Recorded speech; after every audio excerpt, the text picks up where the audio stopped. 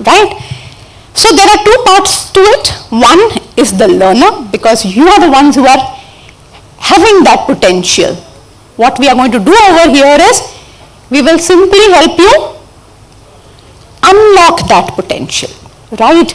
Bring that potential to the forefront, help you discover that part of you possibly which is lying latent, right? And new capabilities which can get formed here. Second is about your learning methods. Today I will seek help from Mr. Brian David, who is the president of the Student Council. Hi Brian, can we go to the next slide please? Now, live as if you were to die tomorrow. That means, live in what way? Live fully. Learn as if you were to live forever. That means continue learning. Next slide please. Now, before we understand what kind of methods to use at NMIMS to help the students unlock their potential, it is very crucial for us to understand the learner and the learning mechanism. So the choice of these learning methods is based upon certain learning theories, right? What are these learning theories? The first one is the theory of behaviorism. What does this theory of behaviorism say? It says that people learn depending upon their interaction with the external environment. We take certain actions in the external environment, and the response of that environment helps us in learning, right? Imagine, as children, you've seen small children, they are very, very experimentative, right? Have you seen the mothers call out to them, don't go next to the stove, don't go near the door, otherwise you'll hurt yourself, right? Why is that fear there? And it's a true fear, because the child will experiment. The child experiments, falls down, is running around somewhere and falls down and injures himself or herself. And what's the learning that they take, that takes place? That you possibly need to be careful on a certain kind of a floor. Puts his or her hand on a flame or a hot object, what's the learning? Yes, you have to be careful. The temperature can vary. Maybe they don't know temperature as temperature, but you have to be careful. So we learn from the environment, right? Something which is positive gets reinforced. You want to do more and more of it, right? And something which has negative consequences should be avoided. So that's one theory. You've understood this? Second is your theory on humanism. What does this theory on humanism say? It says that learners are whole beings.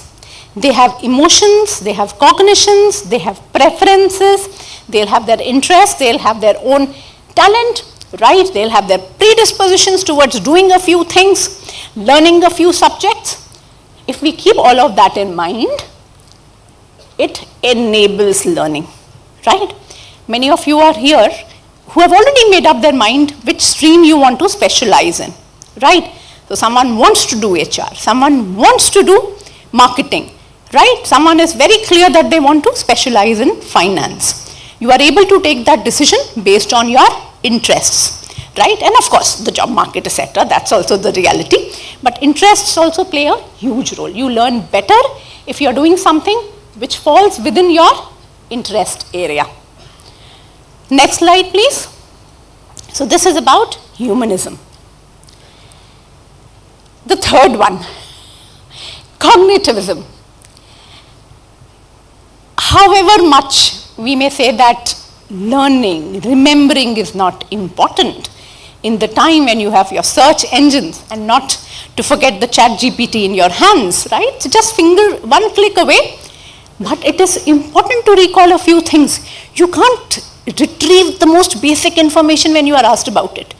During meetings, you will not tell your supervisor, hey, I'll just, try to figure out what the GDP growth rate for India was this year, right? There are a few critical things that you will need to know. So cognitivism says that yes, it is also about acquiring knowledge and skills, and also having the ability to retrieve them at the right point of time, right? And it is very, very important. Those of you who are well-read, who understand the world around you, it eases conversations also, right? If you've read a lot, you've acquired that knowledge, and you are able to talk about certain topics when the conversation is going on. Happens? Great. Right? The next theory is about constructivism. Now, what is this constructivism? What is constructivism? Any idea?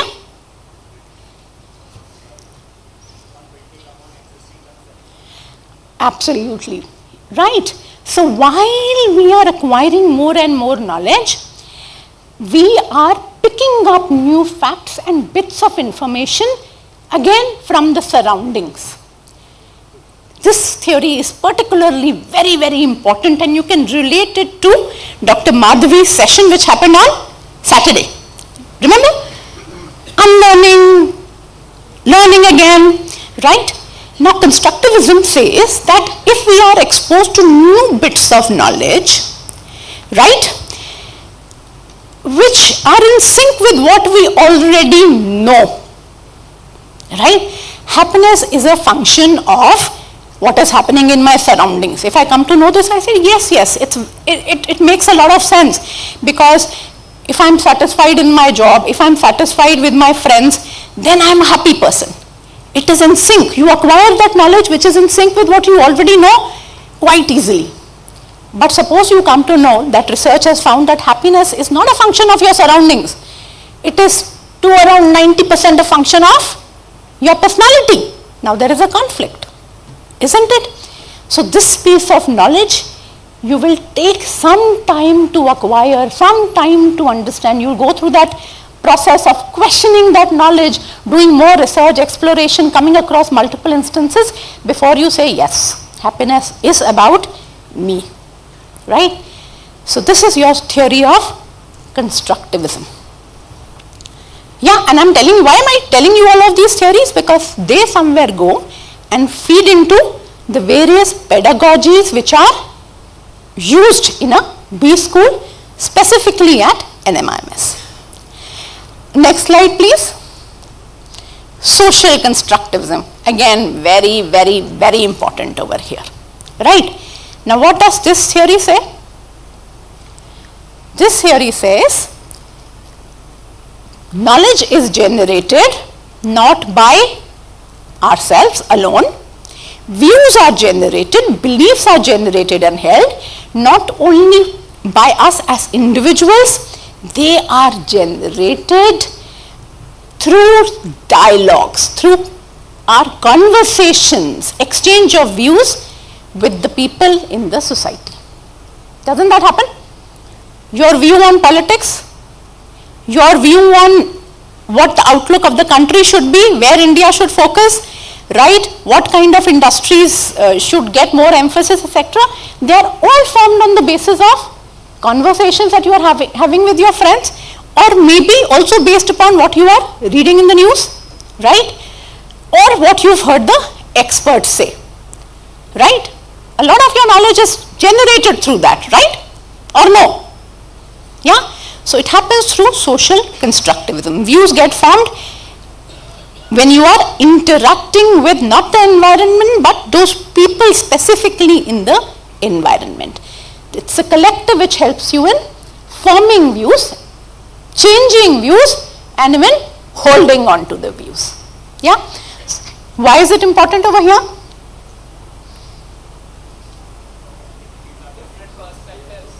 Different perspectives, different viewpoints, right? Functioning in teams, that's the reality of today's world. Now, the last theory. I'm going to move away from the theories very soon, is your mindset theory. All of this is valid, but learning also is a function of your mindset, your attitude, right? So if everything in the environment, we are trying to use different pedagogies, etc., based upon these theories, but ultimately the learning will happen by the learner. So there are two types of people. One are with fixed mindset, another lot is with growth mindset. Yeah, someone is paying attention to the PPT and reading from there, right? Great, lovely. Yeah, shows the growth mindset. So growth mindset, if you have a growth mindset, what will you do? You will say, learning is a function of what I do. The person's self-cognition, self-esteem, self-actualization is very, very high. And that's very, very important for growth. You are taking ownership for your own growth. Your control is very, very intrinsic. It is not, it's more intrinsic versus extrinsic. You understand intrinsic and extrinsic? You exercise self-control there. Yeah? Are we clear about this? Any questions?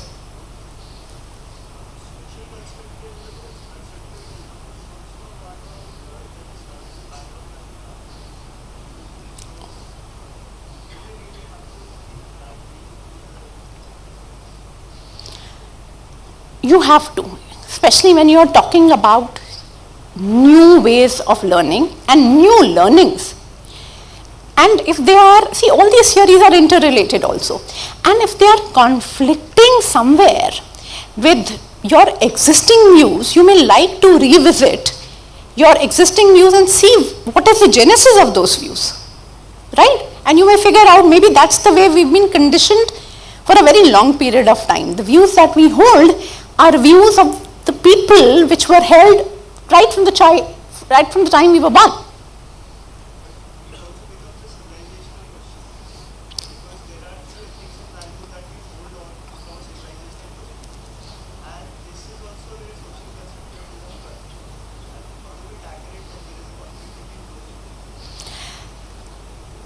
See, some aspects of civilization are going to be held for a very long period of time, right?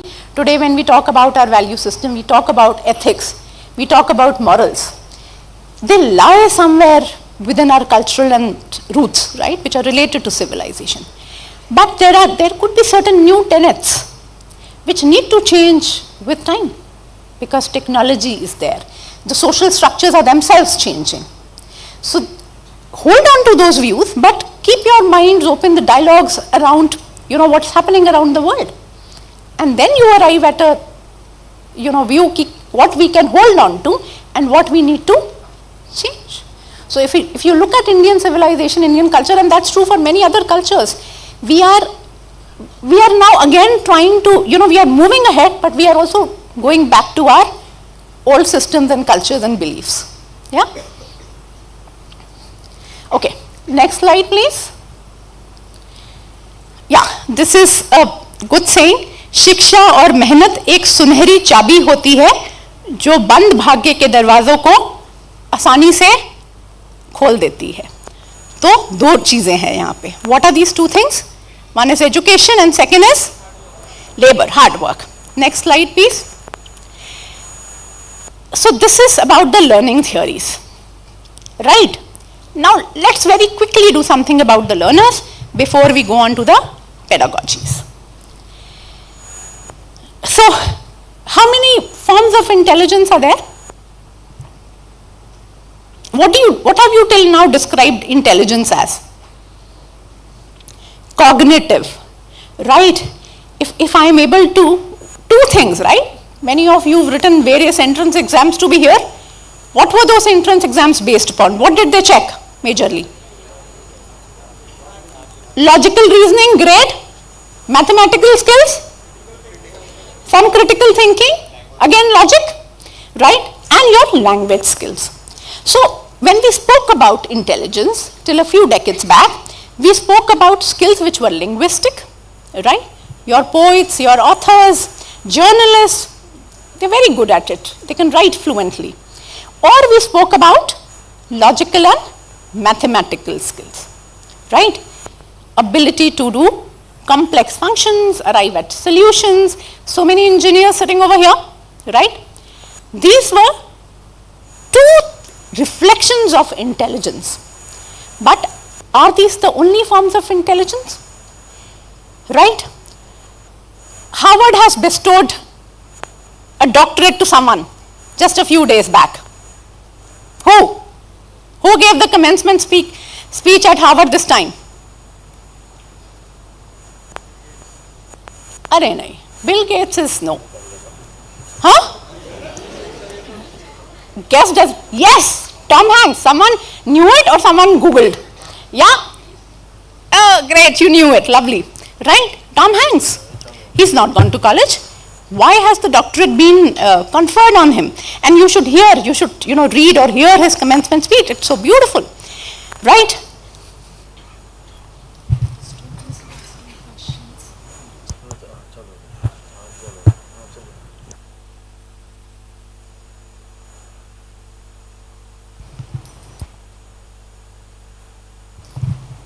Thank you, Professor Papia. So, so this is another form of intelligence. So Howard Gardner, a few years back, said there are multiple forms of intelligence. Along with logical, and mathematical and linguistic, you have interpersonal intelligence, right? Many a times possibly, you've been goaded by a salesperson to buy a product that you were not interested in buying. You have certain friends who are able to convince you well, who are able to show reason to you when you're not seeing reason in something. What do these people have? Huge interpersonal skills. Do they matter in today's world? Very much? Okay.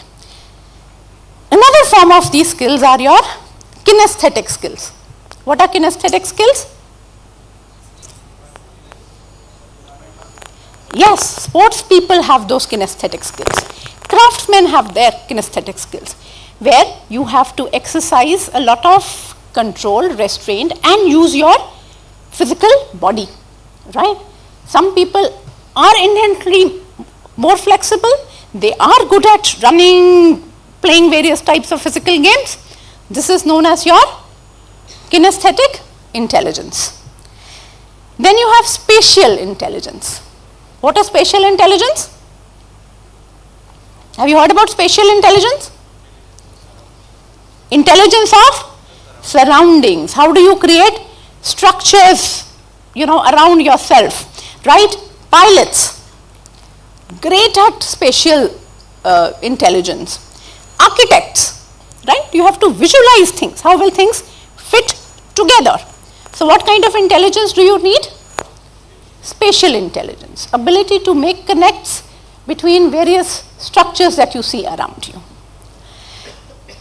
Musical intelligence, right? I remember here an example of one of my friends.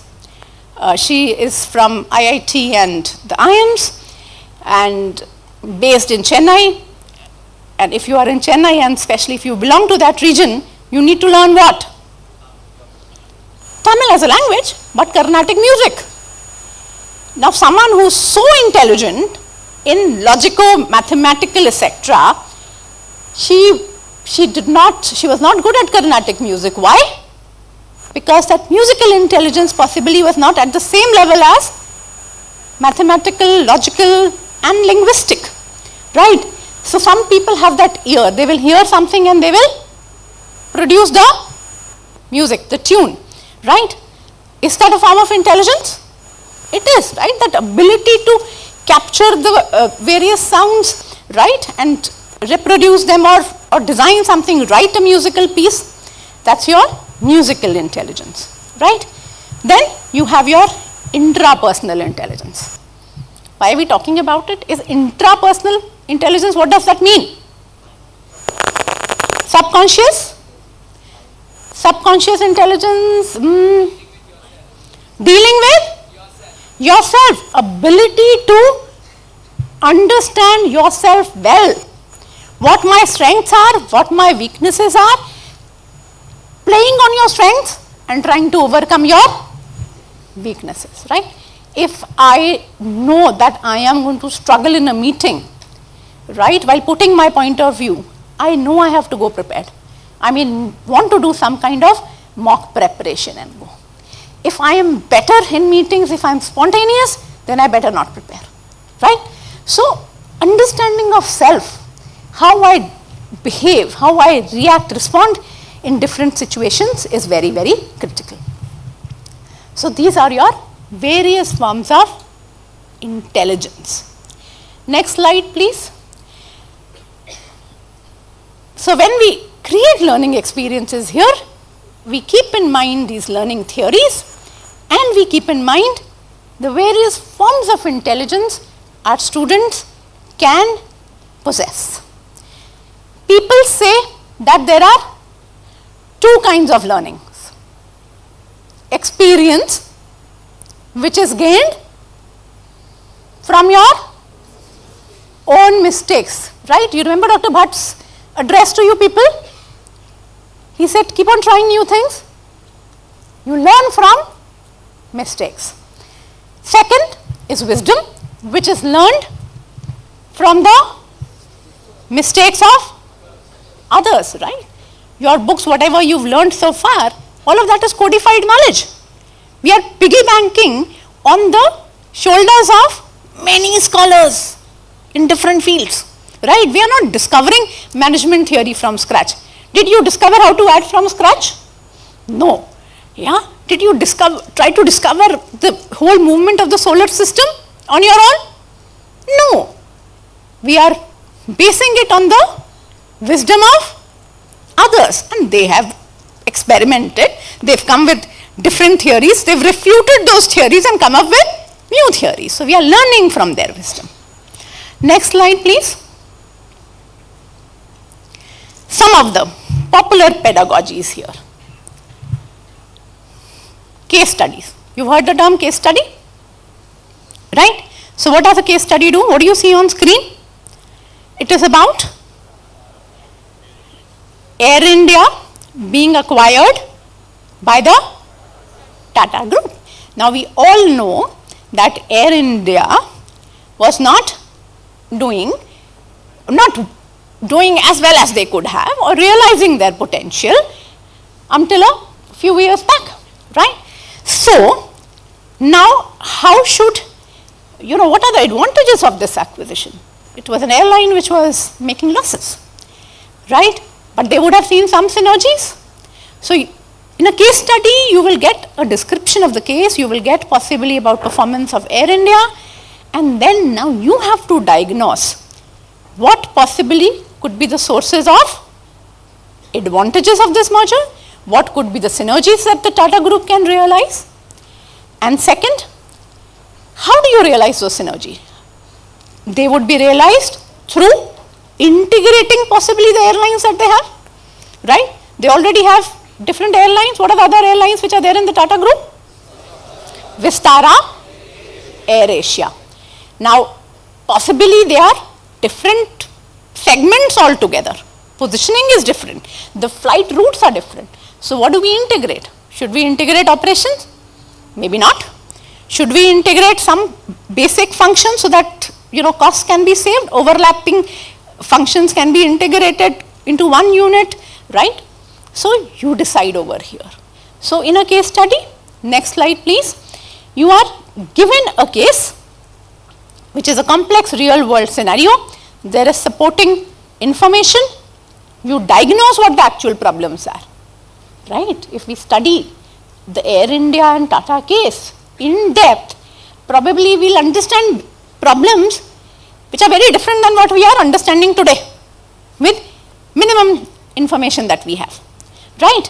And then you try to come up with alternative solutions to the problems, questions you have identified. So, in a Air India, Tata Group, where will the synergies flow from? What could be the potential costs? How should they integrate? Is there one answer to this? There would be multiple answers to this. So, we discuss it in a group in the class and come up with the most feasible solution, Not the perfect solution, but the most feasible solution. So this is a small snippet of a case study for you. Right? Tomorrow we have our case study analysis. Tomorrow or day after? Day after. Great. So one of the most popular pedagogies which is used here are your case studies. Right? So case studies, what are we giving you? We are giving you information from the environment which has happened, and this becomes a part of your learning. Why is it important? Because tomorrow when you go to the business world, and in a case like this, you are acquiring a company or you are getting acquired as a company, you know what would be your starting point, right? I mean, every merger would be different, but at least you have some starting point. You know what was done by the Tatas and what could have been a good solution to integrate the organizations. Next slide, please, Brian. Lecture. Is it used here? Minimally, it is an important form. Remember the theory on cognitivism? There are certain things which we need to remember, need to know. So to enable that, some factual information, some basic level of lecturing also will be there. Next slide, please. What do you see over here? Role play. Next slide, please. A snippet of a role play. Right? Sejal Kapoor is a senior manager with Moneyball Financial Services. She's been looking for a financial analyst. She finds someone called Roy, interviews, likes the candidate. Now what? She has to give a job offer. And job offer comes with what? Payment, right? Compensation. Is that important to you people? Yes. So now Sejal has to give a compensation offer to someone she is really liked. That's one part of the role play. Second part is what? Roy Sheikh, graduating from a premier institution, right? He's done internship at a great place. He's learned well. He's at the top of the class. He's also done some recce. He's done some fact finding. And he's realized koi fixed salary nahi hai. There's a range of salary between 14 lakhs and 33 lakhs. Now, if I have to make you learn negotiations, is role play a good method? Right? Or is a lecture a good method? Why? Now you go back and talk about the various learning theories we've done. I want you to give me those responses before I move ahead. The learning theories and the various forms of intelligence. Interpersonal skills. Interpersonal skills, what else? Okay, linguistics. Interpersonal skills, okay, now you're talking about, these are your intelligence, right? Interpersonal skills have to, you either look at the interpersonal skills or you develop interpersonal skills through a real scenario, through a real interaction. Okay, great. These are your multiple intelligence theory that you've used, but the earlier learning theories? Behaviorism, cognitivism, yes, to some extent. Social constructivism, right? So, when you do a role play, there are two characters. There is Sejal and there is Roy. Sejal will have a budget, but she's like the candidate.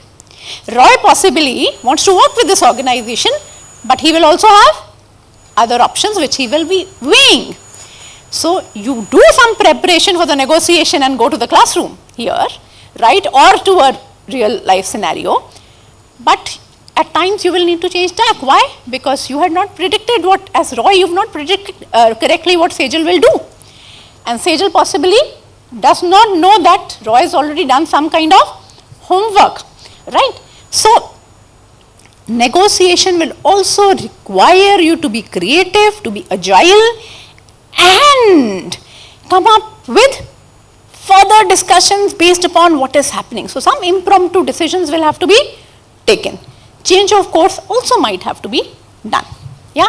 So role play is a good pedagogy. We use it for negotiations, we use it for interview skills and many other things. Yeah, make sense? Next slide please. Next please. Yeah. Then you have your games and simulations. One very popular simulation that we use here is that of capstone. Have you heard about it? Yeah? So, no? So capstone is a business simulation that you start doing in the third, it spans over third and the fourth trimester. In this simulation, you have a business, you have an industry-like scenario where you are given a certain industry. It could be manufacturing, it could be FMCG. Multiple teams assume the role of different competitors in that industry, and they take decisions on production, sales, marketing, right, operations and so on, raising funds, etc. So the entire gamut of the business is covered in that simulation. Now again, what are you using in this simulation, the learning theory? You are competing real time with different teams. But since you are taking decisions on sales, marketing, etc., that means your knowledge of these subjects has to be there. That is why it starts only in the third trimester. So what are the theories you are using here? Cognition, definitely you are using cognition. You are using experience also. You know, we did that project in that course, and this is the line of thought that I had taken, which resonated with a lot of people. So can I look at using the same approach? So somewhere you are bringing in behaviorism, right? You are working in a team. Possibly there is a commerce graduate in the team, and there is an engineer. What skills do they bring in? Complementary. Use humanism there. Yeah? Next slide please. We make you do this also quite a lot. Self-assessments and reflections. We ask you to reflect on a particular experience of yours. Next slide please. So, describe the nature of the experience, your role, observations and reactions. At the end of the day, I started with saying what? The topic is unlocking potential. Potential is there. You need to build your critical thinking skills well. So when you reflect, many a times, we do things and we forget about them. We don't reflect much upon them. These exercises that we give you here in the classrooms talk about certain experiences, certain learning, certain personality traits of yours, and reflect. Kya hua? What did you expect? Was it different? What was your experience? What did you learn? So this part you've done, explored the experience. The next is significance of the experience. Why does this experience matter to you? Right? What are the consequences and meanings of your experiences? How can you relate it to the concepts which are being taught in the course, and so on. After we've done that, so first we've explored the experience. Second, we've explored the relevance and significance of that experience. Third, now what? Now that experience has happened, we know it's significant in a certain manner. Now what? Discuss the impact of the experience and your interpretations of future actions and thought.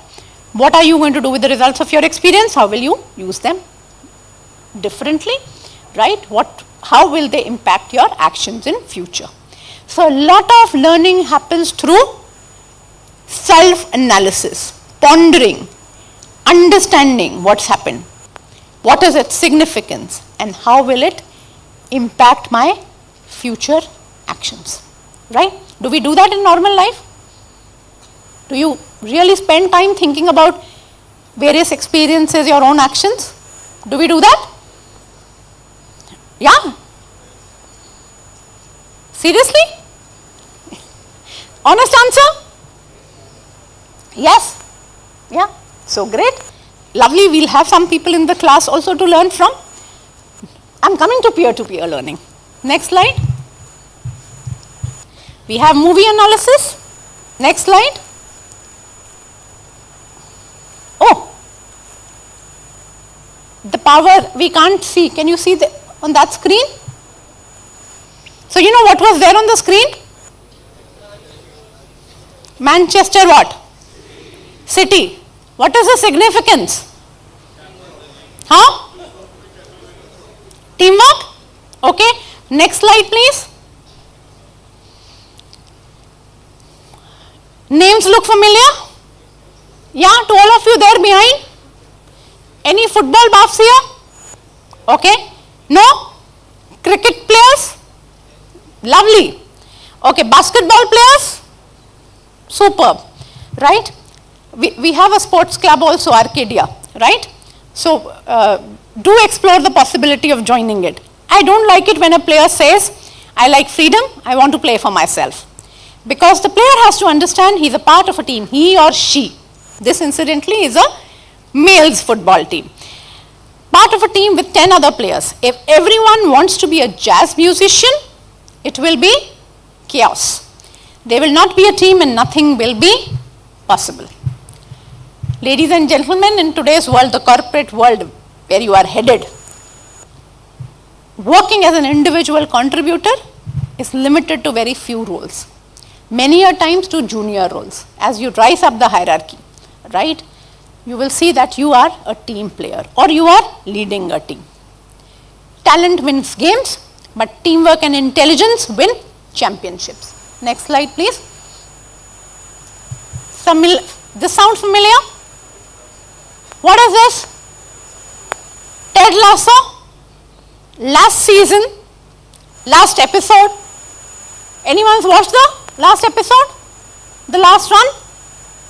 What happened? Yes, but they defeated which team? Manchester City, right? So this is one of the sitcoms which is there. Next slide, please. Who are they?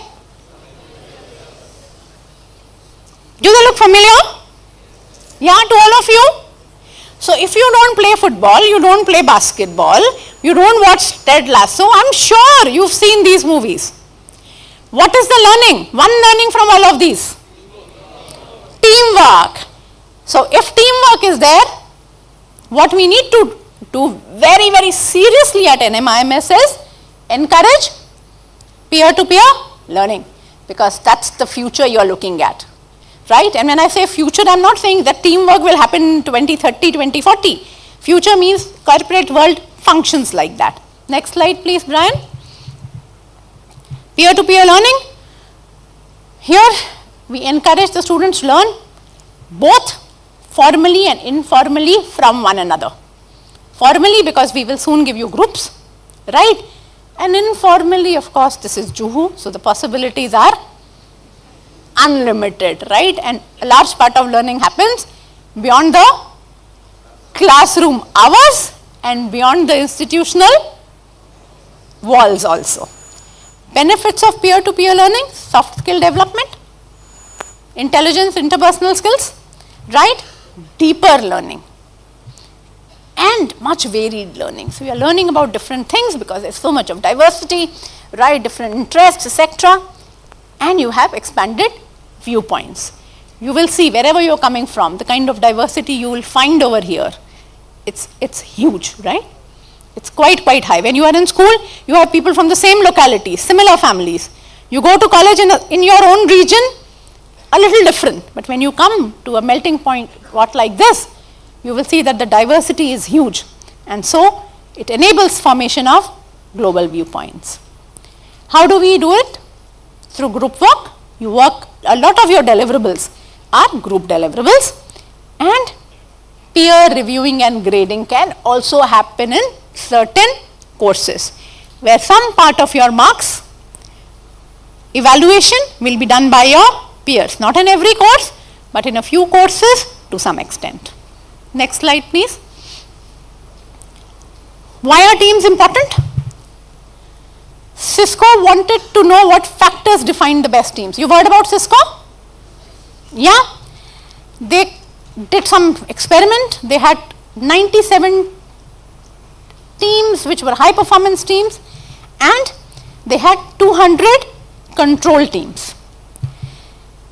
And they figured out that teams which did better, they played some games with the teams, and they figured out that the teams which were doing better were teams which played to, where teammates were playing to their strengths. Teammates were feeling free to share new ideas, and teammates were aligned on values. Okay. Now, you know, if you are an MBA student in trimester 1, and even if you are an MBHR student, again in the same trimester, you will go through something which is known as group process lab, where they will enable your groups to function as teams. Next slide, please. In that particular workshop, which is around a 6-hour workshop, you will, next slide please, you will figure out how to write, next slide please, team charters and so on, right? So they will help you in enabling you guys function together as a cohesive team. Yeah? Next slide.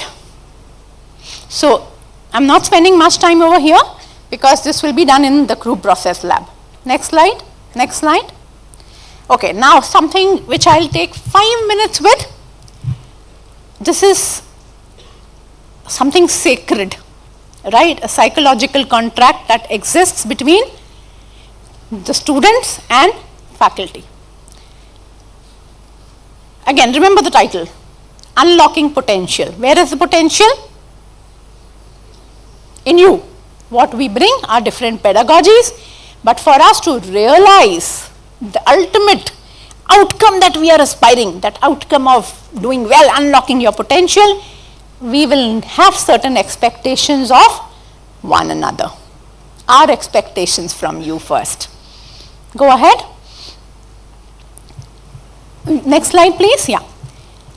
We will give you something which is known as the course outline. Have you heard about it? Yeah? Brian, is it possible for you to close this and open the course outline? Yeah? So, course outlines, have you heard the term? Yeah? What is a course outline?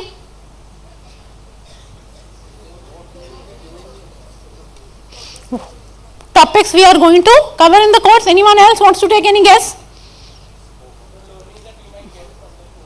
The learnings you might get from the course. Great. Have you seen a course outline? Have they been shared by your seniors? Have you gone through them? This is what a course outline looks like. You have a course title.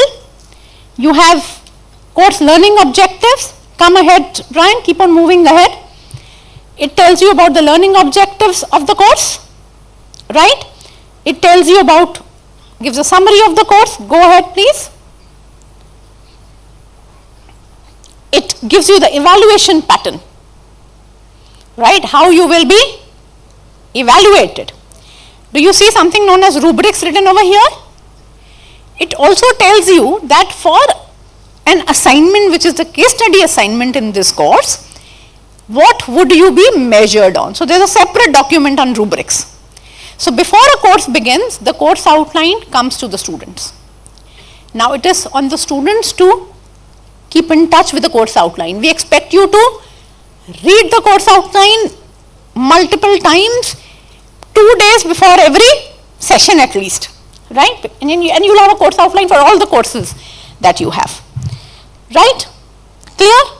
This is the kind of clarity we build. So evaluation pattern is given. Go ahead, Brian. For every session, you have the topics which are spelled out. You have, do you see the middle column? Yeah, what is the middle column? When do you read? In the class, after the class? Before the class. So you pre-read and come to the class. Otherwise, whatever pedagogical tools we may read, nothing is going to be working effectively unless you come prepared. Because we don't want to have too much of lecture. We want to do case studies. We want to do role plays. We want to play games. We need to do simulations, for which you have to come prepared. So do your cognitive theory bit before the class, and when you come to the class, we use other theories in order to drive home the point and the content. Yeah? On the right hand side are your description of pedagogy, and as someone rightfully mentioned, outcome that we are trying to achieve. Go ahead, very, very quickly, let them see. Yeah, that was very, very, very quick. Yeah. So go ahead. So do you see? Your pre-reads consist of what? Chapters, linkages, right? Case studies, right? So different types of reading materials, there could be documents, there could be reports, there could be consultants' reports, and you read and come to the class. We'll just use half a minute, Brian, to open the rubrics. That's the third file.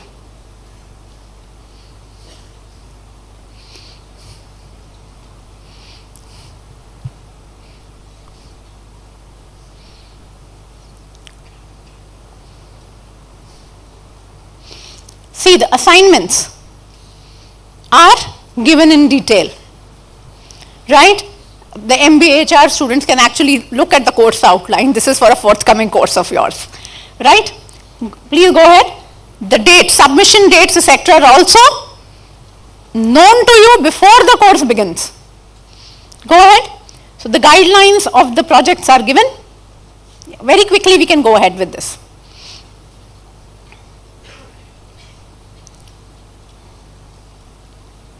Yeah. The rubrics, what are you going to be evaluated on? So if it is a 20 marks project, for those 20 marks, what are we looking for in your submission? Yeah? So this is about that sacred document which is the course outline for you people. That's our expectation, that you will meet us halfway in order to untap and unlock the potential which is there in you. Your questions and your expectations now. Any questions, any expectations you want to talk about?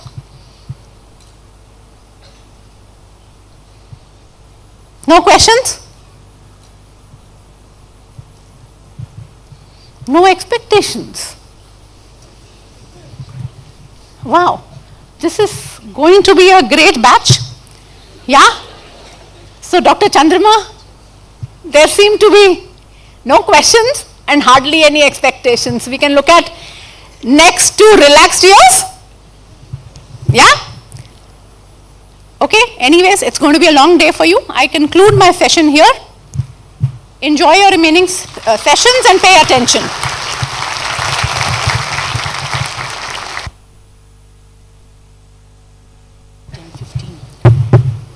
Small break, you need to be back here by 10:15.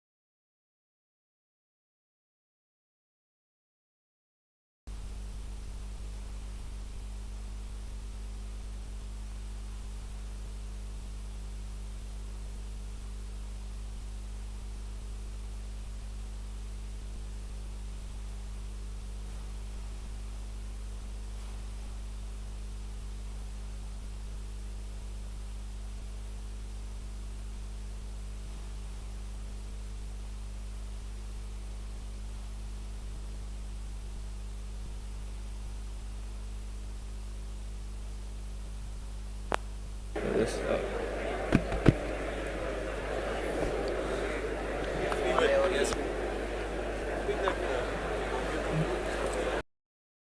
Good morning, everyone. I request everyone to settle down and we'll be beginning our panel discussion.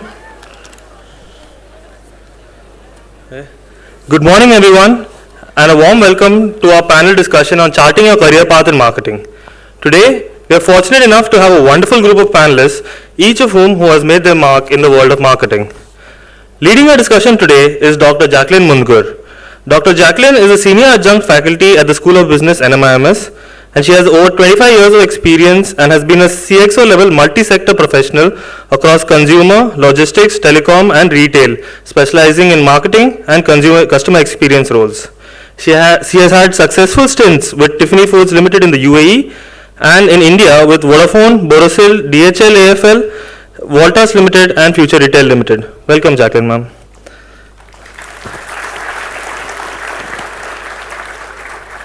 Our first panelist is Pratibha Chaya.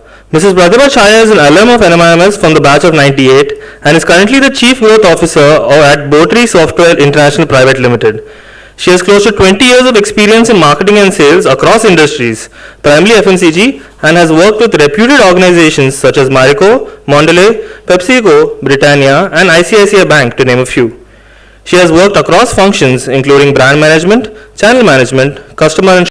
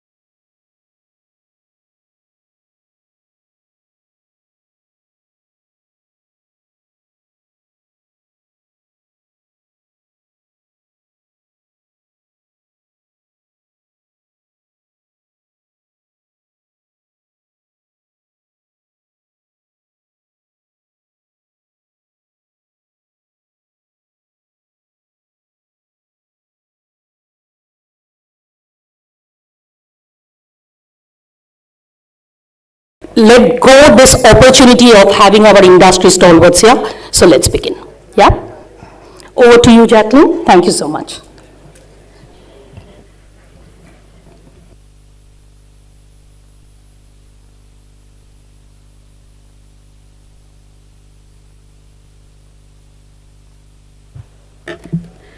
Can we have the hand microphones working, please? It is.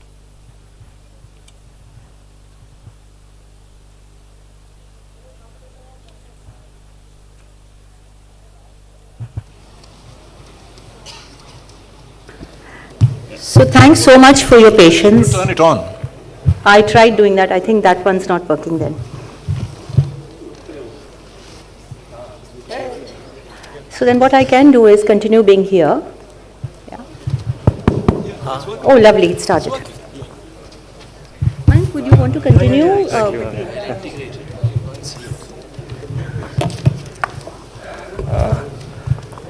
Okay, now that we're... So from darkness to light, yeah, and flexibility. So one important lesson is that you may come prepared, and then technology, which is part of your life, may decide to throw you a hook. Okay. Okay. So Mayank will continue with his introduction. I think our panelists are, deserve their introduction, and especially a big thank you for your patience. Sure. Okay, so getting back to our introductions, our first panelist is Pratibha Chaya. Mrs. Pratibha Chaya is an alum of NMIMS from the batch of 98 and is currently the Chief Growth Officer at Botry Software International Private Limited. She has close to 20 years of experience in marketing and sales across industries, primarily FMCG, and has worked with reputed organizations such as Marico, Mondelez, PepsiCo, Britannia, and ICICI Bank, to name a few. She has worked across functions, including brand management, channel management, customer and shopper marketing, and modern retail. She is also a certified coach and is passionate about mentoring and coaching budding business leaders. Welcome, Ms. Pratibha.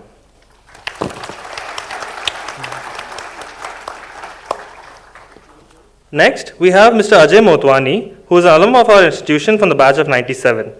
A seasoned professional in the FMCG industry, Mr. Ajay Motwani has more than 25 years of experience working with some of the biggest brands in India, such as Castrol, Marico, Dabur, and Adani Wilmar Consumer. He is currently working with Bisque Farm, consulting on the growth of a Kolkata-based organization. He has helped shape and build iconic brands such as Dabur Honey, Dabur Vatika, Dabur Amla, and Fortune Edible Oils and Foods. Welcome, Ajay sir.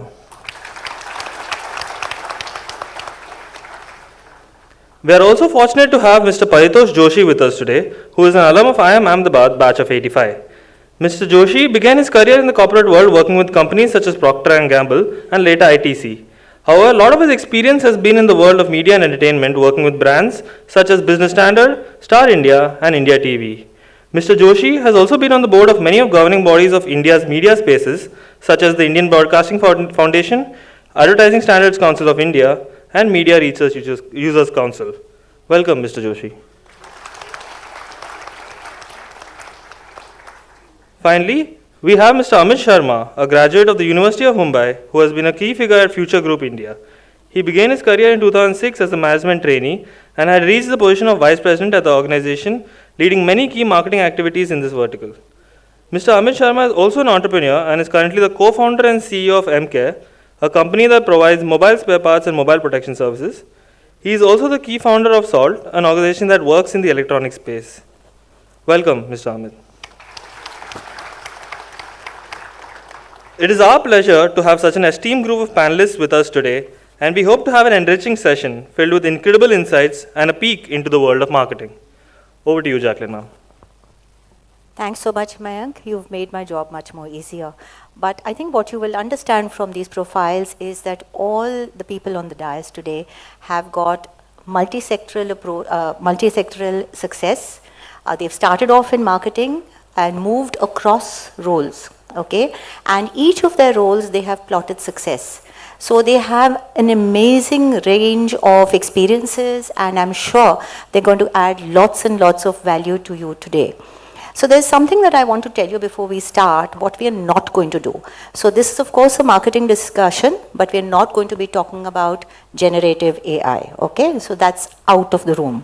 However, what we will do is going to be talking about the human in marketing or the human in management, because that's where we feel that you will add value and technology is just going to be an enabler. Okay, so let's start the discussion.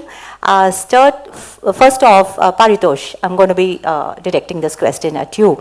So from the point of view of someone who's had such deep experiences and you started off in marketing, what are the career options you feel that students of today, can look at, when they're entering into this 2 years of a tumultuous but I think enriching journey?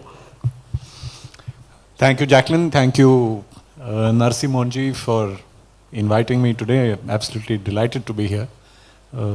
Minor suggestion for all the gentlemen wearing jackets still. Feel free to get rid of them. I don't think anybody on the stage cares. As you can see, none of us are wearing any. And now, squarely back to your question. Education of any sort, management education or any other sort, is good to the extent that it produces an adult who is curious, keen, interested. Yeah? And if it does produce such an adult who steps into the workplace, then it does not matter what education you receive, because your keenness to discover will then take you through wherever else you need to go. So what I look for in young graduates of whatever discipline is that if they come out already jaded and cynical, then they are starting very poorly. But if they come out enthused and keen and wanting to discover the next thing, then there's nothing that can stop them, right? And therefore, what does this education give you, or what should it give you? What career paths? Honestly, anything you want. If you think that your life is as a filmmaker, feel free to do that. If you think you want to be a creative artist, you want to be a slam poet, you want to be a potter, because I'm talking about professions I have seen. People who graduated from business school in marketing. You want to be a professional craftsman with metal or wax or textile. What's to stop you, right? The idea of a business education, hopefully, even today, I mean, from back in the day when I graduated out, is that it gives you a, if only fleeting glimpse of what the real world of business and commerce and industry and enterprise looks like. And if it has given you that view, however slight, then you're well placed to take that talent and deploy it anywhere you want. So honestly, to use your word again, it's an enabler. It is not, it absolutely does not define any guardrails or tram lines, right? Feel free to break out of them as far as you want to go and wherever you feel like going. So only in the beginning, in the first couple of years, I would say, there will be a certain linearity to your path, but the way that that path forks thereafter is honestly largely up to your own imagination. Thank you so much, Paritosh. And I think important point that you're making is that a lot of you have not had a linear career, and it's that zigzag path. And the MBA should really, therefore, prepare you for saying that life will not always be vertically linear, and for you to really move to where you want to be, you have to be prepared to make that zigzag path. Pratima, any points from you on this? Sure, thanks. First of all, guys, I'm really sorry to stop the interruption, but this gentleman seems to be very busy with his mobile. Can you please leave the auditorium if you don't think anyone of this is making sense? Thank you for leaving the auditorium. Please, please, please, we really don't need you here. Thank you so much. Thank you. I'll start only after you're out of the auditorium.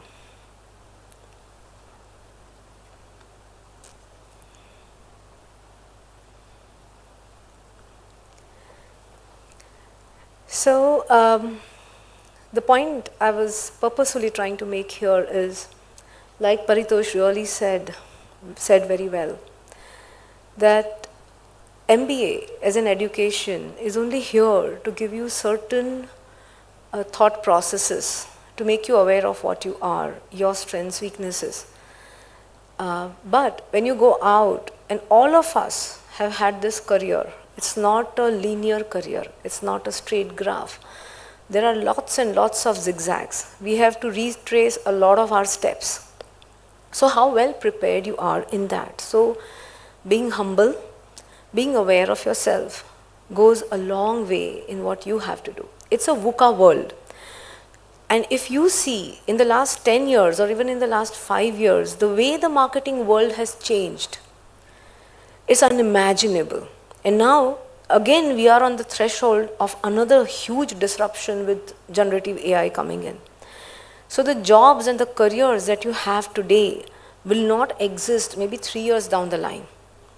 And therefore, what skills, competencies, and the mindset, the growth mindset that you acquire is going to be the key differentiator between you and your peer.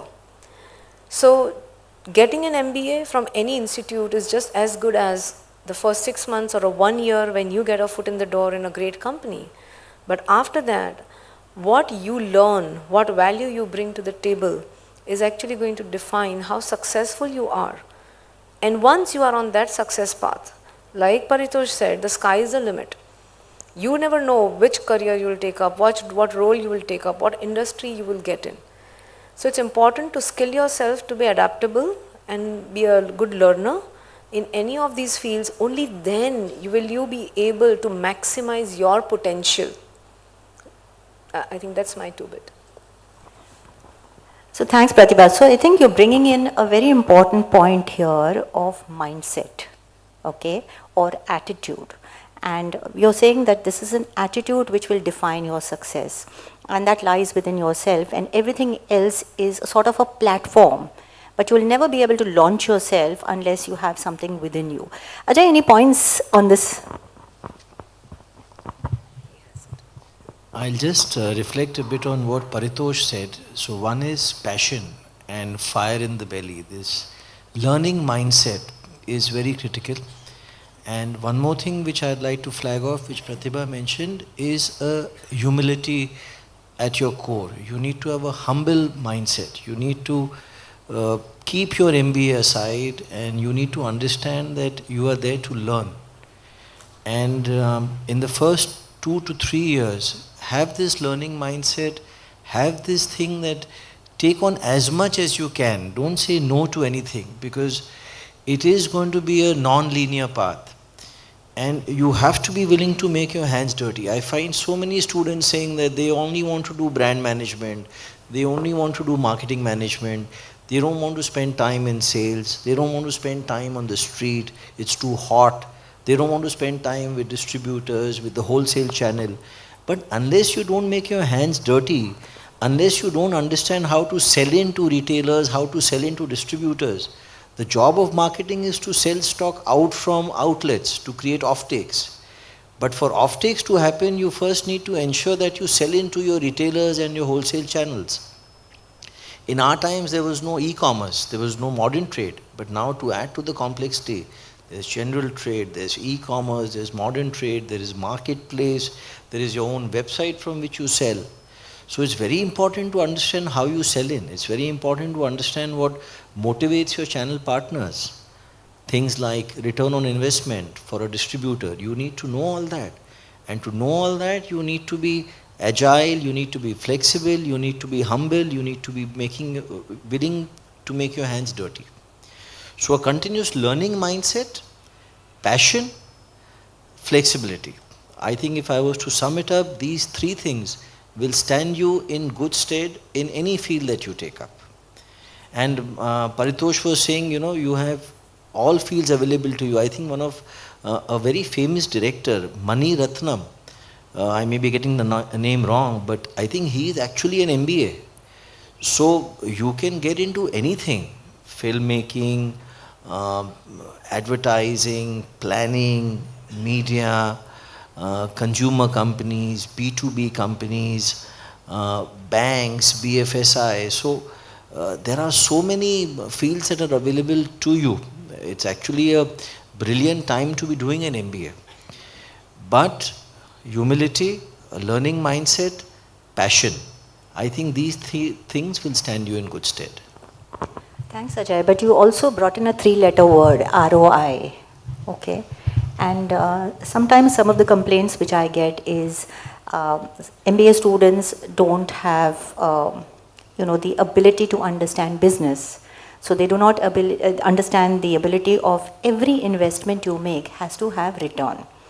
And they more look at, let's build a brand or let's have lots of money going into the marketing campaign. But they don't take time to understand what comes out, and that can frustrate young managers.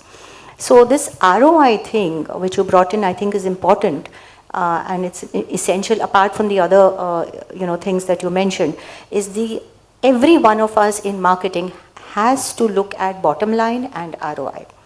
And Amit, my question to you therefore is, you've been in retail, and retail is notorious because very small margins, right? And every single thing has to obviously add on to bottom line. Do you have some sort of thoughts which you can share with the students today that in retail, for instance, how is it that, you would expect an MBA to really, add value to the organization that they join? Thank you, Professor Jacqueline. So guys, before I answer her question, my questions to you, two questions. First is, how many of you have taken education loan for this course? Can you just raise hands? Oh, a lot of you, good. And for the people who have not taken education loan, make sure you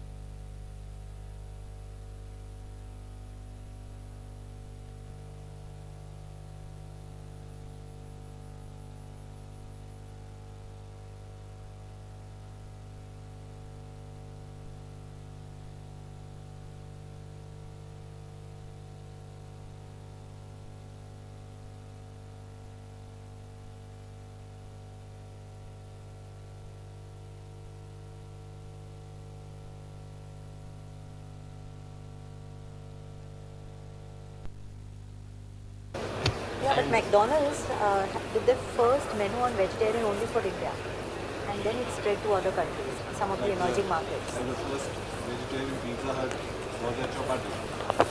Yeah, but Pizza Hut came a little later. I think McDonald's was the first chain to come in India. hello, I think we're good to go.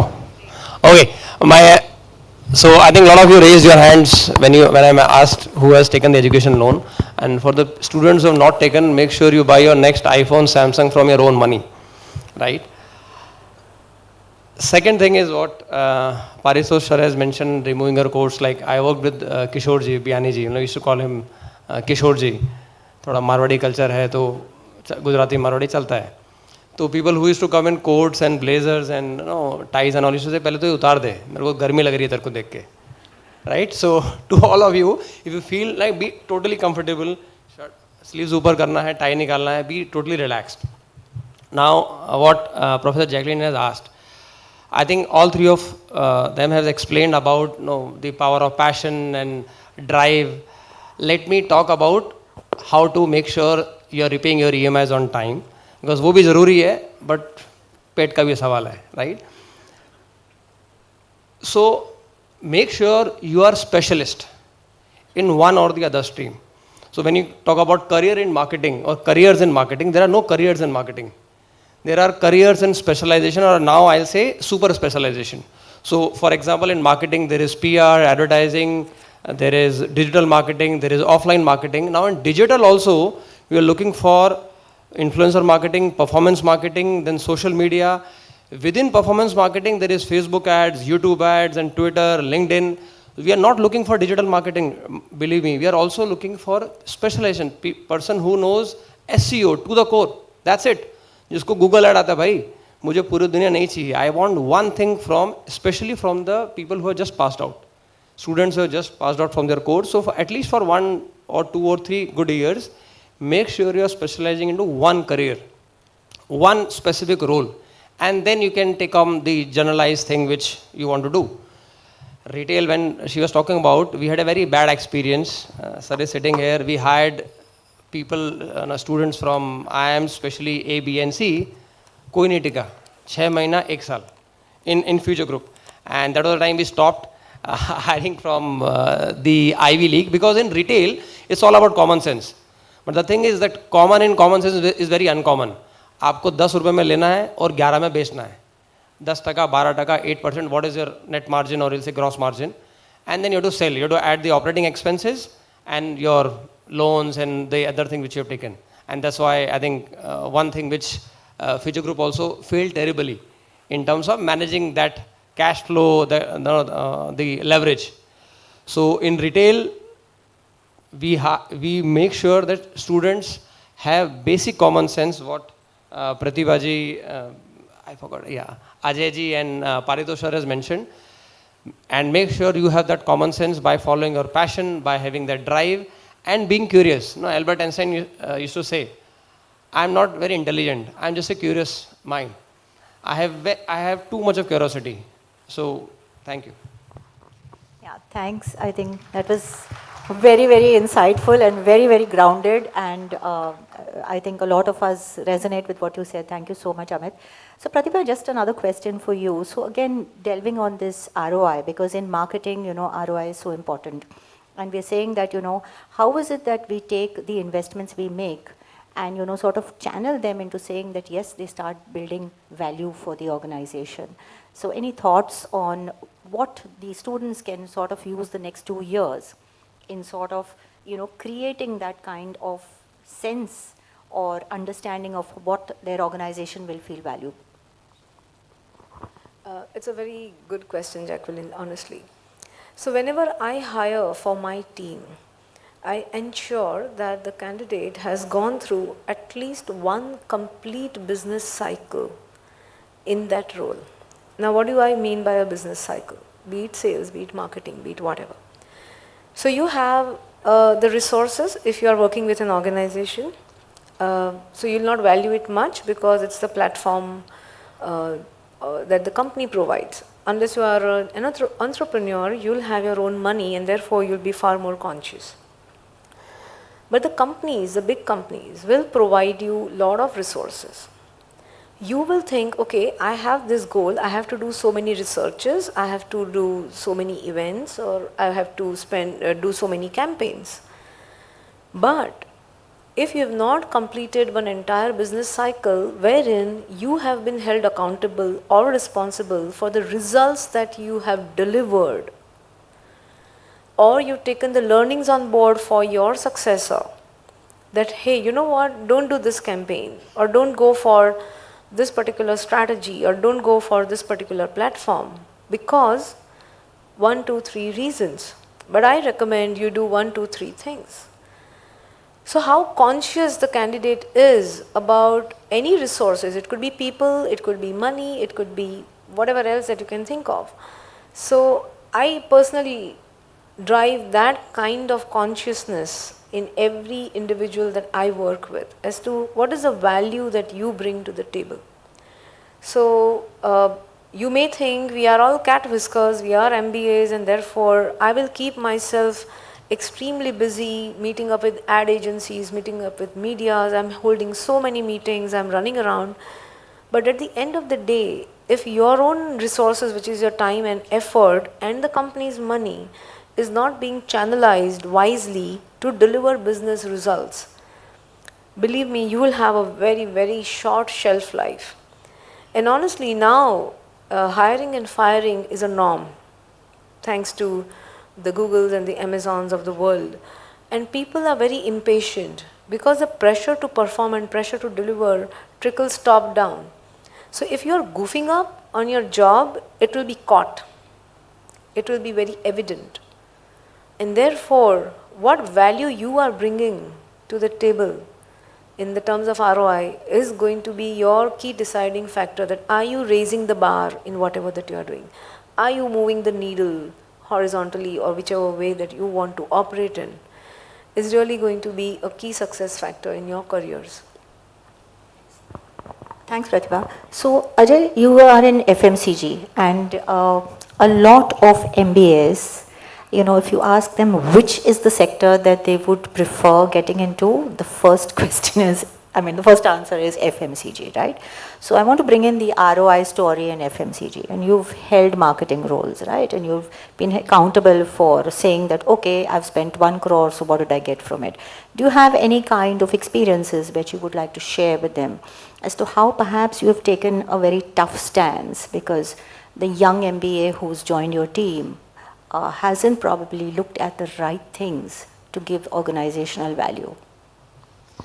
So, excellent perspective. So, as Jacqueline was saying, it's very glamorous in marketing to talk to ad agencies, to do your researches, and to have these campaigns, to sign big ticket celebs. And at the end of the day, your finance guy will tell you that you spend 10 crores in the full year. What is the return that you've developed? What is the return that you've delivered? So, in consumer goods or in any company, there is this concept of top line and bottom line. In top line, what is good for any brand is to meet targets, to drive market share. So you have to grow at a certain pace, but what's good is that you grow ahead of the category and you grow ahead of key players in that category.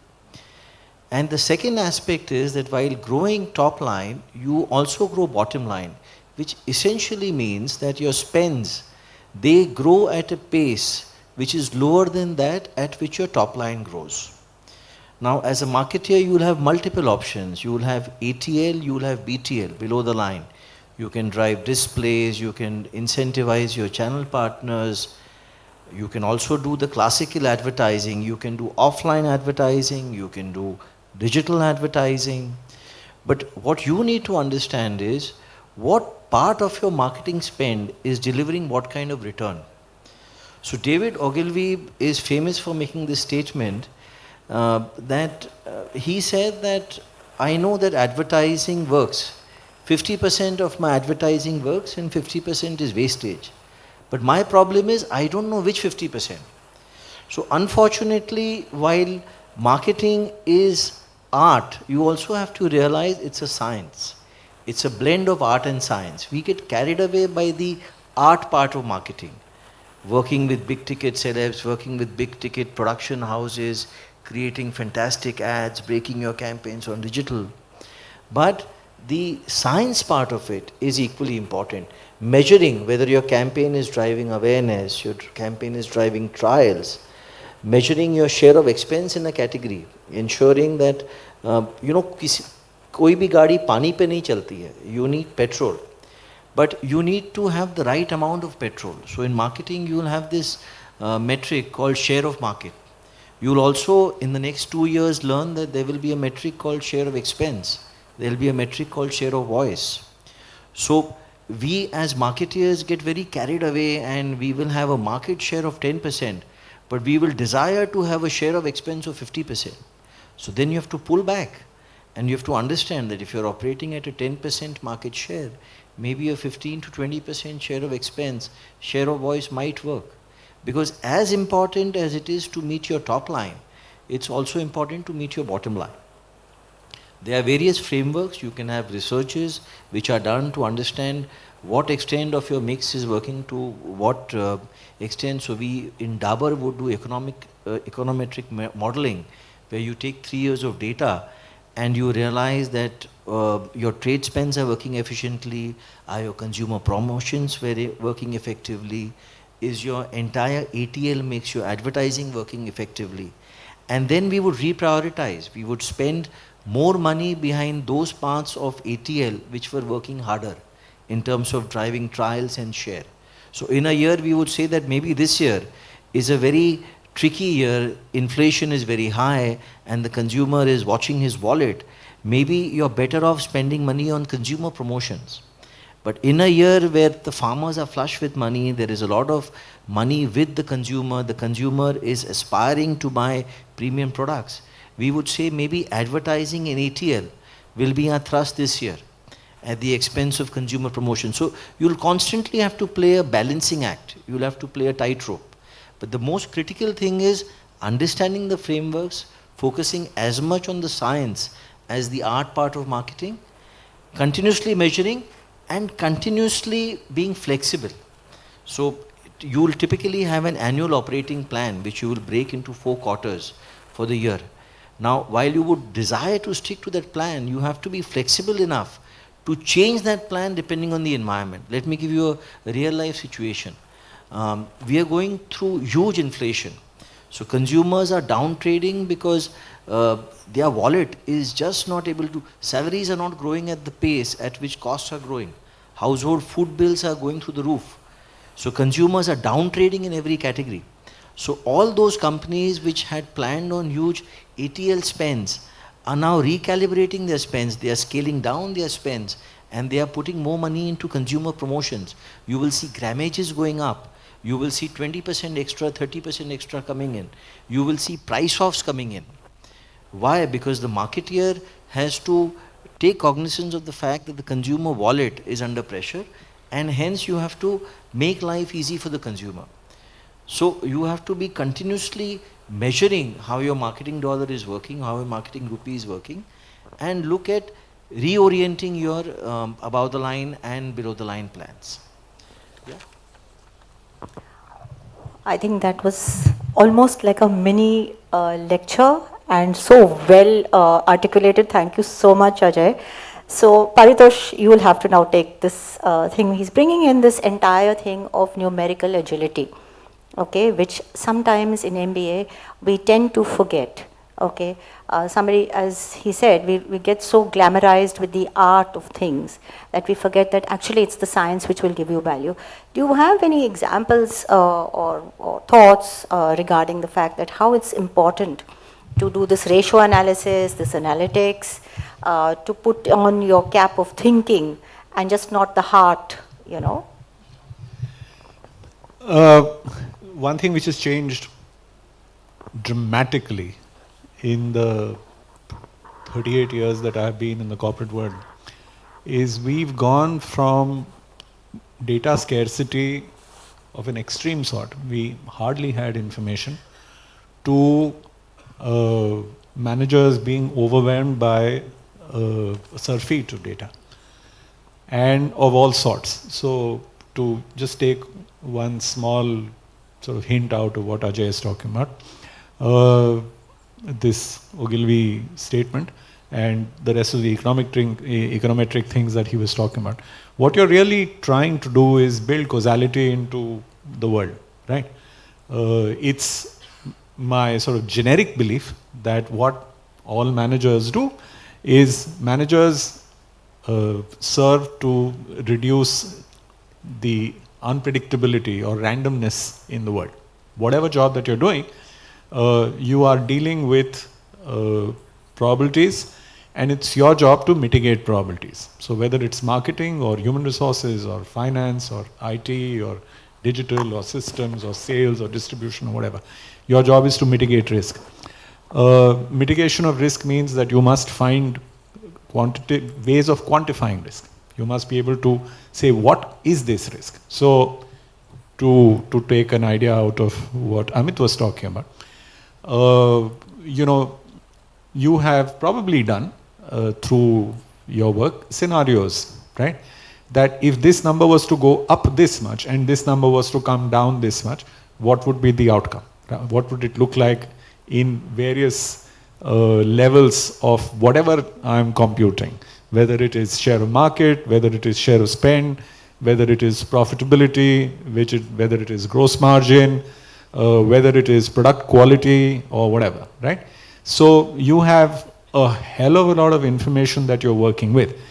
Today, the job of the young manager when you get into the workplace quite often seems to me not to get distracted, right? There's, our attention spans are now dreadfully fraught. Anybody who has Instagram on their device is liable to get thrown out of this room because there is somebody who is watching very carefully. But the reality is that we are constantly, because of that bloody serotonin cycle in our brain, being propelled to distraction. Now, this distraction, in a managerial sense, is abundance of data, excess of data. Your ability very often is going to lie in sieving out stuff which is peripheral or which is only for amusement. One phrase which I learned in Procter & Gamble very early in my life is, what is my need to know and what is nice to know, right? In any business situation, any of the situations that all these people spoke about, there are bits of knowledge which are essential. There are a lot of bits of knowledge which will just take you down assorted rabbit holes, right? And it's becoming ever more difficult. I will, in your place, I will candidly acknowledge, it's becoming ever more difficult to determine the wheat from that chaff, to know what is it that you really need to chase down and what is not relevant, right? If you want to start using your analytical capabilities meaningfully, actually the first analytical capability that you need to use is discrimination, right? And I think, and this is really, really hard, a little bit of single-mindedness, right? You spoke about the fact that become a specialist, choose a particular track, at least for the first few years. There'll be enough time in the future to become a generalist. One aspect of that, very specific to the analytical capability, is don't forget your Excel capabilities and your pivot tables when you go into the workplace, but don't get into a generic desire to produce cute charts because cute charts can be produced, or a whole set of statistics which even you don't know how to read, right? So bite small chunks. I think one thing which I do need to say is, one aspect of the humility is, you're not going to be doing anything earth-shaking unless you happen to be called, Zuckerberg or something like that, or Gates or Jobs or something, that at the age of 26 you will build $1 billion company. So maybe some of you are going to do that, but I would say most of you are probably like me, very middle of the road.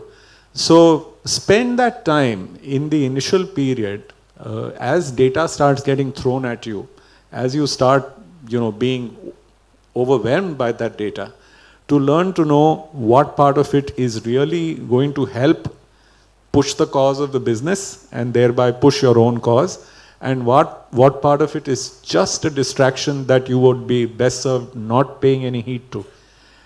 After that comes this ability to use the techniques and algorithms and methods that you have acquired. Now here too there is a bit of a problem, and that problem is with organizations and not with you. Organizations tend to get arthritic in their thinking, right? They get sclerotic in the way that they look at, what you would like to do. And there will always be somebody who will pretend to be the wise person in the organization, who will disparage what you're doing. ये थोड़ी ना चलता है, सब फालतू बातें हैं, वो बिजनेस स्कूल में वहाँ पे छोड़ के आओ. One part of discrimination is to say आप कह रहे हैं सही है, लेकिन मुझे थोड़ी सी अब वक्त थोड़ा सा दीजिए. Let me just run through what you have given me, the task that you have given me. Allow me to process it using these things which business school taught me.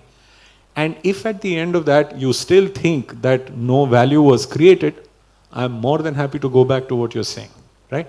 But I think gentle doggedness, a little bit of stubbornness, a little willingness to hold your ground, particularly where it comes to, all the wonderful stuff that your professors and faculty and case studies and papers that you've read have taught you, they are not useless. But it does require patience because, like I said, organizations tend to be sclerotic. It's like a hardening of the artery as you get old, right? The arteries of organizations get old and hard, just like they do of human beings, right? And you've got to be prepared to work with making them a little bit elastic by being that, that balloon stent which is getting into the bloodstream of this organization and saying, let me widen this just a wee bit to make the flows of knowledge and information and money a little smoother. Interesting point. Okay, so thanks so much for bringing that in. But you've started me off on another thought on stakeholder management, right? Because if you have a boss who says that, listen, this is the way you do it, or he sends you off on a this to get the business case approved with no backups, yeah? So I'll start with Amit. How does stakeholder management become important to a person who passes out from B school, who has probably been conditioned to an Indian system of education which says that you matter, it's your hard work which matters, and suddenly you realize that your success is dependent on how well you're working the environment around you. And of course, CFO is one of those animals that we spoke about. There are plenty of others in the circus called industry. So Amit, over to you. I would like to add first what Paritosh sir mentioned. So 2 quotes came in my mind from Amazon. They say, Mr. Bezos' favorite quote, we are stubborn and arrogant in our vision, but flexible in our approach. What he said, just to sum up. So you should be very stubborn, thoda ziddi chahiye. And second is for that Amazon space, Amazon Blue. The tagline is step by step, ferociously. Step by step, but ferociously. Go slow, but ferociously. Same, stubborn with your vision. So, like one quality which personally I always seek when it's a new setup. So the first core team is very important. First 8, 9, 10 individuals should be very strategic in their approach. Sorry, but pagal chahiye aadmi. Obsessed. Mera idea mujhe karne ka hai. And trust me, what Ajay ji mentioned about numbers and all, I'll come to that when you started this course, a lot of you have taken loans and all, you must have done a basic analytics. Ki boss, itna mera ROI rahega. Why have you not taken a business loan? You could have easily, but of course, it's not easily available. What Mr. Musk always says, it is not, but education loan is easily available. You must have done the ROI, कि भैया 12-15 जितना भी fees है दूंगा, opportunity cost of not working for 2 years and whatever, staying in Mumbai, इसको मैं 2 या 3 साल में recover करूँगा and then marriage रहेगा. You must have done the analysis, right or wrong? Raise your hand. You must have done a basic analytics, right? Yes. And so you are good in analytics. Only thing is, it is your money. When you are using somebody else's money, make sure you are brutally good with that kind of analytics. ROI, what Ajay ji was mentioning. Simple है boss, our biggest competitor is boat. वो 250 CR plus खर्चा करता है साल का, 250 crore साल का, Lakme and Sunburn and all. We are not even spending 10% of that. That is also huge for a new company like us. And no, it is totally bootstrapped. No funding from anybody else. Because funding is, for us, is like external validity. तभी आप ET में आते हो. ET cover ही नहीं करता है. मैंने ET वालों से बात की तो बोले यार जब तक आपको फंडिंग नहीं मिलेगा हम कवर नहीं करेंगे. इधर यू आर लिस्टेड कंपनी और you are getting fund. So sort of external validation which we are not seeking as of now. हमको डे वन से प्रॉफिटेबल होना है, सस्टेनेबल होना है एंड देन स्केलेबल होना है. Right. And this is what I learn from Kishore ji. I met him last week. So he was saying कि profit कितना कमा रहा है, पैसा कमा रहा है. मैंने नहीं सर पैसा नहीं कमा रहा हूँ, कमा नहीं रहा हूँ बट मैनेज कर रहा हूँ फिलहाल. It's like okay. So again coming to the part of persistent. We always see अगर आपके पास कोई आइडिया है ना आप उसको लेके चलो. Like this Saturday Friday only we had a movie night in our office. The movie was air, AIR. Whole story behind how Nike got Michael Jordan. That time Michael Jordan's first choice was Adidas, followed by Converse. Nike was not even in top 5 in terms of business also. But they make him believe that fucking you be with the Nike, will make you a star. You will not be one of the star, you will be the star with Nike. Are you there with me? Yes? And how the guy Sony, the guy who make him believe his mother and father that will do justice with Michael Jordan. His ziddi. He was not allowed to bypass the agent. He bypassed the agent, spoke to the family that you come to Nike's office. It's a brilliant movie. I think 1.5 hour movie on Amazon Prime it's available. So I only showed to my team that you have to be persistent, जिद्दी, पागलपन चाहिए अगर आपको तोड़-फोड़ काम करने का है. Mediocre काम करना है तो चलेगा. Middle class thinking is always good, right. And third part on the various roles which are emerging, which we are seeing in our organization also. Like there is no opening for marketing manager also. हमारे इधर ऐसा position ही नहीं है. We are looking for marketing technologist who knows what madam talk about generative AI. मेरे पास इतना time नहीं, मैं रोज देखूंगा. तो एक बंदा है जिसके पास है. Mr. Bezos hired the guy Amit Agarwal, who's a current CEO for India for Amazon. Very brilliant guy, IT Mumbai guy. He was the chief technology advisor for Bezos in 1990s, 1995, 1998, right? So the various positions, again, super specialization for you guys could be marketing technologist, marketing analytics, marketing operations, marketing finance. So one of your alum, he is a professor at Texas University, Dr. Ashwin Malse, again, my professor. He specialized only in marketing finance. He teaches at Harvard, only in marketing finance. That's it. So you are trying to write a paper on one of my company. You are saying, Amit, marketing finance देखना कितना खर्चा किया, कितना return आया, simple. So these are the roles which are available for you guys. ROI, you know how to do that. Make sure you are doing the same justice with others' money also. दूसरे का पैसे से आप वैसा कर रहे हो. And ज़िद्दी, be persistent with what you believe in. Thank you. So Amit, thanks. I think he's bringing in a very brilliant point here on interdisciplinary. So in fact, about 10-15 years ago, we were looking at marketing separately, finance separately, and stuff like that. But now we are looking at a cusp. So we have MarTech or CX Tech or FinTech, okay? And those are really multidisciplinary or interdisciplinary things that you will, realize that you will use and apply much more in today's world. So thanks for bringing it out. But what you didn't do is answer my stakeholder question. So do you want to do that? We have about 8 minutes and the rest of them have also to, before I sum up at 11:45. Can you repeat the question? Yeah, okay, lovely. So that the kid not paying attention in class, but totally okay for having, what I said was the importance of stakeholder management in organizations, because sometimes when we are come straight out of B school, we tend to forget that, it's the power of collaboration which is important. See, continuing with the same thought, that you have to think whatever spends you are doing in marketing, it is your money. You are doing your calculation that if you are sponsoring an event like Sunburn, is it good for a new brand like me? No, because my product is not available. What Ajay ji was saying, you have to make your hands dirty. Distributor ke dukaan mein jana padega, jhola leke. I was just in Northeast, Nagaland, Dimapur, and we were making distributors. So they have not listened to our brand. They have not heard about our brand. So if you are looking for sponsorship of one event, whether your product is available in the market or not, just being that idea, Sunburn ko mujhe karna hai, it's both sexy hai, both isme X appeal hai, but is your brand available? Is your product available? So stakeholder management is all about thinking from all aspects, not only marketing, not only finance, from your team's perspective also. Is your brand ready? Is your team ready to sponsor an event like Sunburn? And one more thing I would say, what Paritosh sir was saying, that whatever you have learned in B school is not wastage. So when you're going and you're proposing something in the B school, the so-called MBA style, and somebody is putting you down, don't feel negative. Be persistent in your effort and prove it. Not only always practically, but financially modeling aajkal bahut easy hai. How can you do financial modeling? Then there are outliers always. There will be outliers. Yes, we all know that. But trust me, if you are putting the effort, and if the process is right, no, I'll say, blindly follow Amazon for many other stuff, right?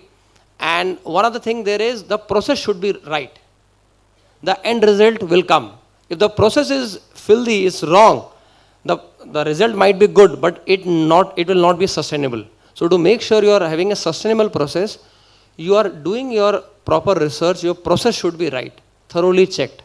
And that's what I believe. And last thing, when Ajay ji talked about CFO, I faced this in Future Group for 15 years. Boss will say कि ठीक है यार campaign के लिए इतना खर्चा कर दो, but then finance will always, sorry, वो तो कहीं से पीछे से एक थोड़ा सा लकड़ी निकाल देगा कि बॉस ये कैसे करना है, बॉस को बताया क्या, मैं एक बार बॉस से वापस से पूछता हूँ. These things happen, trust me. So ये आपको कब आएगा, जब आप फील्ड पे उतरोगे. That's why I told, make sure you are buying your next iPhone or any phone from your own money, not from your parents' money. Once you start doing job, part time, whatever job, insurance बेचोगे, दुकान पे जाओगे, झोला लेके जाओगे, then you will totally understand the stakeholder management issue. Thank you. Okay, I think we've run out of time, but amazing thoughts, and I'm really sorry I don't have time for one more round because I really thought we have so much of value here in this, on the dais. So thank you so much, lots of insights, lots of experiences and real life experiences, and thank you students for being such an amazing audience, and wish you a good day.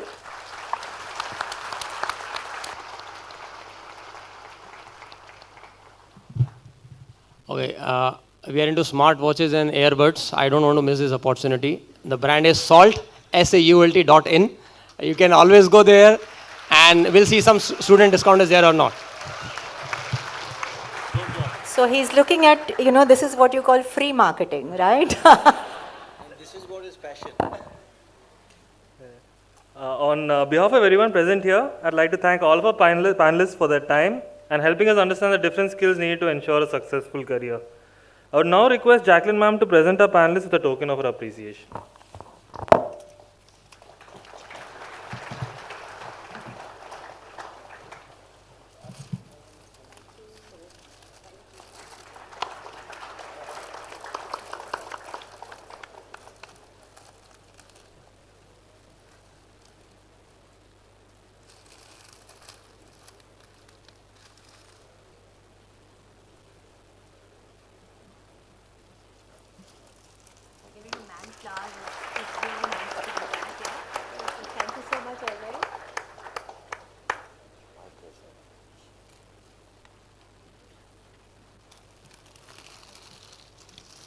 Thank you, Jacqueline.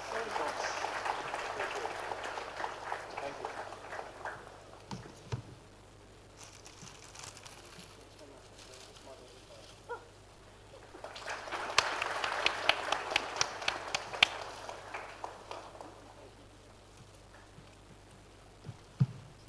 So thanks so very much and have a lovely day.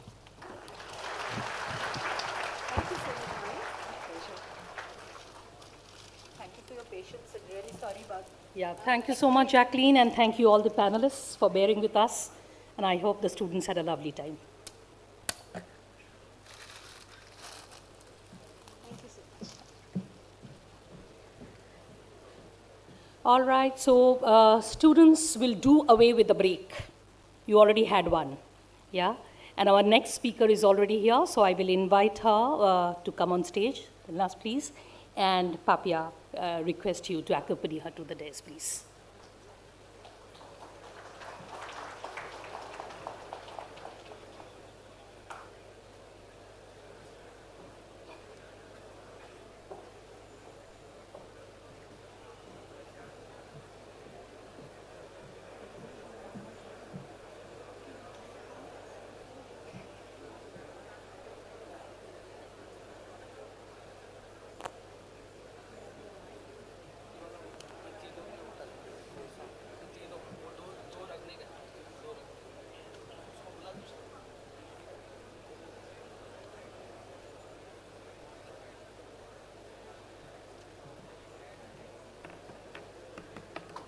Good morning. Please imagine you've had a can of Red Bull. Good morning. Much better, much better.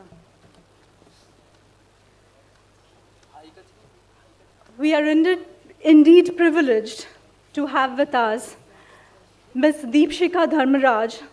She's the Chief Executive Officer of BCW India Group and Genesis BCW.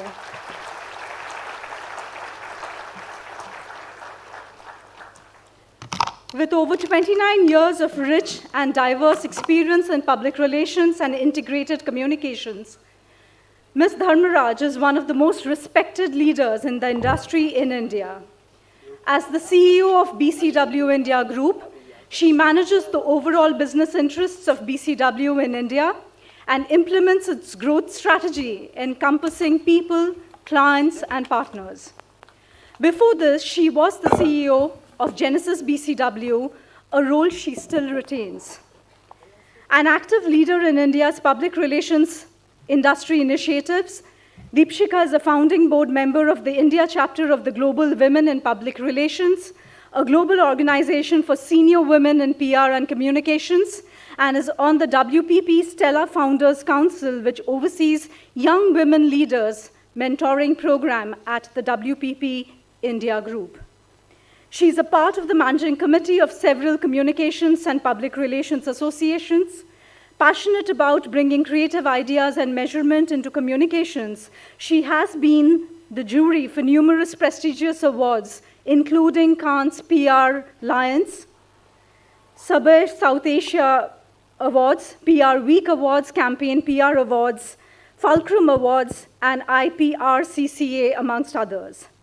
She has also won several awards and recognition, including being named among the top 25 PR and communication professionals by Reputation Today, among 100 changemakers of PR and corporate communications by Exchange for 4Media, PR Professional of the Year by Campaign, PR Awards India in 2019, and Indian PR and Corporate Communications Awards in 2019 as well. And she is widely considered to be one of the leading voices in public relations and communications in India. Deepshika holds a master's degree in business economics from the University of Delhi and is a firm believer in nurturing new talent and mentoring young leaders. She spends time with students of communication, teaching and learning from them, and frequently takes part in leadership and training and brand communication workshops, and is an experienced trainer and participant. Please join me in welcoming Ms. Dharmaraj, who is going to talk to you about persuasive strategies of communication today.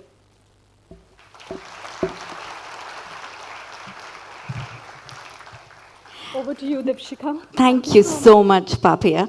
That was a really long introduction. Thank you. You're probably wondering how old I am. I am much younger than what I look like. But yes, like Papia said, I've been in the business for a while now. I was just, when we were chatting before this, I was remembering my days when I was sitting like this in the audience, I think almost now, 33 years back. And I have to tell you, you're embarking on a fabulous journey of your life. And I hope whatever little I can share with you today will help you in some way in that journey. We're here, as Papia said, to talk about communications and the power of persuasive communication. So I'm going to use some slides, if you'll indulge me. I will, of course, try and share with you some of the experiences I have gained over the last 30-odd years of working in this business. I have to begin by telling you a little story about myself. When I was your age, I definitely wasn't a good communicator. I would actually be called a very shy individual. If somebody told me that 30 years gone, you're going to be standing in a stage talking to about 800 people, I would have not even thought about it.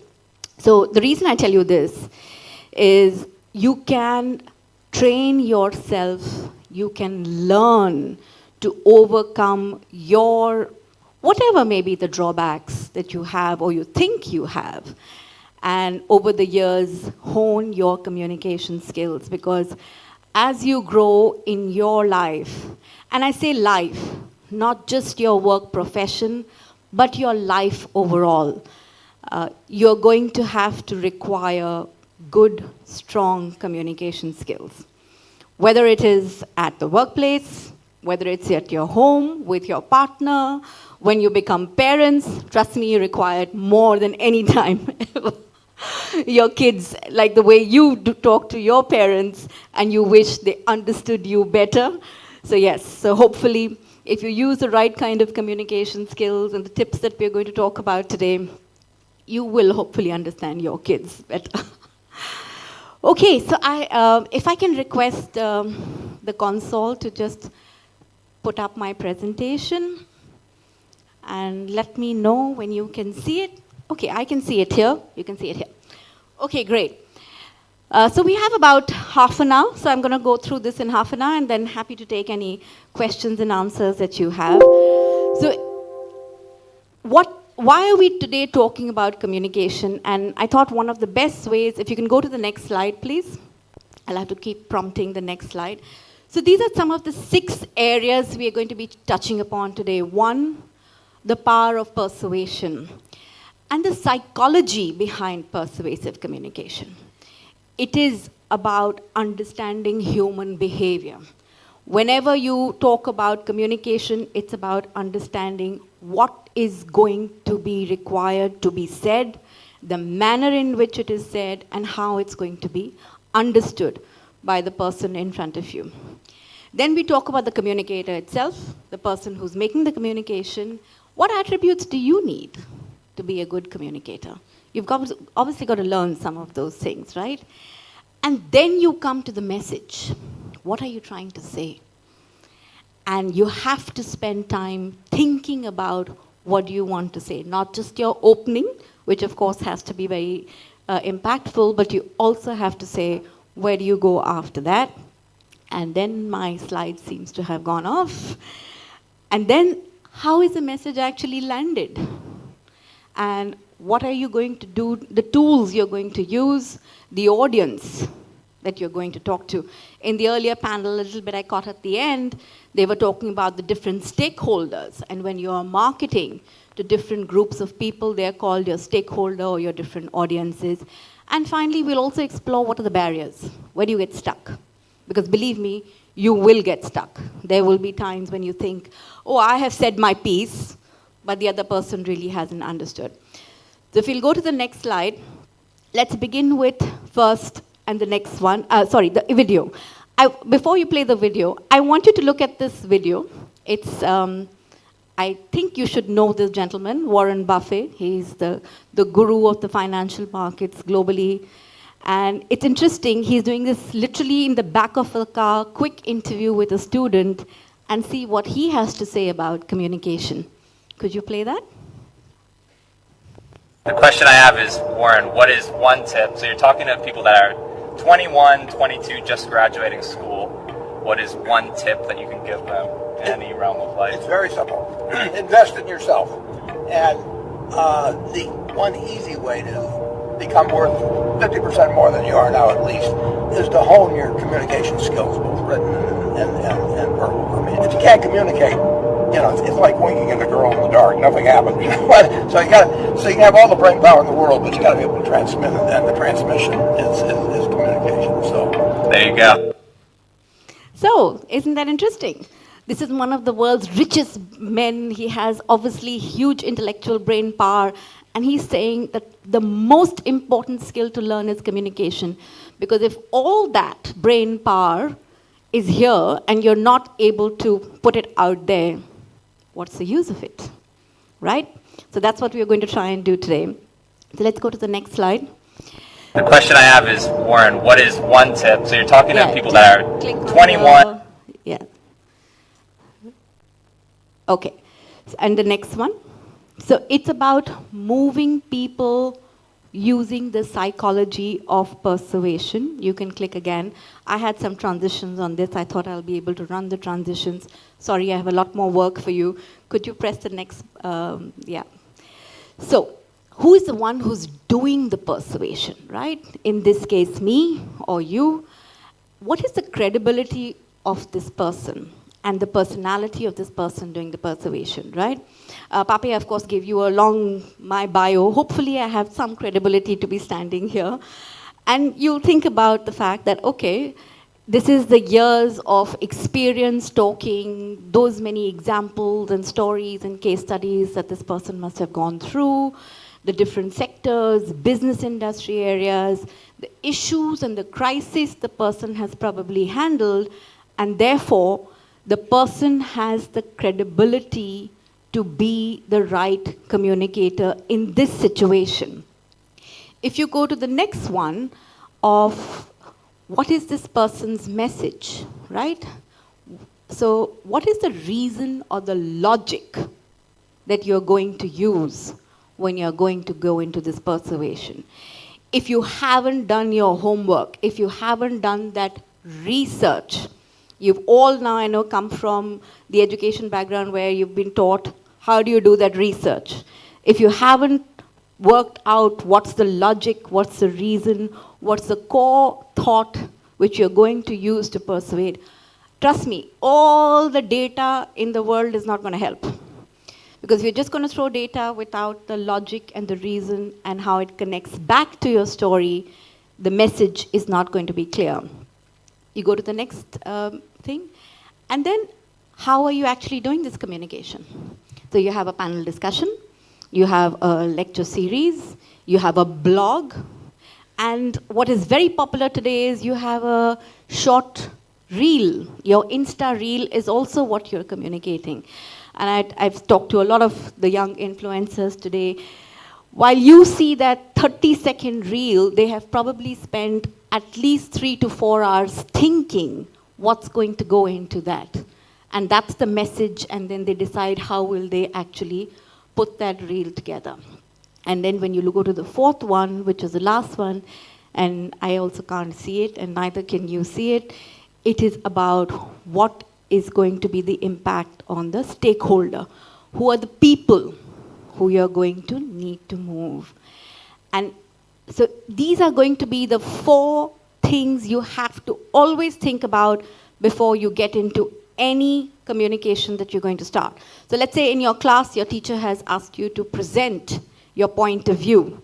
So what is the credibility research you've done? What's the rationale you're going to present? What is the way and manner in which you're going to do that?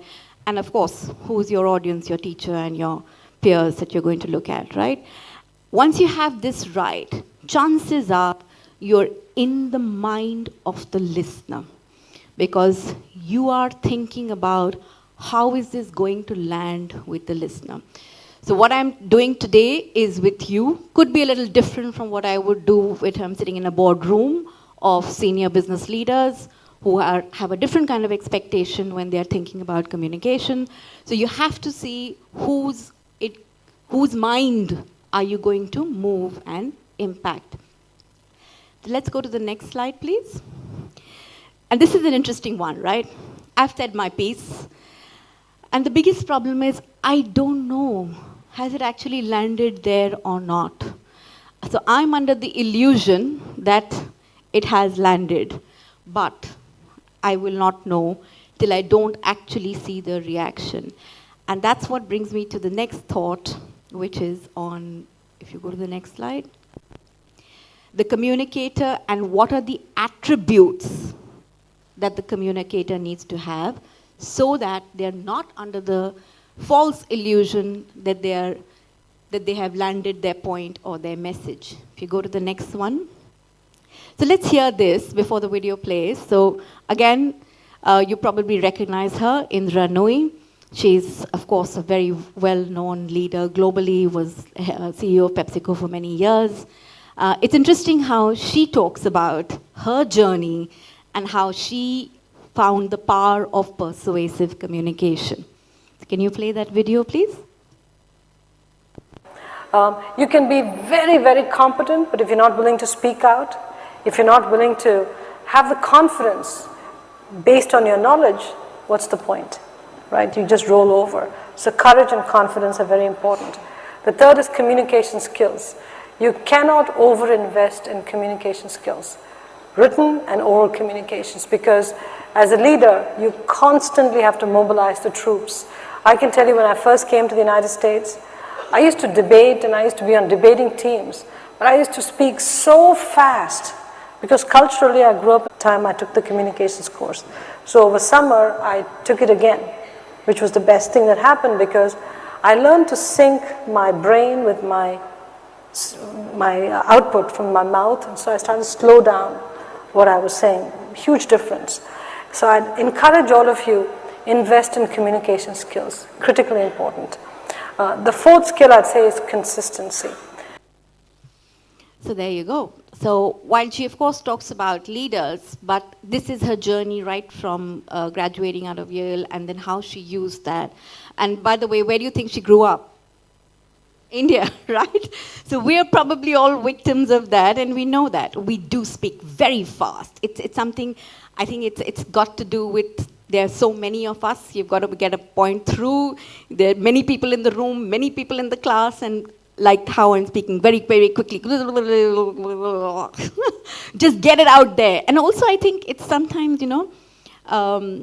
and no disrespect, but sometimes when we, in school, we're just taught to remember things, right? The rote. And when you're doing the rote, chances are you just need to get it out very fast. Just you vomit it out very quickly. So it comes out very quickly, right? Because you're just trying to remember one thing after the other. Versus when you start doing thinking and you think before you speak, automatically your pace is going to come down. And this is one of the biggest differences I've seen. When people ask me, how do you know this person is an experienced person in the room who's making a point? Most often, the senior most experienced person in the room will talk slowly. And you can see this again and again. Some of the best business communicators that we've seen, whether it's an Anand Mahindra, or it's a Suresh Narayanan, or it's a Sanjeev Mehta of HUL, they take their time. And it has two impacts. One, they're clearly thinking through on what the mind is sending the message through the mouth, as Indra said, the output that's coming out of the mouth. Second, they're giving you time to process what they're saying.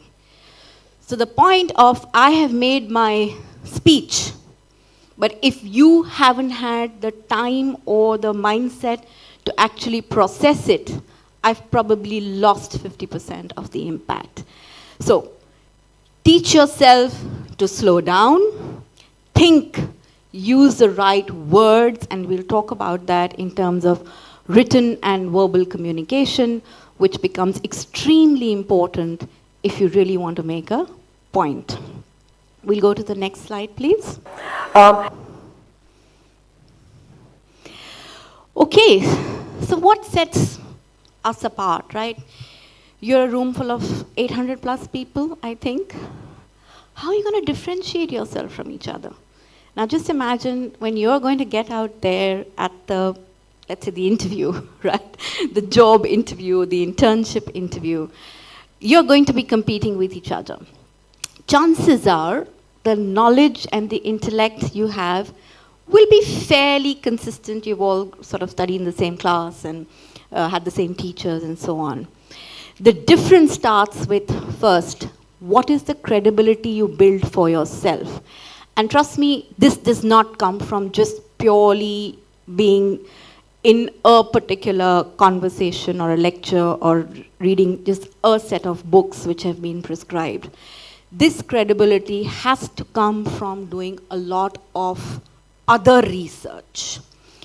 Putting yourself out there, and you guys are so bloody lucky. You have all the tools at your disposal. And now, of course, thanks to ChatGPT, you have even more at your disposal. The flip side is you could actually get confused with the overload of information and the stuff that you're getting.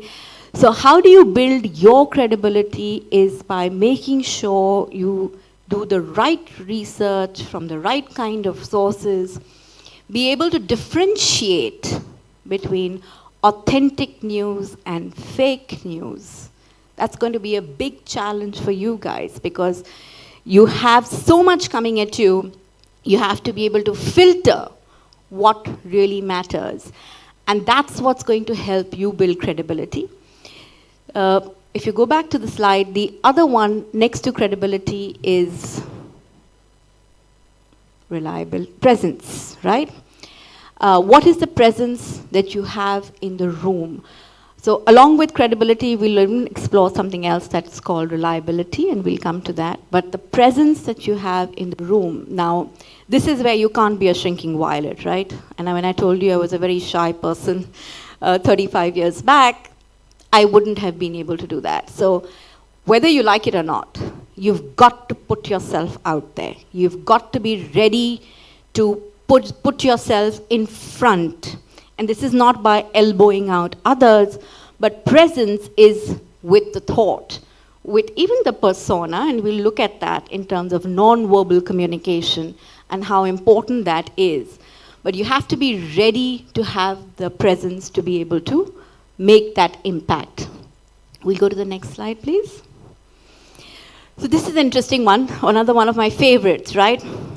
When you get into your new job, let's say it's in marketing, and you're going to go out and try and meet some customers, and you're going to try and tell them your spiel, right? And you have this person in front of you who doesn't know who you are, doesn't know your background, doesn't know education. Frankly, he doesn't really care where you are coming from, what you stand for, your records, your reputation, and then you're going to have to make a point.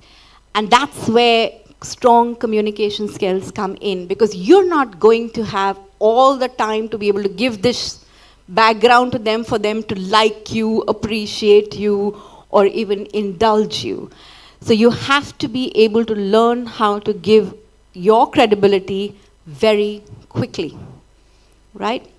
Let's go to the next slide. So how do you build that credibility? And this is something I thought, first I was wondering, is it too much? Then I said, often young people in my organization ask me, you keep talking about build your credibility, and how does it really work? Explain to us. So I said, let me just put this down for you. The first one, like I said, is research, research, research, and research more. I can't tell you the importance of being well informed. I don't know how many of you actually read the morning newspapers. May not be in print, maybe online, but I hope that's the first place. So today is what day? World Environment Day, right? And what was the headline today in most of the morning papers? There was a big ad also.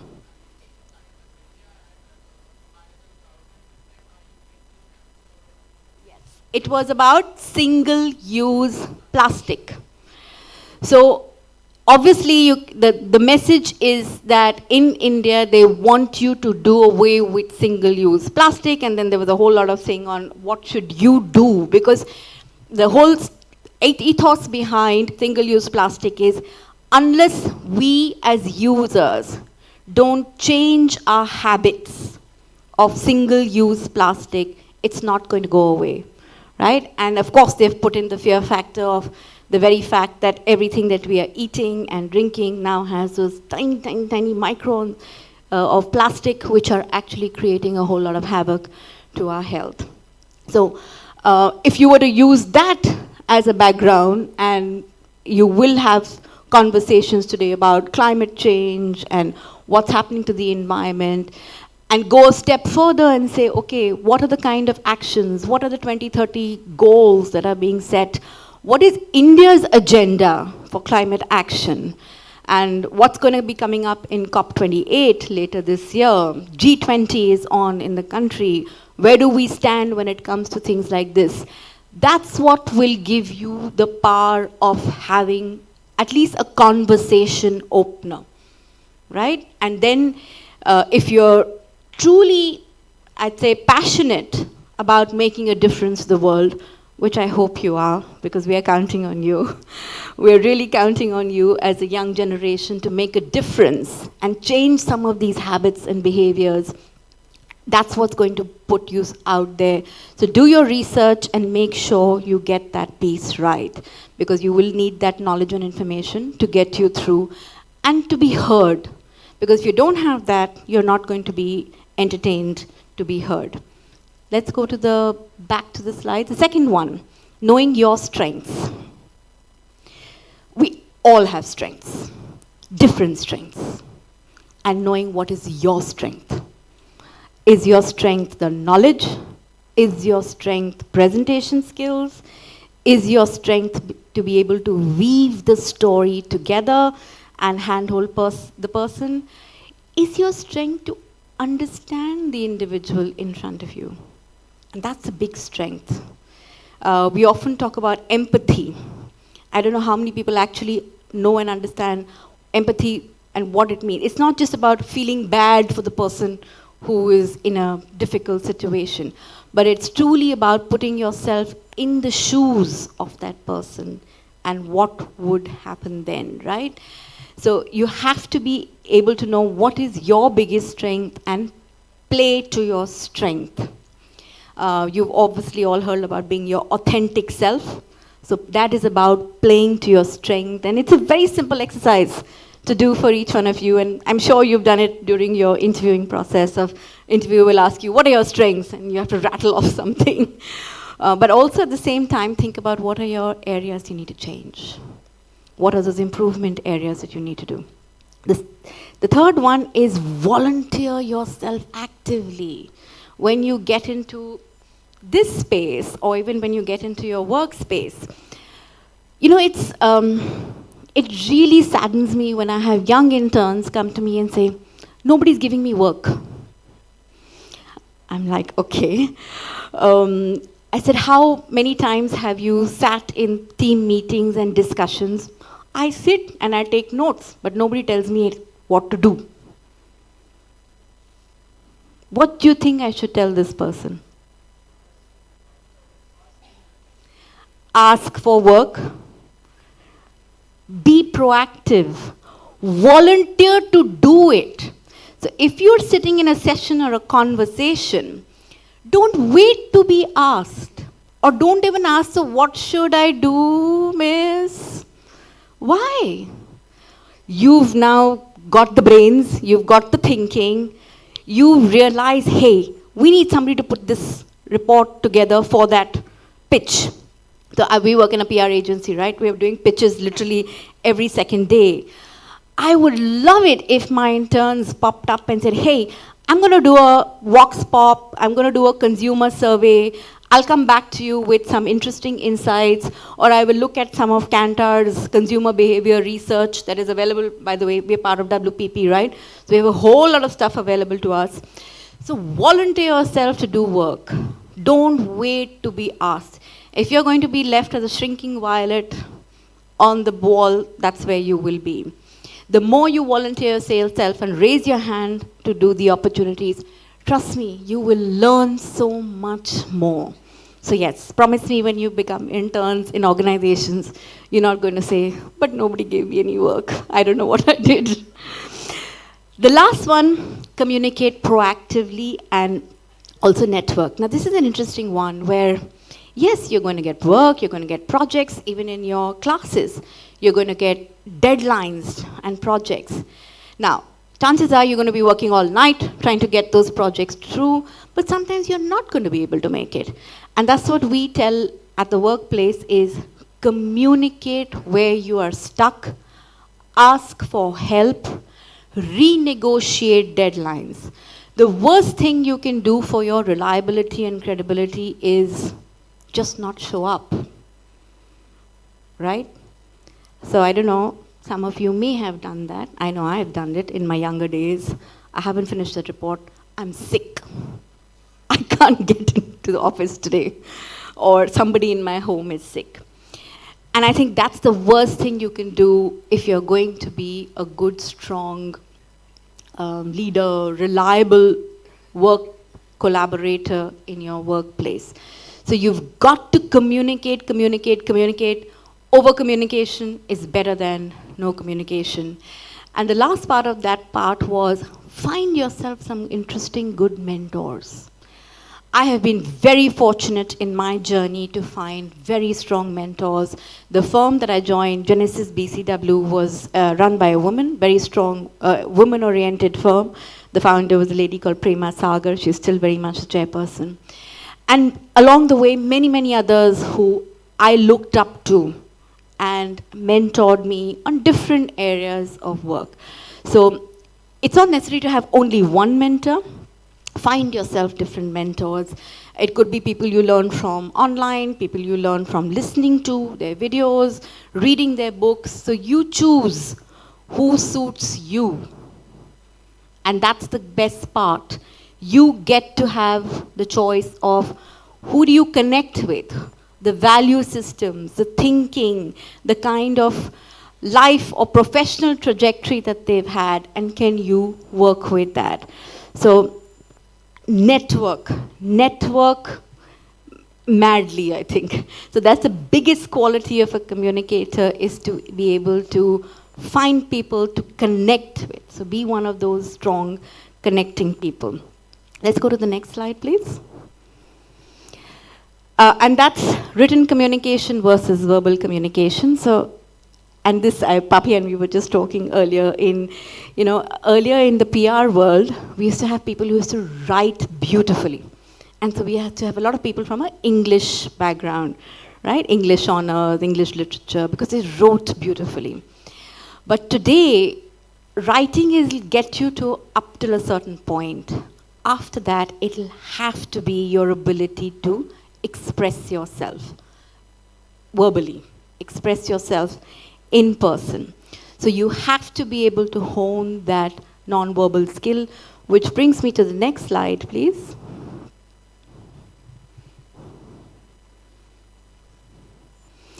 The 7 C's that you have to remember when you're communicating in the written form first. Clarity of thought. Be concise. Nobody wants rambling essays, right? Again, I think in the earlier education system, the more sheets you filled, the more marks you got. That is not the case anymore. Am I right? I hope I'm right. Now you get in 600 words, give your point of view. That's the essay you're supposed to write. Those of you, I'm sure even for this or even other education programs, essays become critical, and being concise in that. Be concrete. Be specific of what you want. If you're not going to be specific about what you want, you're not going to get it. So this is an interesting example. So my mother is having this chat with my husband. So mother-in-law and son-in-law are having this conversation. And she asks him, what would you want, tea or coffee? He says anything. He's being polite, right? He's sitting in front of his mother-in-law and saying, oh, anything will do. She's saying, no, what do you want? And he's like, but I said tea, coffee, maybe soft drink, whatever. And that's when she told him, if you don't ask for what you want, you're not going to get it. The world is going to serve you whatever they feel like serving you, which may or may not work for you. So be very specific and concrete about what you need. Be correct in your communication. Don't try and fib, write the fake news and try and make excuses. You'll get caught out. This is over-information world. Everything is available out there. You'll definitely get caught out. Courteousness, big one we learn in the business space, and I'm sure even you as students have learned this. Politeness will take you far. Being abrasive, being aggressive, being rebellious, they have a place when you're thinking creatively, but it can't be the relationship you have with an individual. You're not going to be able to build a long relationship if you're not going to get some basic courteous engagement into your style. Complete the circle of what you want. Complete the circle of, I'm going to do this project, and then XYZ is going to take away and do this, and then together as a team, we're going to pull this together by next week. So unless you give the whole complete circle, you're not going to be able to finish. And I'm sure none of you want to be one of those who just can't finish. And finally, of course, be coherent with what you want to say and when and how and where. So that's where, yes, some English speaking skills do come in, and you've got to be able to put that coherence into your conversation. The good news is there's a lot of software out there which can help you clean up your language. So maybe, I don't know if you're allowed to, but sometimes do use that. Because at the end of the day, you need to get the job done, right? That's more important. Go to the next slide, please. This is the next part now. It's about non-verbal communication. So while I'm talking, if you go to the next slide, please, you will notice that whatever I'm saying, of course, is hopefully being heard. But there's a lot of other stuff, right? Body language. I don't know if some of you have noticed, I use my hands a lot. I'm not sure if it's good or bad, but I use my hands. I believe it helps me express my point of view. So yes, that's part of my body language. I'm walking up and down. Why am I doing that? So that I get an opportunity to make eye contact with different parts of the room. If I were to just stand in one place and stare at the gentleman in the yellow shirt, he would be very uncomfortable and the rest would probably be alienated from me, right? So that's all part of body language. Yes, when you are in an in-person meeting, the touch you have, of course, never overdo it, but simple things like a handshake, or if somebody is in trouble, you put your arm around them. They're very small gestures, but they say a lot. Tone of voice. If I talk in a monologue for the next 45 minutes, I can already see some people are nodding off, time for break. So I have to make an attempt to keep changing my tone of voice. Otherwise, you'll probably all go to sleep. And that's what happens definitely after a lunch session. Sorry, go back to the slides, please. So non-verbal communication, facial expressions, gestures, eye contact, all this is extremely critical. And when we come to one of the other skills, which is about listening, all this comes into play even more strongly with us. Let's go forward. So come to the message. Okay, I'm going to go, I think I, as usual, get carried away with my own stories, so I'm going to go a little faster. The message is the techniques that you put to shape your thought. Let's go to the next slide. The logic. What is the logic, the rationale, the claims, proof points? So we as PR people or communicators, it's incumbent upon us to make sure there are solid evidence and proof points. We will never take some communication out there unless we are fairly 100% sure that it's the truth. What the organization is saying, the story that the brand is trying to say, or the story that a senior leader is trying to put out there, we have to help them substantiate it and give them the right proof points. And that's like almost like an ethical responsibility of the PR and communications industry.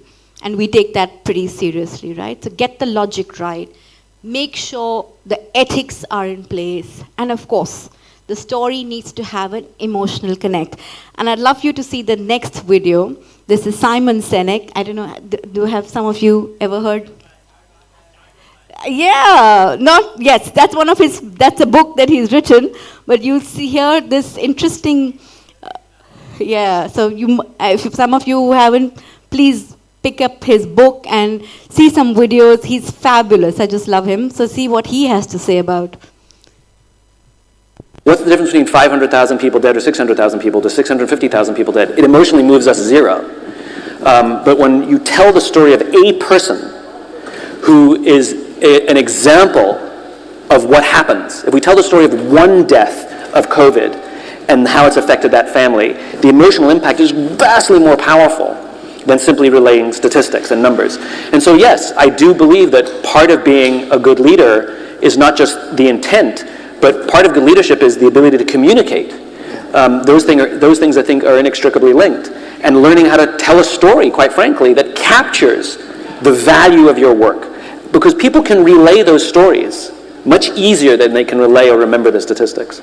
Throughout the organization. Throughout the organization. Story gets passed down, Correct. sometimes generations. Generationally. And great organizations, like great cultures, have myth. You know, there's stories that have been passed down generations in nations about the founding. Yeah. You know, the Marine Corps celebrates their birthday every year. There's debate whether that's actually even their birthday or not. It doesn't even matter, right? And it becomes part of the culture. These stories become ingrained. You know, George Washington and the cherry tree. Yeah, was it a cherry tree? Yeah. They become ingrained in the fabric of the nation. So too do they become ingrained in the fabric of the company. And like religion, like anything, it's the stories that capture the morals and values much better than just writing them on the wall. Yeah, so the stories is what I know. With my firm, we're a 30-year-old firm. The stories, people love to hear them. Sometimes I get bored of telling the same stories, but I realize, but that's what interests What's the difference people. between 500? Yeah, and every successful organization that you look at and you scratch the surface, actually it's the stories which stand out for you. And you were hearing some of those, right? The Nike Air story with Michael Jordan and so on. So these are stories which transcend the marketing talk or just putting your numbers and rationale behind it, right? So you have to have the emotion and the connect which is required with the right kind of storytelling. We'll go to the next slide, please. 100,000 people. What's the difference between 500,000 people dead or 600,000 people to 650,000 people dead? Okay, I think we've got, go to the next slide. So these are interesting, some of Indian leaders. So there are different styles of storytelling that Indian leaders you'll see, right? They are the generalists who talk about overall what's happening around them, their personal opinions and interests. Somebody like Anand Mahindra is a generalist, right? The expressionist who talks about their own individual life experience and their personal stories and is happy to put them out there for the other people to learn from. Somebody who's an information maven is constantly putting out information, data, metrics, and so on. And then there is, of course, the business maven who's putting out specific to business, economy, growth, what's happening in the country, and so on. So try and see if you can actually find people like that to follow on your social feeds. You will gain a lot of thinking, communication style, experience, and also then you will, over time, develop your own style of what would you want to be. And that is the key over here, that, and no one style is right. Trust me, every individual has their own strengths, and also you may want to keep changing and evolving your style as you go along. So think about how do you want to be seen and perceived as in your workplace, in your group, or in your team that you're working with. Go to the next slide, please. So, in a nutshell, to make an impact, keep it simple. Please don't use jargon. Only you understand your own jargon. I know, especially the new generation has a lot of your short words and jargons. Trust me, we still struggle with some of that. It gets even worse when you become a techie and you're a coder and you start using all your techie jargon, and then how do you translate it? And we go back to the same problem. It's all over here in your head. You think you're very bright and intelligent using the jargon, but it doesn't help to the person in front, right? Practice and prepare. I don't know how many of you actually stand in front of the mirror and practice your presentations. Try it next time. It's very interesting, aha. Put your phone out there and record yourself and see, what do you look like? How do you sound when you're actually talking through something? Starting strong, telling your stories, make sure the visuals speak, and have, like I've used some videos today to get the point across. Keep your body language, your eye contact, and of course, support your audience and to be able to make sure you are customizing your message for your audience. And when we come to the customizing message to the audience, I want to tell you a little bit about the different kinds of audiences. We'll go to the next slide, please. before we go there, I also want to tell you about listening. So great communicators are good talkers, yes or no?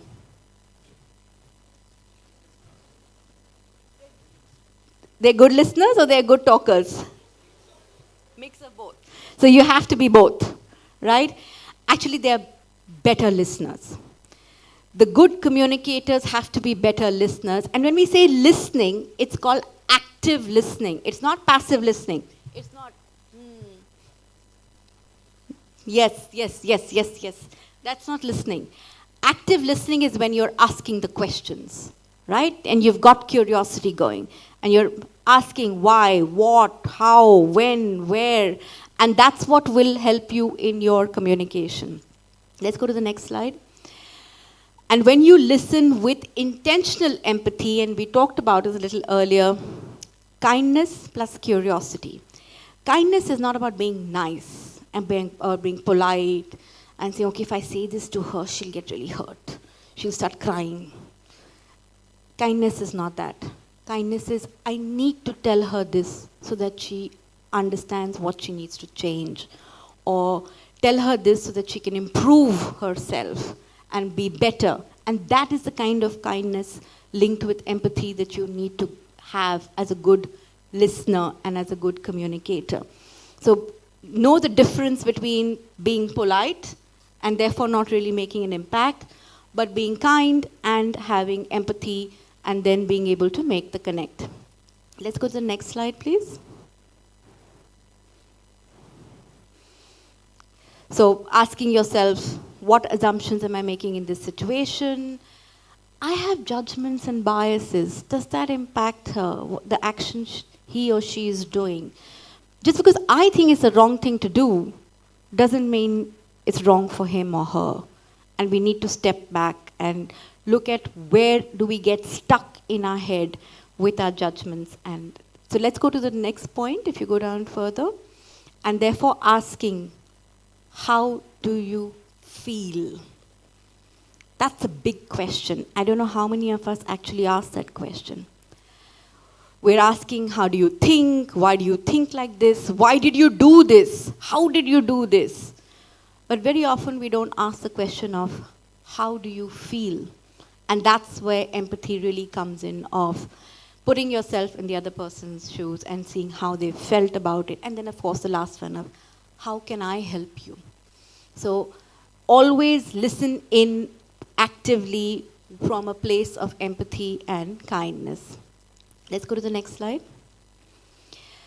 And then of course there are some specifics of bringing in voices, asking questions, and listening to learn, and not only listening to answer the next question, which is where we go. The next slide, please. The next slide. So let's look at the different kinds of audiences that you will talk to in your business space, right? Whenever you join any company, these are all the stakeholders you're expected to talk to. By the way, it's not just your boss and your peer group.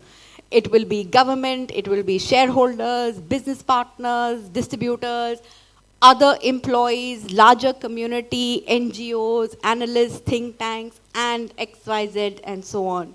So at every point, you have to think about how are you tailoring your communication to these different kinds of audiences. Your customer consumer is not the only one. If you want to be a business leader, you have to learn to understand all the different stakeholders that make up the universe for you to be able to communicate well for your company or your brand. Let's go to the next slide, please. And within this audience, let's go to the next slide, there is a deeper audience, and I'm not going to go into the specifics of this because you probably already learned it in marketing, so most of you know this. How do you get to the bullseye of the audience and understand their behavior? And that behavior, the reason I put it up here is not just for consumers, customers, but all the others. You would have heard that in COVID, employee communications became a very critical piece for most businesses. It actually made businesses successful or broke them down. The kind of communication that happened with employees, and if you go down to audience segmenting your employees, that's what will make you successful, of how are you meeting their needs and are you actually reaching out to them or connecting with them deeply. That's what makes a difference. So it's not just about, I've put out a memo and my job is done. I know the number of business leaders at that time who we were really sitting with and saying, how do you go deeper? And it's not just enough to put out one memo. They were actually doing smaller group conversations to help employees allay their fears, calm them, and that made a huge, huge difference to them coming out successfully in that whole situation of where there was obviously a lot of uncertainty. Let's go to the next slide, please.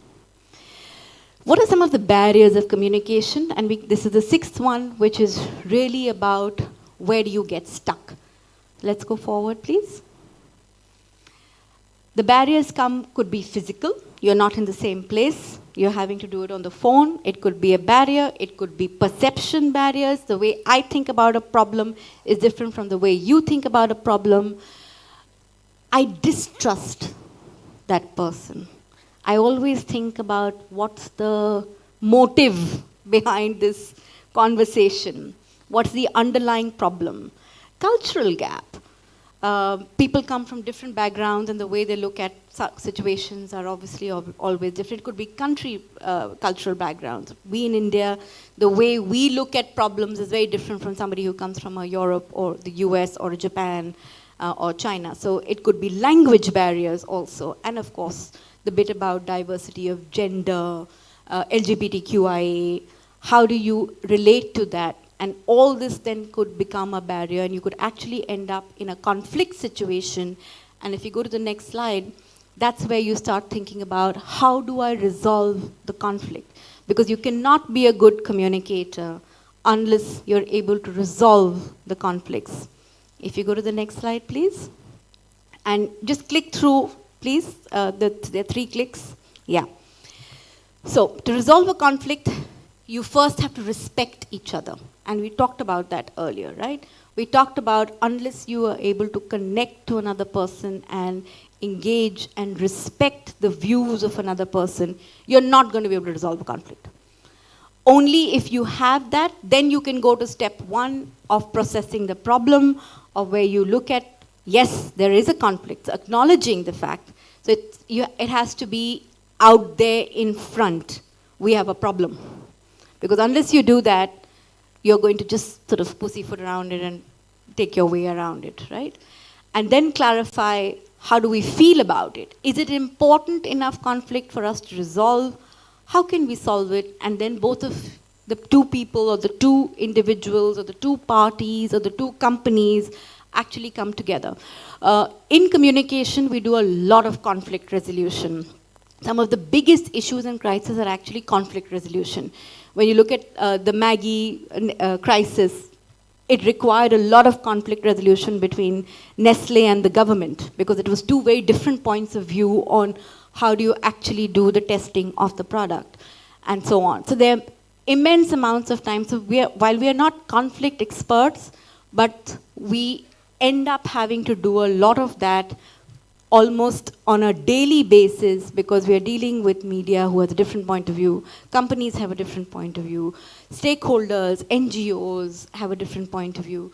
So conflict resolution requires you to be a very strong communicator, because unless you are coming to it with this kind of a mindset, you're not going to be able to be the right advisor and be able to resolve your conflicts. Let's go to the next slide, please. Next slide, please. So, those are the 6 ingredients. And let's go to the next slide. And I'm going to leave you with one last thought, which is about a growth mindset. Does any one of you know what is the growth mindset? Curious to learn.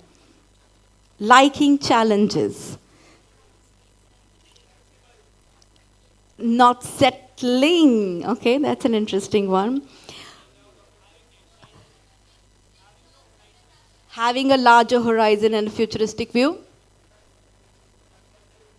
Keep learning. Okay. All of that is correct. And I would love for you to read a book called The Growth Mindset by Carol Dweck. It is a game changer. And if I'll just give you a small peek into this and why it's important from a communication point of view. Let's just go to the next slide. This is what the growth mindset is.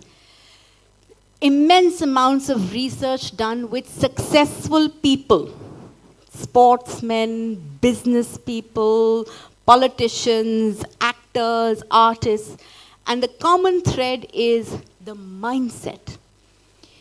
800 of you are going to face similar kind of problems and situations, but only a handful of you are going to become probably, I don't know, actually maybe more than a handful of you will probably become CEOs and managing directors and entrepreneurs or whatever it is. And the difference is going to be your mindset. How do you face a challenge or a problem, and how do you respond to it? Are you open? Are you curious? Are you committed to learning? Are you solution-oriented?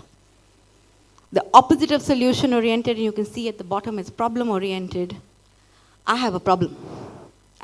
Nothing works. XYZ is always creating trouble for me. The technology doesn't work. This doesn't work. That doesn't work. If you have to see which are you above the line. So we call it at BCW, this is called the above the line thinking, which is based on the growth mindset. And we encourage our people to always be above the line and don't fall below the line. And trust me, we will all have days, moments when we'll fall below the line. It's normal human behavior. Fear, worry, tension, stress, change happening around me. So they will all fall below the line. The secret or the trick is knowing how to lift yourself out of that. And sometimes you need help.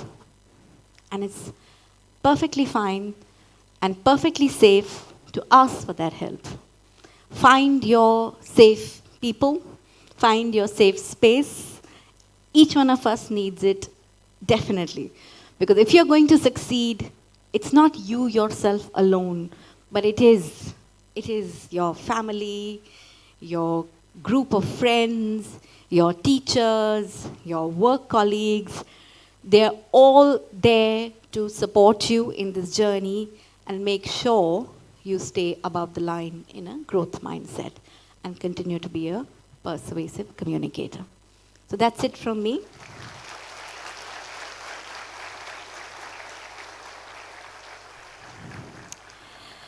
Thank you. And I think, do we have some time for any questions, Papia? No, they want to have their break. Okay, sure. No, I'm sure.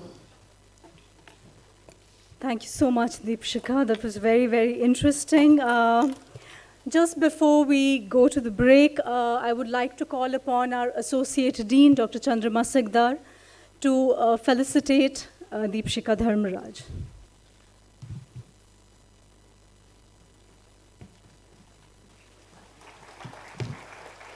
Thank you so much, Deepshika. Please accept our...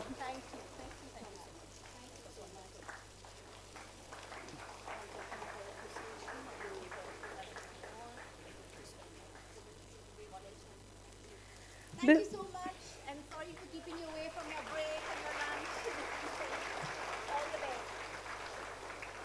I know I'm keeping you away from your lunch, but just give me a minute. So I want to kind of wrap up this session by telling you a little bit about what we do in the communications area. So Deepshika touched upon a lot of important things that makes you an effective communicator. She told you the what and the whys. Why do you need to be an effective communicator and what you need to do to be an effective communicator. We at the area, and I speak for the faculty members who are going to take you through the communication courses, will help you to understand how to go about doing it. So we have designed a number of activities which will be the process of active experimentation for you in class. What we will expect from you is a lot of reflection from it, and then active experimentation of it so that you make these into habits, right? If you remember Dr. Bhatt talking to you about a framework of CASH, which is spelt with a K-A-S-H, he talked about knowledge, attitude, skills, and habits. So we do understand that we are going to talk about a course which is going to try and build a skill, which we want you to develop into habits. We want you to be habitually a good communicator. And to develop those skills, you need to have that attitude that yes, we can overcome our shortcomings, we can have an open-mindedness to have the right attitude. And for that, you need some knowledge. So in our courses, the knowledge will be shared to you in form of pre-reads, which we will expect you to become prepared with. And what we are going to do in class is very experiential in nature. I hope you have a lovely time with us and you enjoy your foundation program. All the very best till we see you again in our classes on Wednesday for the case study discussion. Thank you. Please wait for an announcement. Dr. Madhvi Gokhale is going to make it. Okay, 30 seconds more. In the morning, we took you from darkness to light, right? Because there was a power trip, there was a delay, there was a little confusion in the seating arrangement. So post-lunch, there's a change. So ignore the mail sent by your coordinator. The seating arrangement is HR groups A, B, C, and MBA core group M will proceed to the classrooms. That is 602, 603, 604, and 605. I believe group M is a larger group, so we can distribute these in the next 3 classrooms. So don't worry about the seating arrangement. The rest of you will stay put in the auditorium. And MBA groups which are sitting in the classroom in the morning, they will come down to the auditorium. All right? Have a good lunch break and thank you for your patience.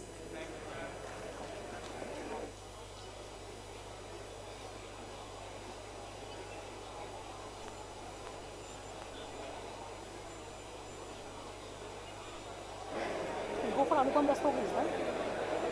Come from here.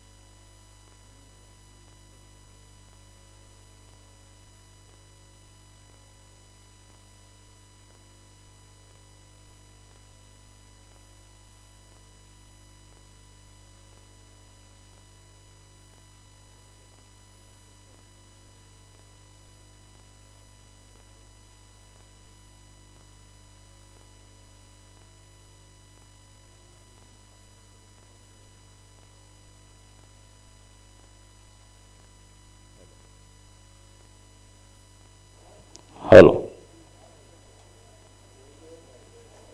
Hello, check.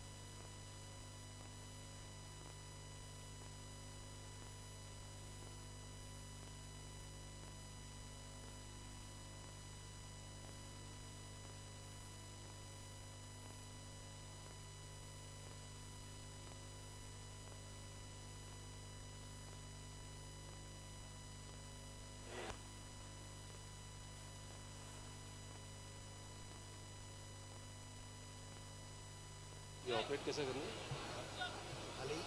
नहीं mic नहीं, presentation podium पे करने का है।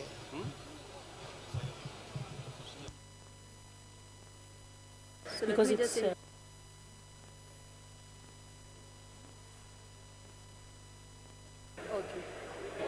Good afternoon, students. May I request you to settle down soon, please? We have the speaker already here for the session, and it's 2 o'clock. We have to begin. Take your seats.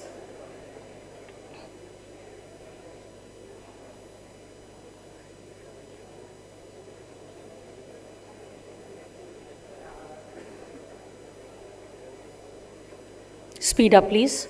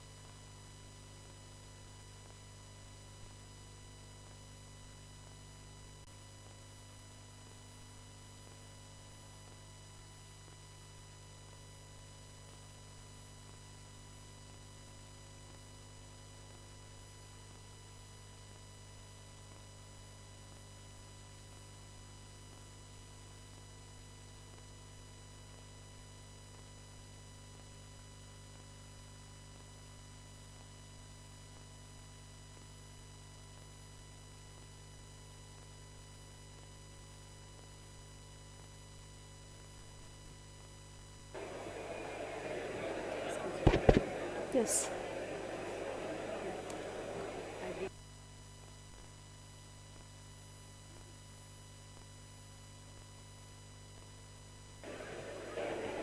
Good afternoon, everyone. Please settle down. We are starting shortly. And it's an important session. It depends on us how much time we can utilize. If we start late, we'll not be able to cover what we are going to converse with you. So very good afternoon once again. I am Dr. Manisha. I represent Operations and Data Science area at SBM, School of Management. And currently I head this area. I'm working as an area chairperson of ODS area. We are delighted to have Dr. Save as our speaker for the day. Dr. Save has done his PhD in psychometrics from University of Mumbai. He has 3 decades of experience in human resources, consulting, and AI product development in India and overseas. He has been global head of HR for transitional corporations. He is a consultant for analytics for globally reputed firms and a visiting faculty at Indian Institute of Management, Lucknow, NMIMS University. He specializes in data and learning insights, analytics, machine learning, future of work, digital HRM, and human side of technology. He is co-founder of Impacker Consulting LLP. Thank you very much, sir, for accepting our invitation and to grace this occasion. So I'll invite, not taking any other, taking time from his speech, so I'll invite him on dais and address the student, talk about the data analytics in business. Thank you, sir.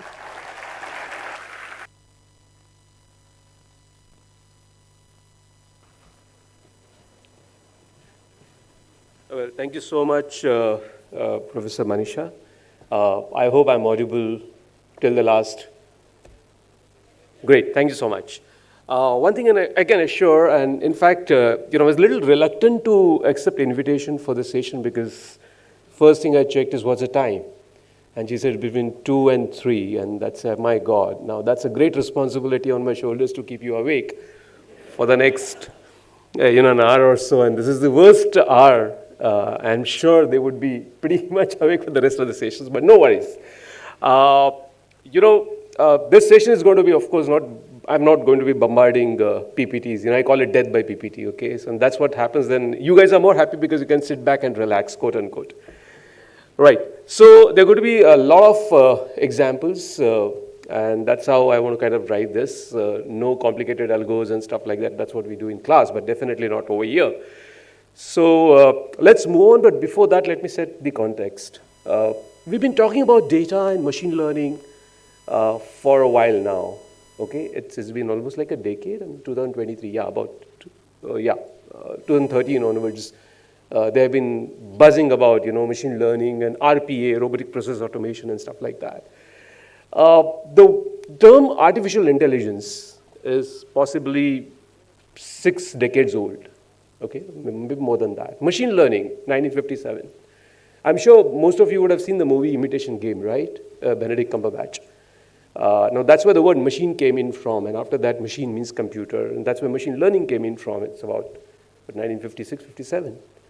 Now what has happened in the last 10 years? That all of a sudden there's so much of hullabaloo about machine learning. The term is so old. Steven Spielberg made a movie called Artificial AI in 2002. And why are we talking so much about AI in 2023? Okay, what has happened in the last few years that suddenly there's a huge talk about both of these terms, machine learning, AI, data analytics, and of course now I would refrain to call it chat GPT, let's call it generative AI. Chat GPT is like Colgate, right? If you call every toothpaste a Colgate, then chat GPT becomes generative AI. So it's basically generative AI. So what has happened in the last few years? So I'll have to keep on requesting them for slides. I don't have a sorter here. So can we move on to the next slide, please? Let's get into the slideshow.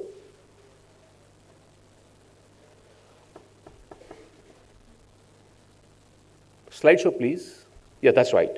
Yes. So if at all somebody has to be given credit for this, the entire phenomenon, these two gentlemen, I'm not sure how many of you have heard of these two guys.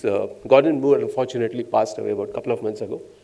The legendary, co-founder and chairman of Intel Corporation, the Intel Corporation, and of course Mark. Mark has been a key figure at Seagate Corporation, the storage company. And these two guys, these two gentlemen have contributed a lot in terms of their theories. And can I have the slide, please? I'm sorry, I'll keep on disturbing you because of, that's it.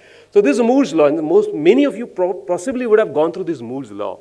The number of transistors per square inch on integrated circuits have doubled every year since the integrated circuits was invented way back in 1972, when they started off with Intel.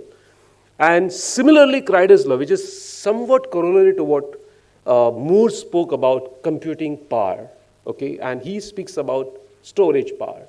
So these two gentlemen, have theorized that, in short, for those who possibly wouldn't understand integrated circuits and transistors, because we have a kind of mixed crowd here, there'll be people who are BCom and BB and stuff like that, right? So it's basically computing power that you have in your handheld device and stuff like that, right?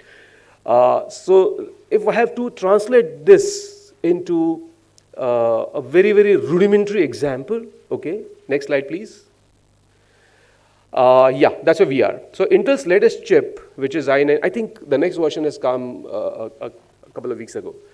If you compare the Intel's latest chip versus the first 404, which came in 1972, okay, it is 4,000 plus times more faster.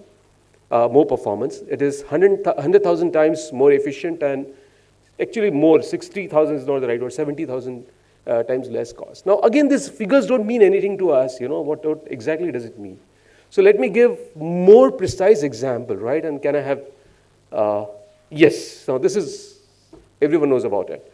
If you have to compare, Herbie. So Herbie came in 1972, precisely when the first chip came in. So if the same development would have happened to Herbie, it would have been 600, it would have ran at about 600,000 kilometers per hour, right? I'm giving the analogy. Next, please. It would have given us about 800,000 liters per kilometer. Okay, next, please. It would cost us 22 naya paisa. I mean, I don't know whether that kind of stuff is available anymore, right? So that's about 65,000 times cheaper than what you have. Okay, and finally, yes, once you fill it, you don't have to fill up the tank again. That's the kind of fuel efficiency. Last one, please. So that's what the development is all about. Okay, and that started actually 2007 was possibly one of the most epoch-making years in the recent times. And I said epoch-making because a lot of things happened that year. Facebook came in that year. Twitter came in that year. Subprime crisis, for those who possibly would recall, I'm not sure how many of you are really alert at that point in time, maybe in school, college, wherever you were.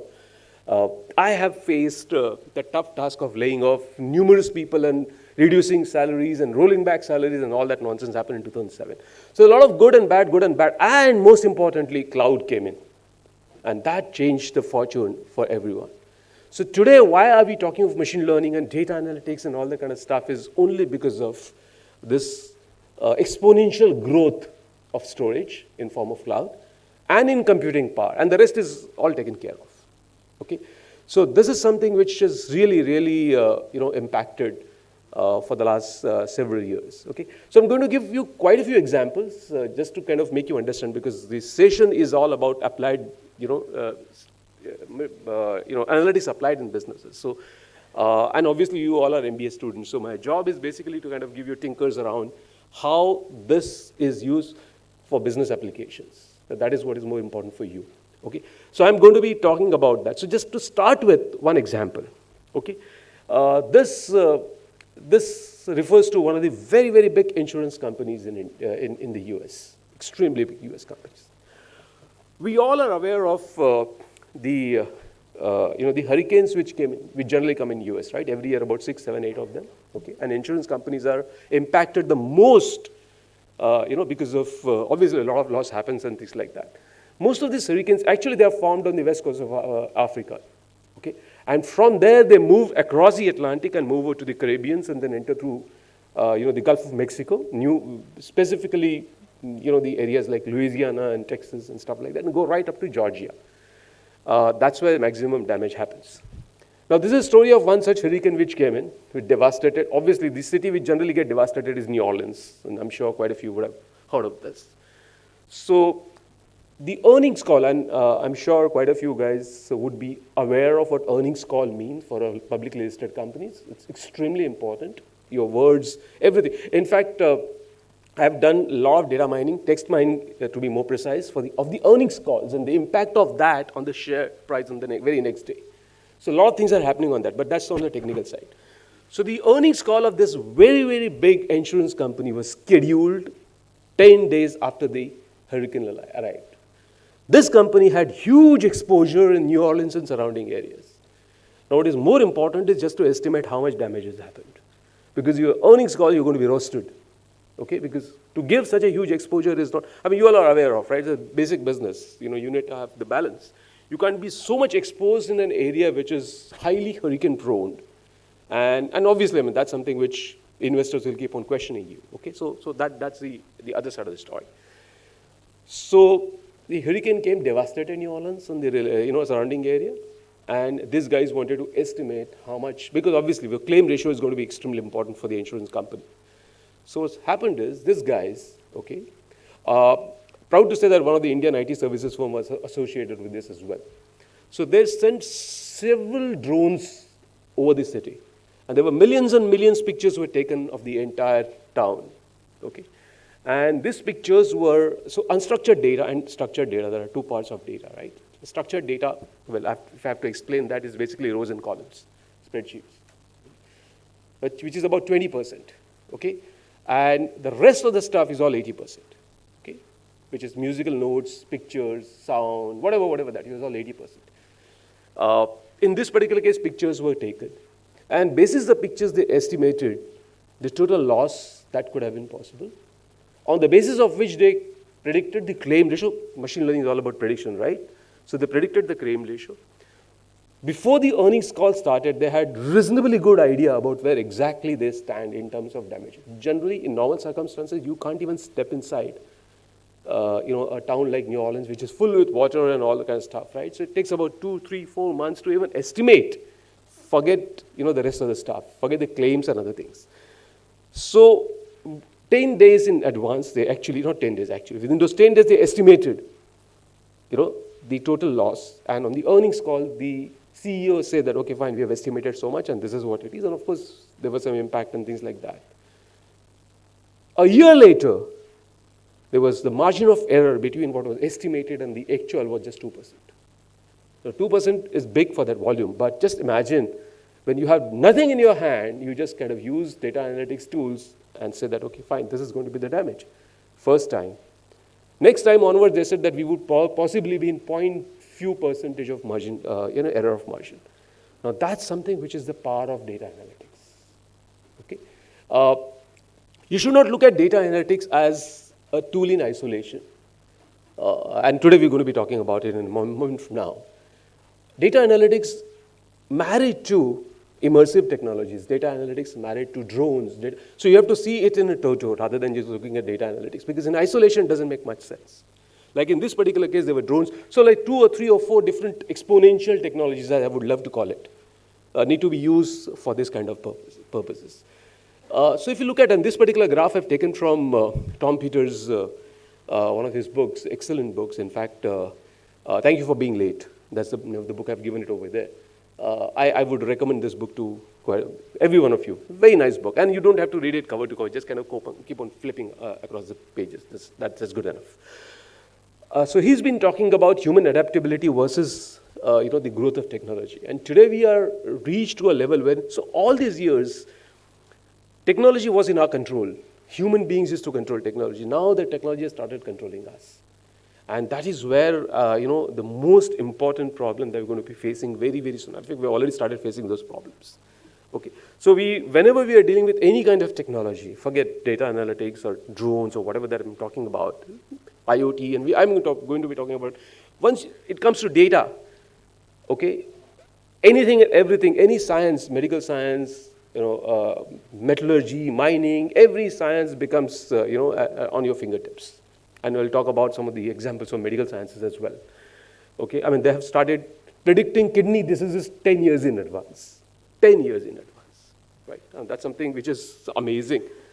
So likewise, we'll talk about, just because of data. So we'll talk about that as well. And no rocket science, some of you possibly who have done a little bit of data engineering, data analysis would definitely know about it, but yes. I think the challenge now is not about machine learning, the challenge is about clean data.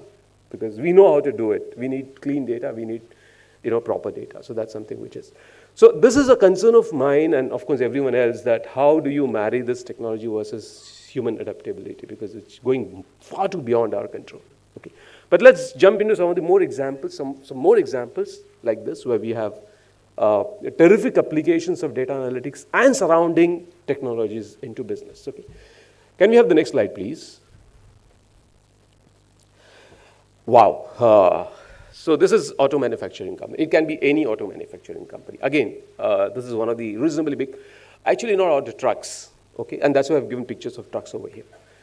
For those who have done a bit of automotive or possibly would have worked, I think I was going to understand about 70-80% of them are laterals, right? They've already worked before somewhere, right? Those who have worked in auto or auto ancillary kind of field would definitely know that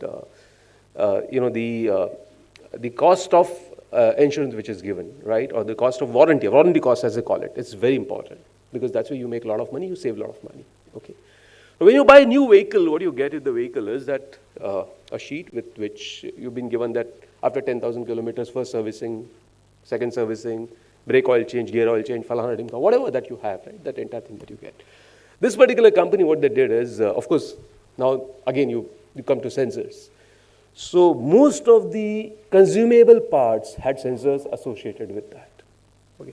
And it kept on beaming signals in terms of the uses of that particular part.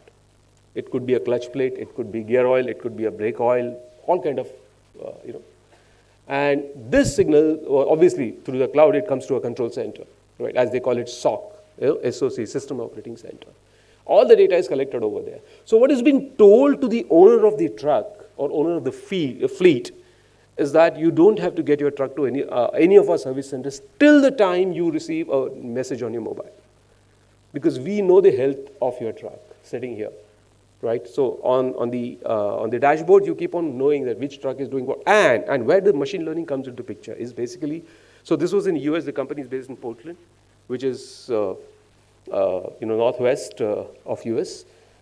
Depending upon the heat, because if you go down south, Texas, Mexico, New Mexico, Arizona, heated areas. Go down up north in Illinois and stuff like that, cold areas.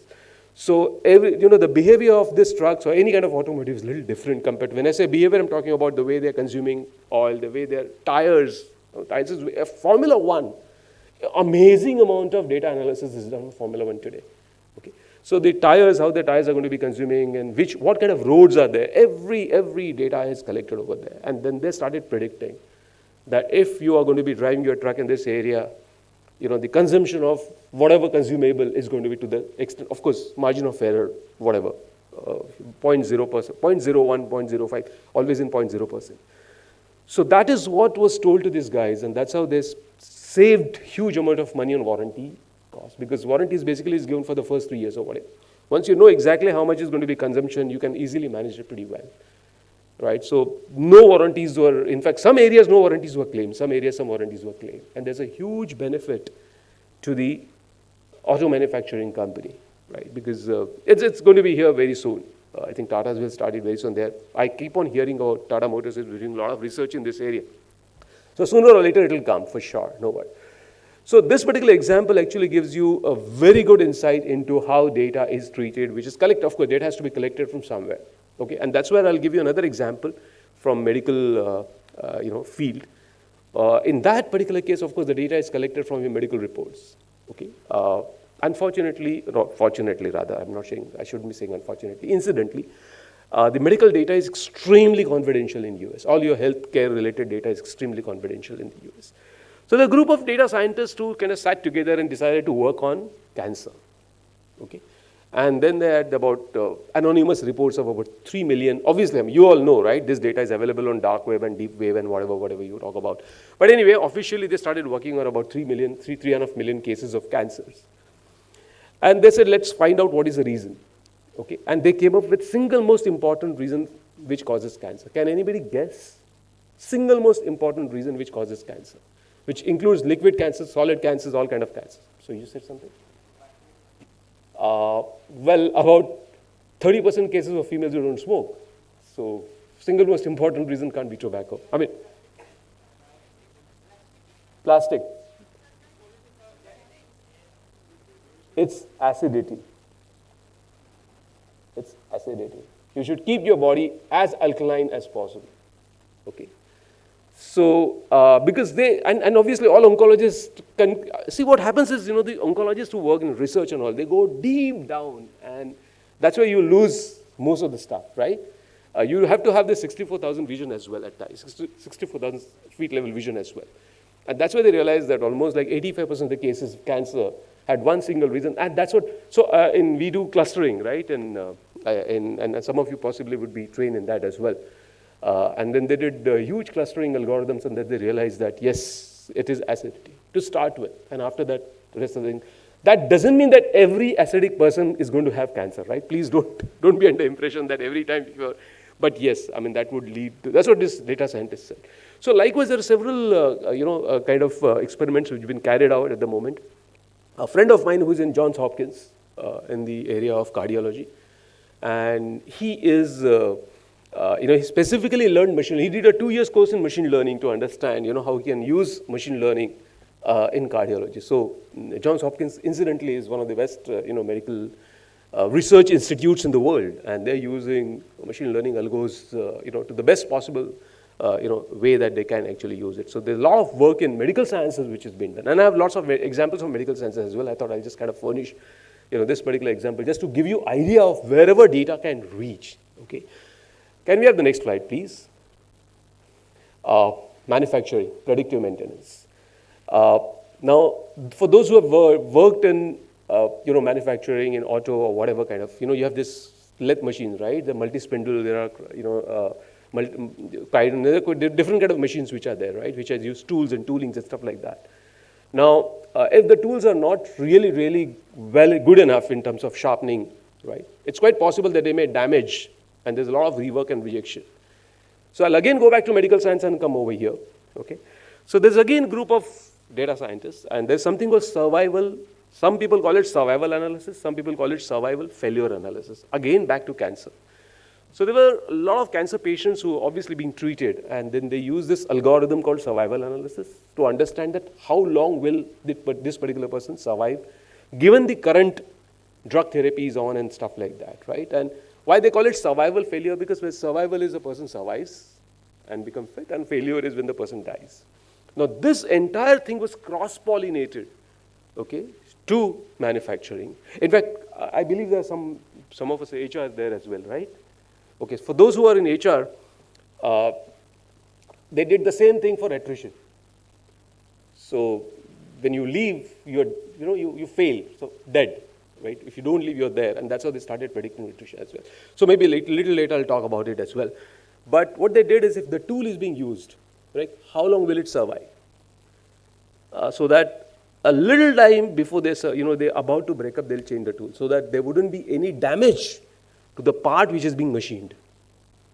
Now that is something which was predicted in this particular case. So that's how the entire predictive maintenance, right? I mean, you don't have to really go for, okay, there's a predictive maintenance and there's a preventive maintenance as well. Okay, so that's how they started working on it, and then most of the toolings, specifically in Scandinavia, in fact, there's one more example for Scandinavia we'll be talking about later. But Sweden is known for a lot of precision engineering. Norway, again, precision engineering. So those guys are doing a lot of work in this area where they can actually predict the failure of a system much before the entire thing happens, right? Because if once this happens, then in process, a lot of machine tools, parts are damaged, and in order to avoid that, that's how these sensor-fitted tools are used, where you keep on beaming data, and you can kind of keep on analyzing the data. Obviously, I mean, you need data all the time, all the while, everywhere. So that's how this particular thing happened. Can we have the next slide, please? This is going to be absolutely state-of-the-art, digital twins. Okay, data twins, digital twins. Credit is due to NASA. They are the ones who started all this many years ago. When such an expensive rockets, propellers, and stuff like that are prepared, you just can't afford to take chances, right, with any kind of mistake. So they created data twins to begin with, and then of course then came digital twins of every instrument that they do, It keeps on collecting data, okay, and the data is processed, and on the basis of the data, they know that whether this particular item is going to be fail or not fail. Or sorry, go back to previous one. Yeah, no, the one which was there. Yeah, you've gone far ahead. Go back. That's it. Yeah. So this is basically digital twins. So digital twins are nothing but basically create. Oh, by the way, this is again cross-pollinated, and this is very interesting, guys. So before I kind of explain the entire graphic, let me give you another example of medical field. So a digital twin of a human being is prepared now, and the data is all about your ESR, CBC, creat levels, lipid profiles, all the data that you do when you do your medical test. That entire data becomes a predictive data, and that data is analyzed, and that's what I said that kidney diseases are predicted at least 10 years. So now there are companies, the medical companies are creating data twins or digital twins of yours as an individual. Okay, for the HR guys, in human resources also a digital twin is being made now. And that data is all about the way you consume your leave, the way you, where you come too late to office or you go early office, and all that kind of data which is created is used. But that's some other time. So in terms of health, all the data that is collected from you are ECG, everything that you have is collected. And that's how they've been able to really forecast that if you're going to have any disease in future, and that everything is run by patterns. So someone with similar kind of data eventually landed up with some disease, XYZ, whatever disease I'm talking about. Okay, and that is what, of course, let me tell you one more thing. This is across races. Somebody spoke about genetics when I asked about cancer. I'm not just from that side. Okay, now to kind of respond to that, if you go to Brazil and look at arteries at average Brazilian, they're far too thicker compared to an Indian arteries. And the reason is very simple. We traditionally are agrarian people, okay? They have been eating non-veg a lot. So I'm not, by the way, please don't, disclaimer is that I'm not talking about you should eat non-veg, you should eat non-veg. Please, I'm basically going to be talking about data. So at an average, Brazilian's artery is dilated, a little bit dilated compared to an Indian artery. So the chances that a Brazilian can get a cardiovascular disease is far too less compared to an Indian who can get a cardiovascular disease. Okay, all other fields controlled.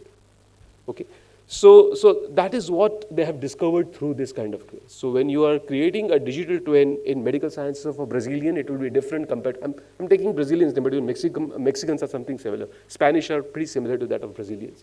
Japanese are very different. Okay, Japanese are very different. So obviously, because of thousands of years of whatever food that we are having, our makeup is a little different compared to other makeup. So that's something which is theory. But data helps us understand the theory as well. So that's the data twin, which has been, lots of guys are working on this area. So coming back to the digital twin that I'm talking about, any machine, for example, if you, any company, XYZ, okay, Kirloskar, compressors. Now those compressors are basically yielding data, every now and then. Now that data is collected, a digital twin of that compressor is kept in fact, I'm going to be talking about this as a little later, that this has given birth to a very different business model, and that's what most of you who are MBAs in finance particularly should be interested in. So I'll come to that in a couple of slides. So you can create digital twin of almost every machine, not small machine, big machines, because big machines matter a lot, and that's where the business opportunity. Okay, so essentially digital twin keeps on giving you the health of that particular machine. Okay, and there are two things: the health is analyzed, and then there are patterns in the historical data, and it is compared, and that's where the health is conveyed, that this is where it is going wrong, or this is where it is going right, or whatever that you have. Okay, so that's something which is very important. It basically reduces downtime for sure, better inventory management, fleet management, which is fantastic, and what if simulations are basically in case temperature goes up by 5 degrees, what will happen to this particular instrument? So all those what if simulations are created using data as well. So this is something which is very important, and it's going to be a rule of the game very, very soon. Digital twins are going to be all over the place. I'm amazed at the medical digital twins which have been created. That's something which is going to be, because the human data produced by human anatomy is immensely complicated. Every individual is a unique individual. So how can you generalize on the basis of the patterns that you've been created? So that's what they are currently working on. That's why the first cut is at race, because races are behaving differently. And for example, if a Japanese guy gets married to, say, Nigerian, it's going to be a problem for the kids. Why? Because malaria, which is extremely known in Africa, the antidote that Nigerian people have created is sickle-cell anemia. So sickle-cell anemia counters malaria. But for Japanese, sickle-cell anemia is a disease, and they may die. Okay, so these are the things which they are kind of trying to work around upon. But obviously, thanks to Mr. Moore and Mr. Crichton, there's enough computing power and there is enough storage power available, so we can easily handle this data, with the kind of power that we have. Can we go to the next slide, please?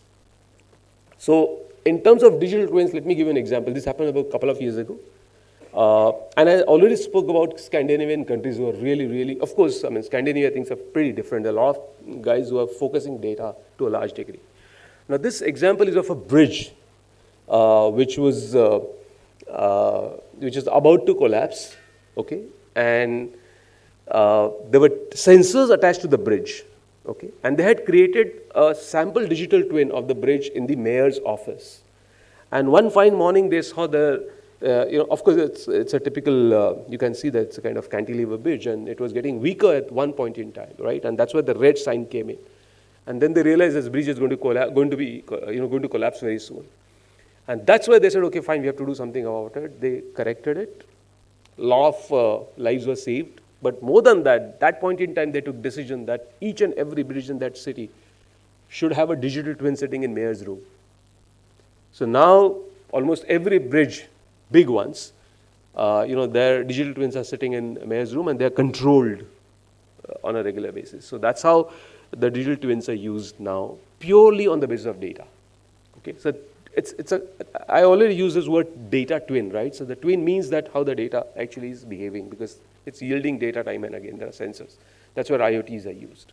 So that's how the data twin is used. Can we go to the next slide, please?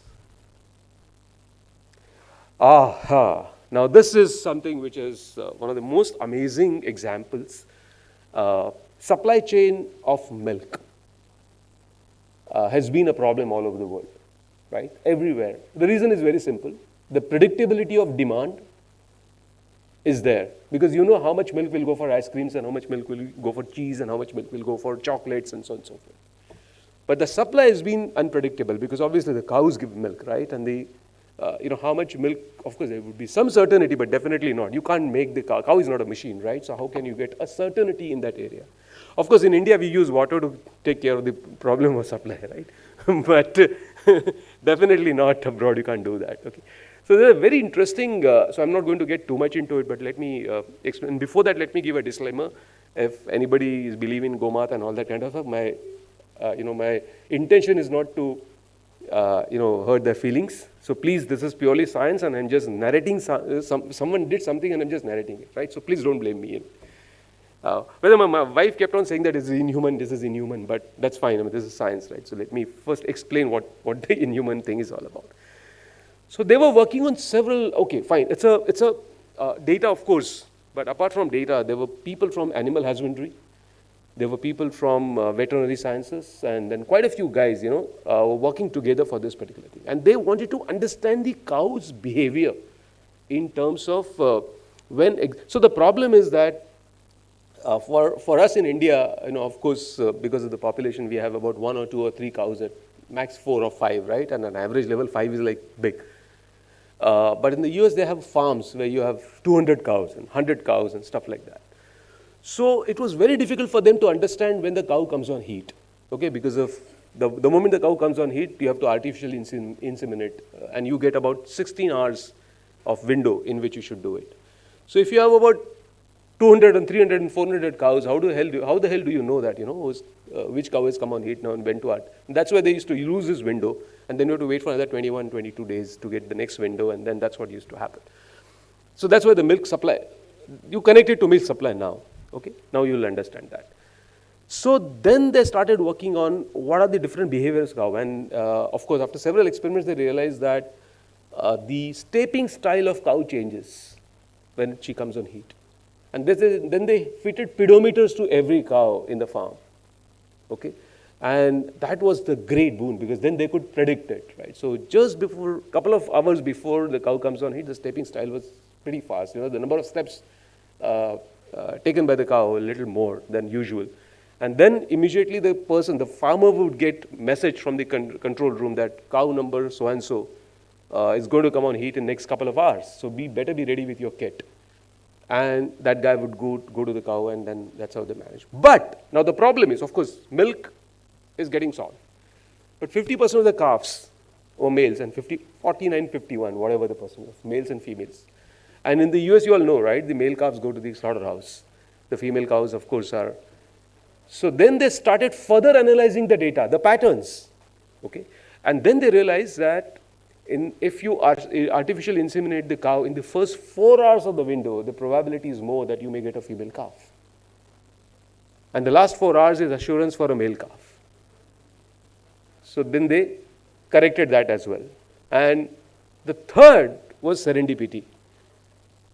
And what is the serendipity? The serendipity is that they realized that they can actually predict 8 different diseases of cows only on the basis of the stepping styles. So not only solving the milk problem, but also solving the disease-related problems and stuff like that. A small experiment eventually led to, give a perfect perspective on how, the supply. Of course, the problem still remains supply chain of milk, but it is definitely diluted to a large degree. And then they have started treating cows pretty well. So number of sick cows has been reduced a lot. So this is one of the, I find it obviously, yes, and forget the human side of the story. But if you look at purely the way it was executed, it was fabulous because there was a lot of people, cross-functional people who worked on it, and data actually produced the results. Okay, so that's where, the cow case actually becomes, very important for people to understand. Can we have the next slide, please?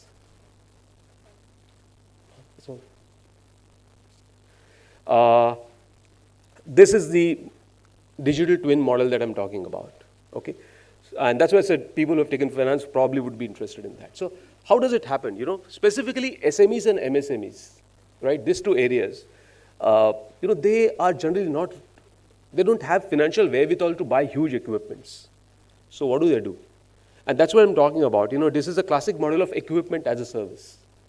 Okay, so what they do typically, and okay, coming back to the digital twins. So what happens is there's a huge capital equipment which is to be sold by, say, Siemens, for example. I'm talking to the big company, General Electric. Okay. Now what they do is they would, and some MSME wants to buy that. Okay. So the best is a company like Munich Re, any reinsurance company, right, would buy it and give it on rent to the person who wants to take it. And obviously, yes, everything is taken care of because it has a digital twin sitting in the OEM's office. So anything and everything happens, the OEMs will take care of it. Munich Re is basically a financial reinsurance company. Okay, and this is a great business model very soon will come to India, wherein all the reinsurance companies will own all the equipments, capital equipments, huge capital equipments. They would be sitting in all MSME and SMEs, in their shop, and they would be paying rent, and the digital, because of the digital twins, everything would be taken care of by the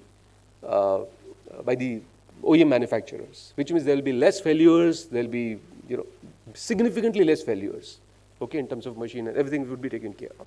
And the MSME and SME guy would be very happy because obviously he would be getting almost like errorless machine, at his or her disposal. So that's a model which will come very, very soon now, so that even people who really want to do a lot of work, but because of lack of funds, capital equipments and stuff like that, he or she can't do it, you have this kind of stuff available. This will be a great boon to manufacturing economy, which is what we want in India at the moment. I mean, we are very good in service, but manufacturing lacks a lot.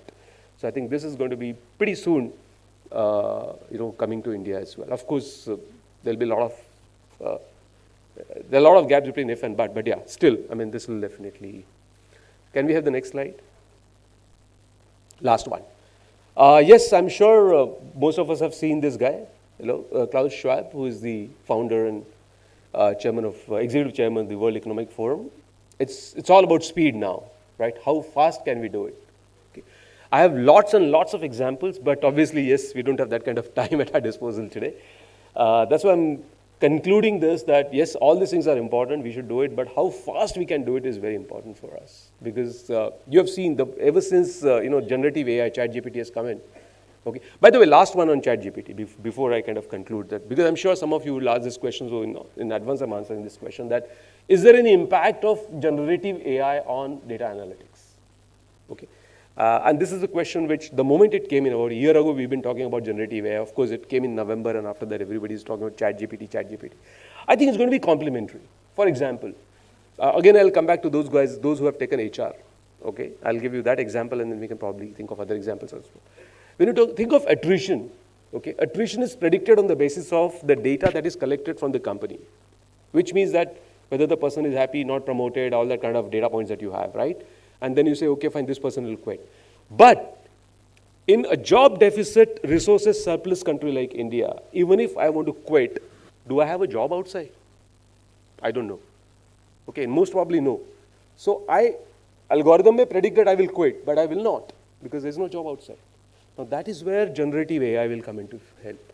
Well, generative AI will help you. It will basically scan through all the portals, Naukri, Monster, LinkedIn, whatever that you have.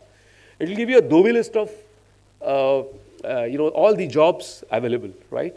And then the kind of job that I am doing in my company, how much pull in the market is there, basis the number of advertisements in the job, which ChatGPT will tell you. Okay? And on that basis, I can possibly calculate attrition in a better way, rather than just using push factor, which is from the company. But the pull factor will give you generative AI. So generative AI currently, it's basically a large language model, like LLM. So obviously, there's not much impact on the kind of data. It is complementary at this point in time. But I don't know. Things are happening at a very rapid speed. So things will change. But yeah, as of today, I think they are extremely complementary with each other. So it's a boon and a bane for data analytics that generative AI is beaming now. That's right. Thank you so much. I hope many of you there are quite a few awake. Thank you so much. Over to Professor Manisha. Thank you so much. Thank you, Dr. Rajesh. Okay, so while sitting there, I was doing my own data analysis. And one more reason I found, to be a backbencher is it's not that people sitting in the front are not sleeping, but their chances of being caught are much higher than the ones, sitting at the last. Thank you for the insightful session. We got many more reasons to opt for the course on data analytics. Obviously for business, but one more reason that you might have found today is you can use it for your own health, for the betterment for health. So you may not use for business, but you can use it only for yourself as well. All right, so thank you very much for this insightful session. This question comes to our mind. We have been doing analysis for quite some time, right from the human races started. Every decision, not all decisions are intuitive. We have taken many decisions based on data. So if you have been doing data analysis all the time, what's the buzz around these days, So the idea is that data used to be small in size. And when it used to be small in size, we have multiple processes to deal with the data. It was so easy to make a pie chart, talk about these many are females, these many are males. Out of 50 data points, you might have created that frequency table, 4 bars, and cross it. It was that easier, manually we were able to do. Then all of a sudden, we started talking about big data. When we say big data, we all know the 5 V's, volume, variety, veracity, velocity. So data starts coming from everywhere. And in all the forms, as sir said, structured, unstructured, an image is a data. You are making an emoji on a social media. It is a data point for me. Even though I'm not talking, you are creating each hashtag is a data point for me. In fact, one hashtag is creating multiple data points for me. So when there is so much influx of data, how do I deal with it? How do I make any sense out of it? Because it may not be homogeneous. It could be heterogeneous, to start with. What do I do? How do I start with? And the customers are increasing. Obviously, our population is also increasing. Variety is increasing when I talk about the customers. So how do I get my customers? Or even though I have customers, how do I sustain them? Can I use data for good? So that's very important point that should bother us. And as management students, how we can contribute to the business we are joining with. So when so much data is there, so what's the difference then? The difference in data analytics is that since I'm saying only data, so basically data is the hero. So when we used to do those statistical model, you might have studied basic statistics, process used to be the hero. Assumptions used to be the hero. We used to make certain assumptions about a data point. But here, I'm not requiring anything to meet my data requirement. It's only the size of the data. If data is the hero, can I process a wrong data? If I'm processing a wrong data into machine, my information, my knowledge base will absolutely be wrong. It's like you are, making a child ride a bicycle. So let's say you are using statistics. You want him to ride, to learn riding 3 to 4 days. You will go ahead, will tell him, this is the right turn, this is the left turn you should go about. If I, take a basic example from data analytics point of view, I want him to learn the cycle. I'll just give him the cycle. I say, go out. Learn yourself. So please understand, if he's practicing only for 2 hours, will he really learn to ride a bicycle? Will he be able to understand all those outliers that may come into the picture while riding a bicycle? Because there is no one to instruct. So here data is the hero. More data you have, more time he will practice, maybe 4 hours, 4 days, depend on the learning capacity. And he will be able to make better models out of it. He will, in short, he will be able to learn the cycle. So if data is the hero, it's very, very important for me to get the right data. And obviously, we do not get the right data. We are getting the data from the people, from the customers, We have not given them any instructions that this is the kind of data, this is the form of data I'm looking for. As I said, an emoji, if I do not understand, maybe you are trying to communicate something else, I understood in a different way, and I fed my data accordingly, and my result came out to be accordingly. So it's very, very important for us to process that data, to clean that data, and to make sense out of the data. For example, if I get an imbalanced data, please understand, it's a machine. This machine is learning, and let's say I'm showing 10 apples to this machine and only 2 oranges. So this is how I have, trained my machine. So when I showed the machine the 13th object, after 10 apples and 2 oranges, and this object is an orange, any guess Will machine call it an orange or will machine call it an apple? Any guess? I have shown 10 apples to this machine, and machine has, done some coding analysis. Okay, this is how apple looks like. This should be the shape. This should be the color. I've not told the machine this is an apple. And then I've shown 2 oranges, Forget of machine. Think of a child, a small child. I'm training a child with this data point. So 10 apples and 2 oranges, okay? So when I shown the 13th object to the, child, what are the chances? And it is an orange. What are the chances? Child will call it an apple or child will call it an orange? Yes. Apple? Orange? Okay, so when the machine is trained with the imbalanced data, this is the imbalanced data, and it's very natural. Sir was talking about the attrition. So if I'm trying to the attrition rate, let's say out of 1,000 people, how many people leave the organization? Let's say 100 people leave the organization. So my data point is 900 people stay and 100 people leave. So machine has been trained accordingly. Machine has been trained more with the people who stay. So when I show a new data point to the machine and I try to ask it what is the probability this person will stay or leave, there highly likely chances are there machine will say this person will stay, because it has been trained more with those data points. And this is where our human intervention comes, because this question comes to a mind. If everything will be taken over by machine, if everything will get automated, AI intervention comes into machine learning, what is my role? As a business student, as a management student, how I'm going to survive, where I'm going to sell my role to the organization. Dear students, very, very important for you to understand, at a business place, we are not training you to become data scientist. We are training you to become data analyst. So when data comes to you, important thing for me too is, I do not want you to learn software. I do not want you to learn coding. Yes, data is big, we'll have to work on the softwares, but can I make a better decision? So same data set is given to me, same data set is given to my colleague. Can I make a better decision of this data set because I know how to do data analytics, because I know how to process this data. So this is where we are aiming to train you at School of Business Management. We offer a basket of courses from data analytics, and it is as per the demand of the industry. We keep updating them. We ensure that we do not produce data scientists from School of Business Management. It is not equivalent to an MTech degree done in data analytics. All right. So even though you may opt for finance specialization, you may opt for marketing specialization, but when you opt for data analytics courses, along with that, your decision-making power, increases, and you do not take decision based on the intuition anymore. Whatever data is saying, and whatever right data is saying, please mind it, So it's our job to get the right data from the influx of data that is being surrounded all around. So it is very, very important for us to understand our role in the industry. So we do not believe, as I said, in learning the softwares.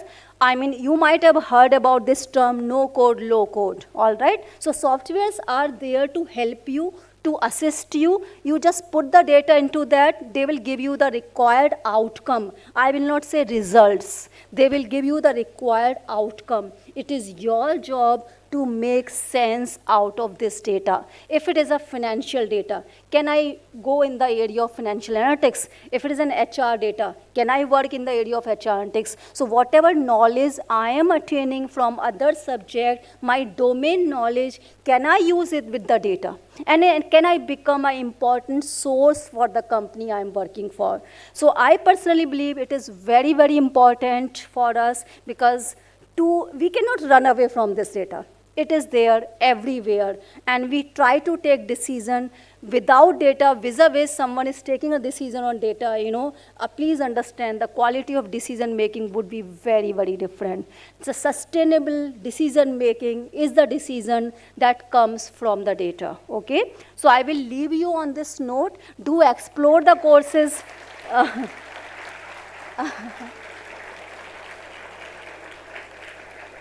So your promptness shows, how you want us to leave the stage, as early as possible. Don't worry, I'll keep coming to you for 2 years. So it is very difficult to escape from me. Right now, I will leave, obviously, but I'll keep coming to you every now and then. All right? So thank you very much. We offer a basket of courses from data analytics, and as I said, they are absolutely updated, industry oriented. Look forward, just have a look on those cases and try to opt for them. Thank you very much once again, and we thank Dr. Rajesh to join us on such a short notice and delivering a very, very insightful session. Thank you very much, everyone. Thank you.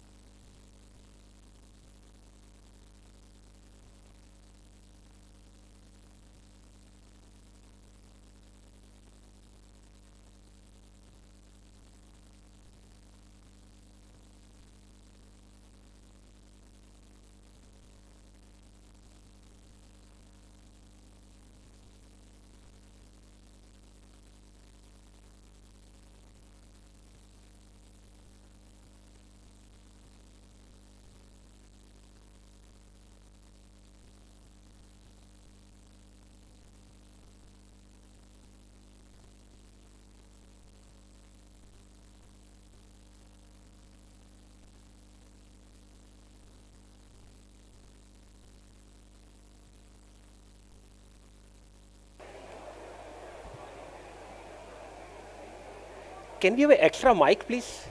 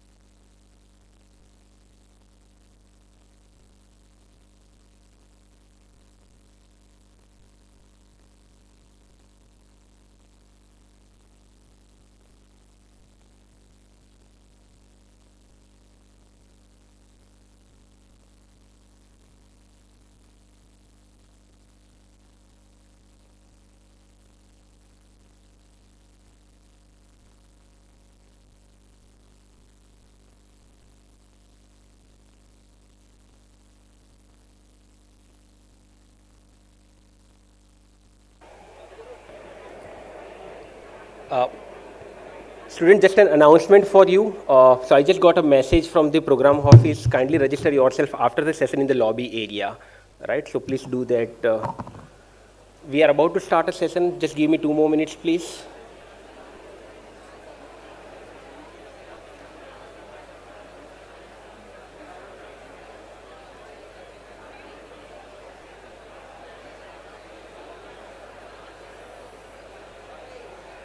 We have few more seats available in the first row. So in case if you would like to occupy, please come forward. We don't charge anything extra. So feel free to come forward, occupy the front seats. So it's easier for us to make this session as interactive as we can.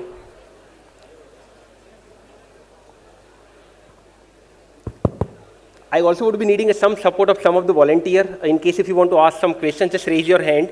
We'll make sure that the mic reaches to you and you can ask a questions to me or maybe a panel member here. Yes, few volunteers for me to rotate the mics in the hall, please. Super. Can I have 1 or 2 extra mic, please? Someone from IT support team.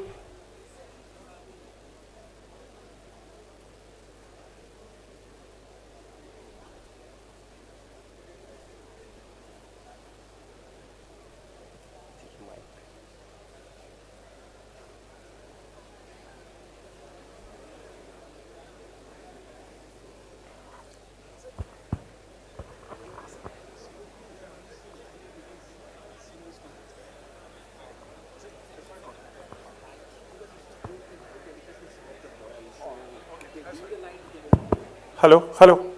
Samvik, this is working. You can. Teach the question because otherwise 6th floor guys can't hear what question is being Fine. So you repeat the Fine. But at least I want them to reach the mic so there is some people in the hall. questions are not there. The students are asking questions. You have to hear and just repeat. Okay. Or can we ask them to come forward and ask a question and then I repeat? Okay, I'll repeat. Perfect. So I think you may require this mic to answer.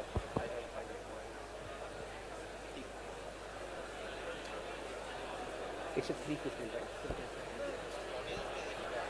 से बात भी कर Keep one mic एक इनको दे दीजिए, बाकी 2 वहाँ आगे किसी को दे दीजिए, तो जिसको भी जरूरत होगी वो वहाँ से रोकेगा।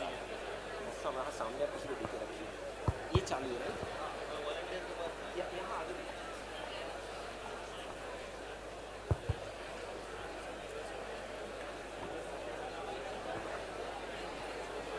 Good evening, good afternoon. So let me introduce myself and we start with this session. I am Professor Samvik Patel, faculty member, area chairperson in the area of finance and accounting. I would be moderating this session and I'm privileged to have with me a speaker of the day, Mr. Chintan Shah. So I'll introduce him as well in a moment. We try to keep this session as interactive as we can. So we have arranged for few mics here. So please feel free to ask any questions that you have in mind. So honestly speaking, we don't have any PowerPoint presentation with us. So I won't be boring you with any PPT. Good news?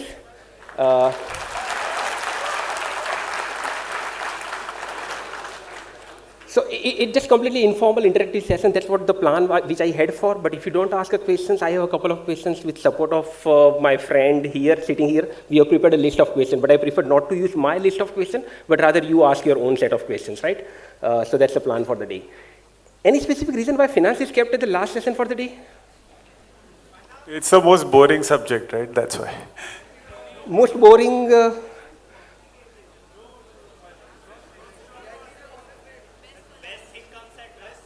Best thing comes That's at the good. I last. like that. Okay. After closing bell, we have yet not closed the bell, by the way. I hope you guys made money today on the market. So whatever we do entire day, what matters at the end of the day is bottom line of the business. And we are there at the bottom of the this day at least, where we are starting with a finance and accounting class. You can just Google out with your profiles. I'm not wasting my time in introducing me at least, but let me take a chance, this moment to introduce my speaker of the day. So Mr. Chintan Shah, and I am really happy to have him here with us for this interactive session. What's the first thing or first institute which comes to mind when we think of doing an engineering?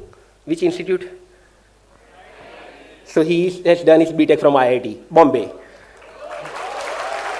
Then, after BTech, what we do? From IIM Ahmedabad.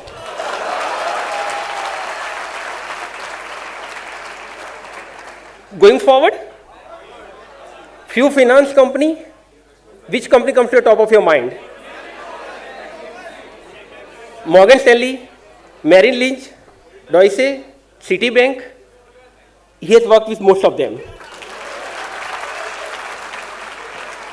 And hence I don't need any other speaker with me as a panel, because I think even if I can listen to him for the next 50, 60 minutes, that's more than enough for me. So he's currently serving as a director at Standard Chartered Bank, and he's kindly agreed to accept our invitation and be here with us and help us to understand the MBA journey.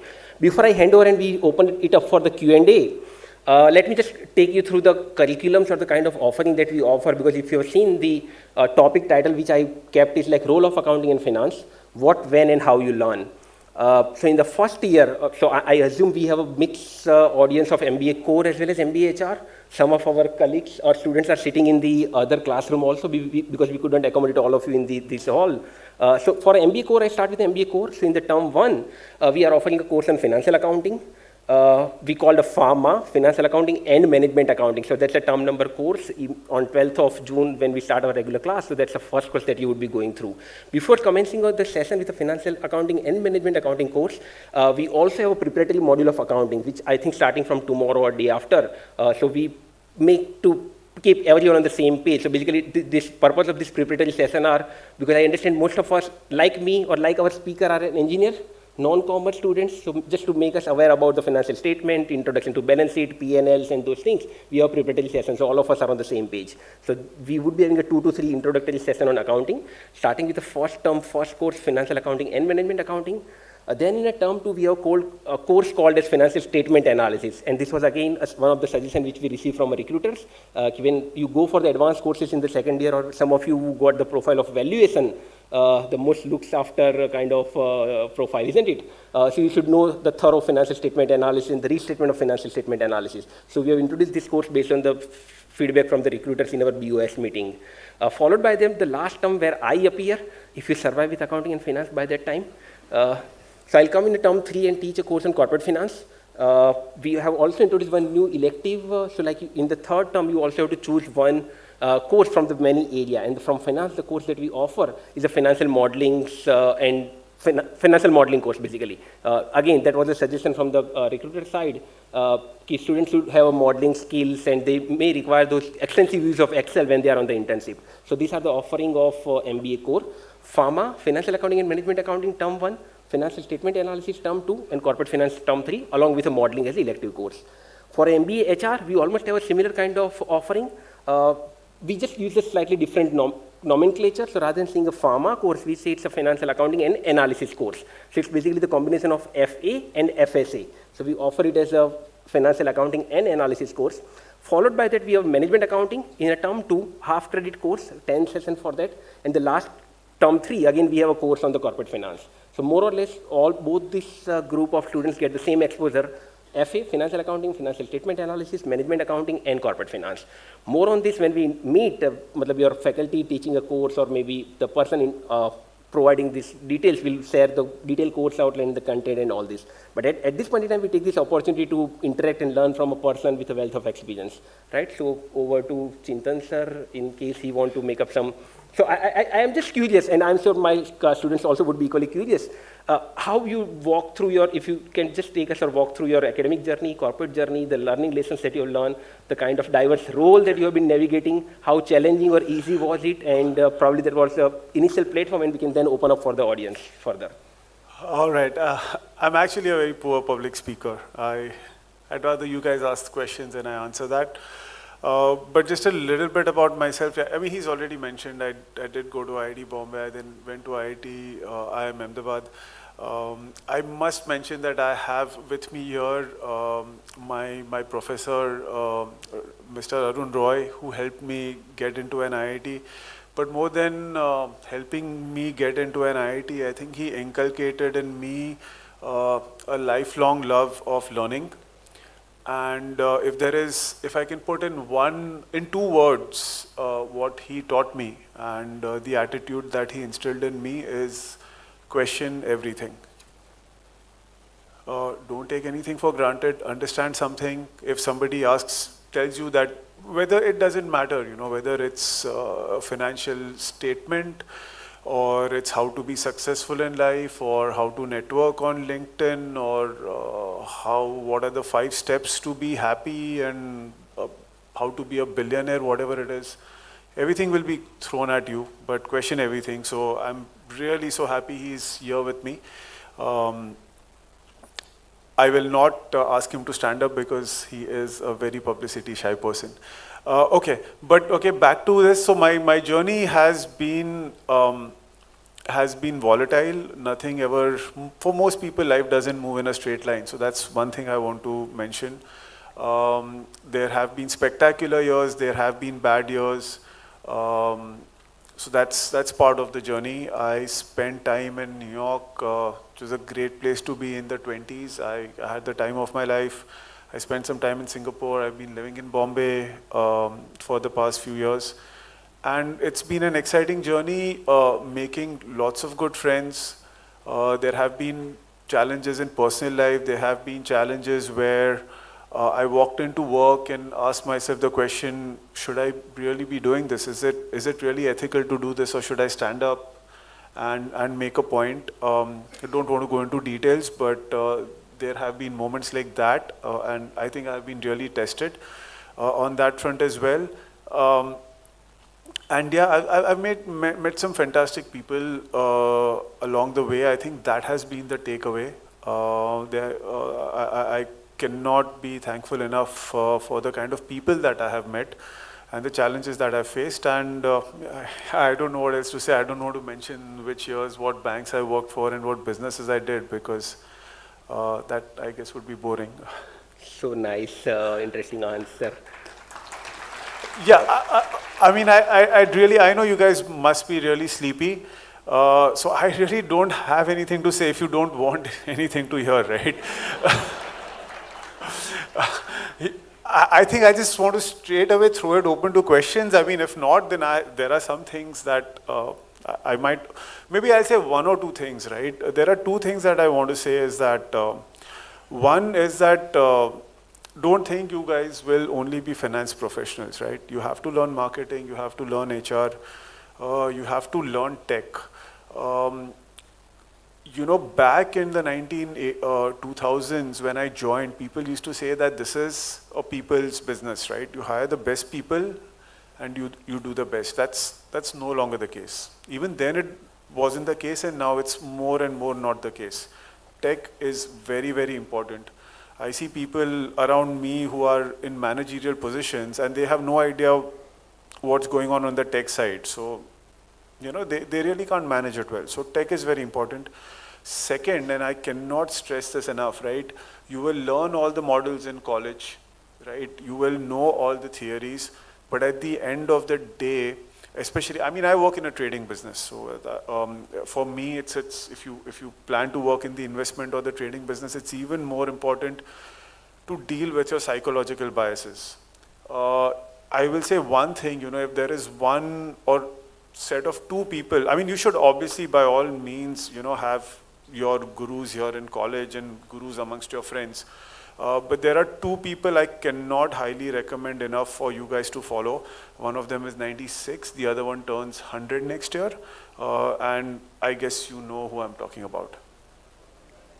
Yeah, Warren Buffett and Charlie Munger. Read all the books that have been written about them. Listen to all their YouTube videos. Those gentlemen have not only made a fortune, I think they are one of the very few people in the industry who made a life. And I don't say this lightly. So it's not just about learning finance from them. You could learn a lot about how to conduct yourself, how to how to mentor others. I mean, they are my all-time favorites. That's all I had to say. I think I'll open it to questions. Superb. Yeah. Yes. I think thank you so much for taking time to come here. I really love seeing you, how positive and like the way you spoke with so much humility. So thank you so much for that. I had a question on like the same lines as in the last annual shareholders meeting. In fact, Charlie Munger said that get used to making less. And with a lot of quantitative finance and hedge funds happening, do you see that like even Eugene Fama said with that efficient market hypothesis, do you see supernormal returns dying down? Because like everybody has access to screener or let's say a money control, they can buy a subscription and really double down on the financials. So do you think that's gone, like mutual funds managers and it's just the big boys? Yeah. Yeah. Sorry to interrupt you there. I got this information that the question which would be asked from the audience may not be able, the students who are sitting in the classroom may not be able to listen to that question. So for the interest of them, I am just repeating a question and then, then I'll open it up for you to answer. So this question, if I understand it correctly, the question is citing the Eugene Fama work of efficient market hypothesis. Typically, we have two broad themes of investment, passive investing versus active investing. And the kind of return that the investor or every portfolio manager or fund manager should provide is the over and above the market return. And that we call the super abnormal return or the alpha return. So his question is this return is going away or do we still have the alpha return opportunity lying there? Yeah, that's the question. That's right. Okay, no one knows, only time will tell. But if I had to hazard a guess, I think there will still be scope for supernormal returns. That scope will be more competitive. And I think there will be two kinds of people who can make that supernormal return. One is the sort of people who can fight their own psychological biases. So people who can go against the crowd because with all that technology coming in, human greed and human fear is not going away anytime soon. So as long as that is there, the scope for supernormal returns will be there. It will be more difficult. And the second set of people who would do that are the ones who will probably come up with the best models, right, to predict the market. So if you look at, there are, I would say, two kinds of investors who've done amazingly well. On one hand is Warren Buffett and Charlie Munger, who will say that, well, if you can't write on a piece of paper why you are buying an X business for $50 billion or $500 billion or $2 trillion if it's Apple, then you shouldn't buy that business. And on the other side, there's Jim Simons, who has a quantitative fund. I think he's given, 38, 39%? 66% pre-fees. Yeah, pre-fees, right? Yeah. So the craziest amount of returns, and his team has, I'm sorry to break it to you, no MBAs. He only has, I don't know, PhDs in physics and art students, and he basically thinks that, he doesn't want people's mind to be colored by, again, he has his theory. So supernormal returns, I think, will remain. I don't see it going away. Can we have Mike pass it out to the next guy, please? Again, I would highly recommend you guys study both these models. Both the Warren Buffett style of investing and making money and the Jim Simons way, and try and figure out what suits you more. Right? It's very personal, right? One size, just because Buffett has done so well doesn't mean that's your style. Okay. So, sir, I have three You can call me Chintan, please. Yeah, Chintan, so I have three generic questions pertaining to the field of IB, investment banking. Right. Now, firstly, I would like you to give an overview of what front-end roles and back-end roles look like, similarities and differences. similarities and differences between front-end roles and back-end roles, and what leads to better opportunities in future.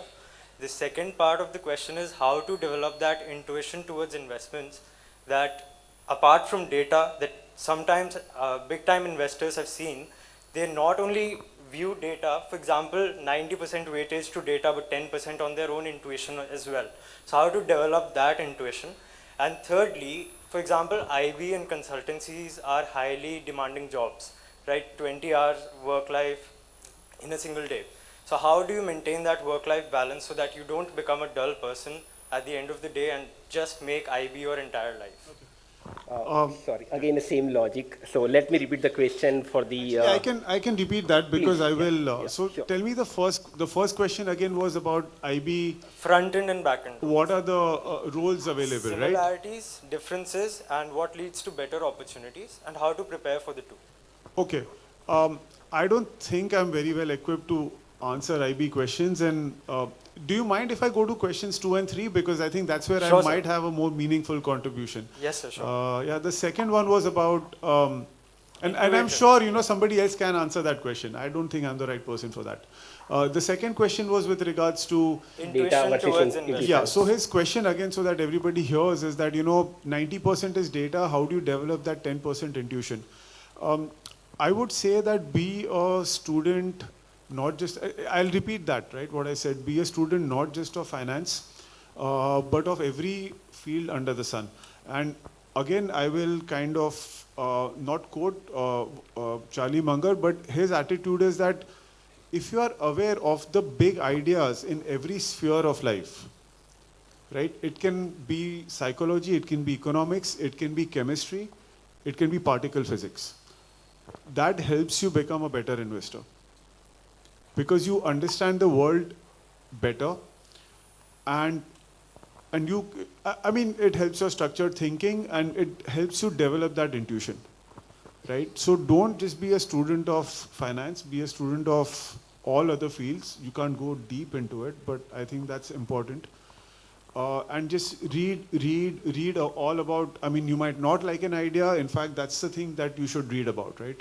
If you think I don't like this person, but his book is a bestseller, go and read it. Maybe you don't like it, but now you have a reason not to like it, right? Don't dislike somebody just because of a superficial reason, right? That he made one statement that you did not like.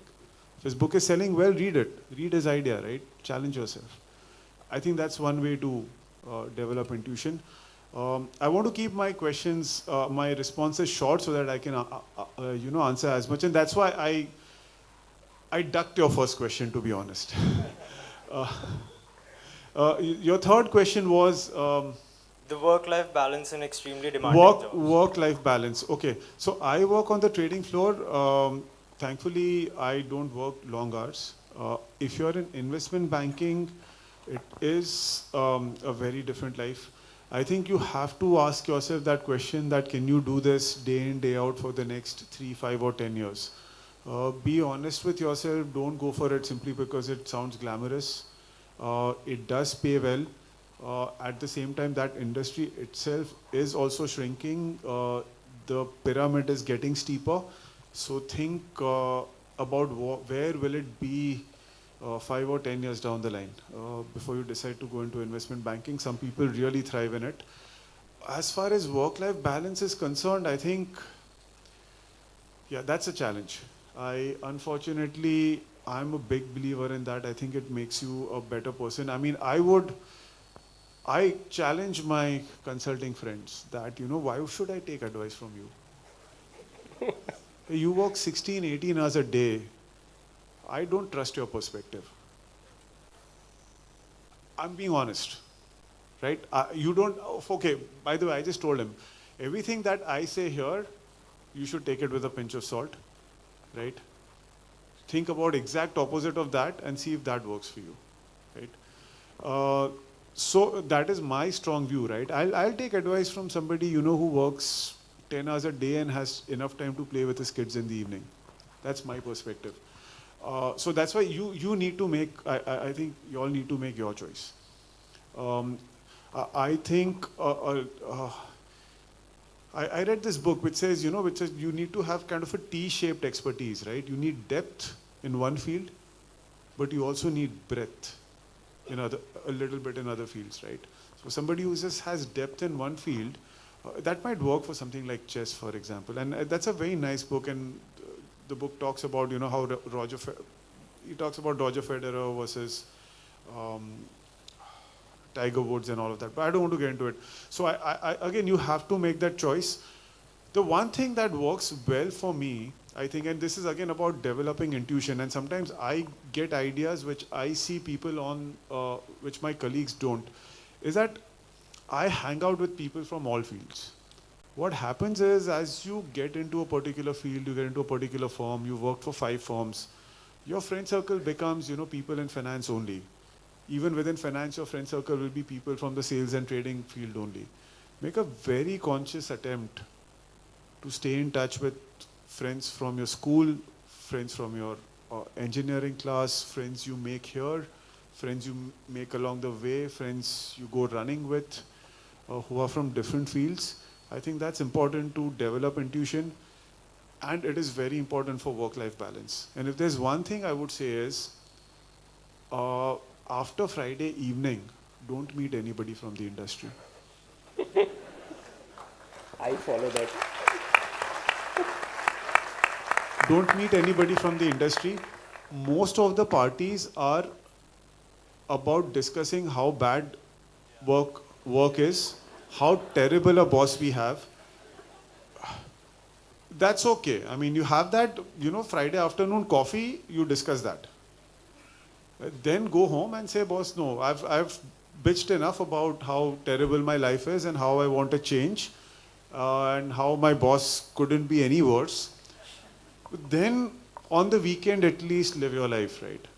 That will help you in the long term at your work as well. Plus, why are you doing all of this, right? I mean, if you're a workaholic, you want to work 24/7, then you obviously ignore my advice. But since you asked that question, I thought I'll say that. Thank you, sir. Yeah, can I have mic pass on to this guy? So by the time he asked the next question, to 2 person which he quoted, if I just add the third one to the list, Charlie Munger and Warren Buffett, the third one which I personally admire, and specifically on this topic of intuition, narratives, bias, and things, which is, so Damodaran is a classic book as for Damodaran, Narratives and Numbers, where he says it's just a 1/3, which is a number or a data, and 2/3 is still a story or a biases. This still reminds me one more incident where I've been teaching a course on merger and acquisition. And I prefer not to do those classic old Harvard cases, but I prefer to pick up a deal which is currently underway. So at one point in time, there was a deal which is our favorite product or a company rather nowadays, I'm sure, WhatsApp and a Facebook. So that's the time when I was teaching this course on M&A. And I just asked my class, can we do a valuation of a WhatsApp? And what all free cash flows and FCF and FCFE and all the profits and what all that you learn in finance, just apply everything. And to me, I don't see a single revenue stream there. And if I don't have a revenue, forget about the profit, forget about the operating cash flow, and there is nothing to me. And the kind of valuation which was the rumors or kind of rough data which was going around in the market was, and in fact, the deal struck at a price of a $19 billion, 19. Parallel analogy. So think of a WhatsApp as a target company and parallel company. A largest Indian company acquired any other company, which is a Tata acquiring a Chorus, Asia's largest steel plant. And that valuation was somewhere around 10 billion or 12 billion something. So 19 billion valuation for a WhatsApp versus a 12 billion valuation for Asia's largest steel plant. That's a Chorus. How do you justify these things? Even if you sell it off, what do you get recover from the WhatsApp? So I made this blunt statement in a class that I don't agree with these valuation numbers which were going around in the social media. And as my class, I always, as he mentioned, you should respect the opposite view. So student in my class said, do you mean to say you are more smarter than Morgan Stanley or Citi or other people who are doing this valuation?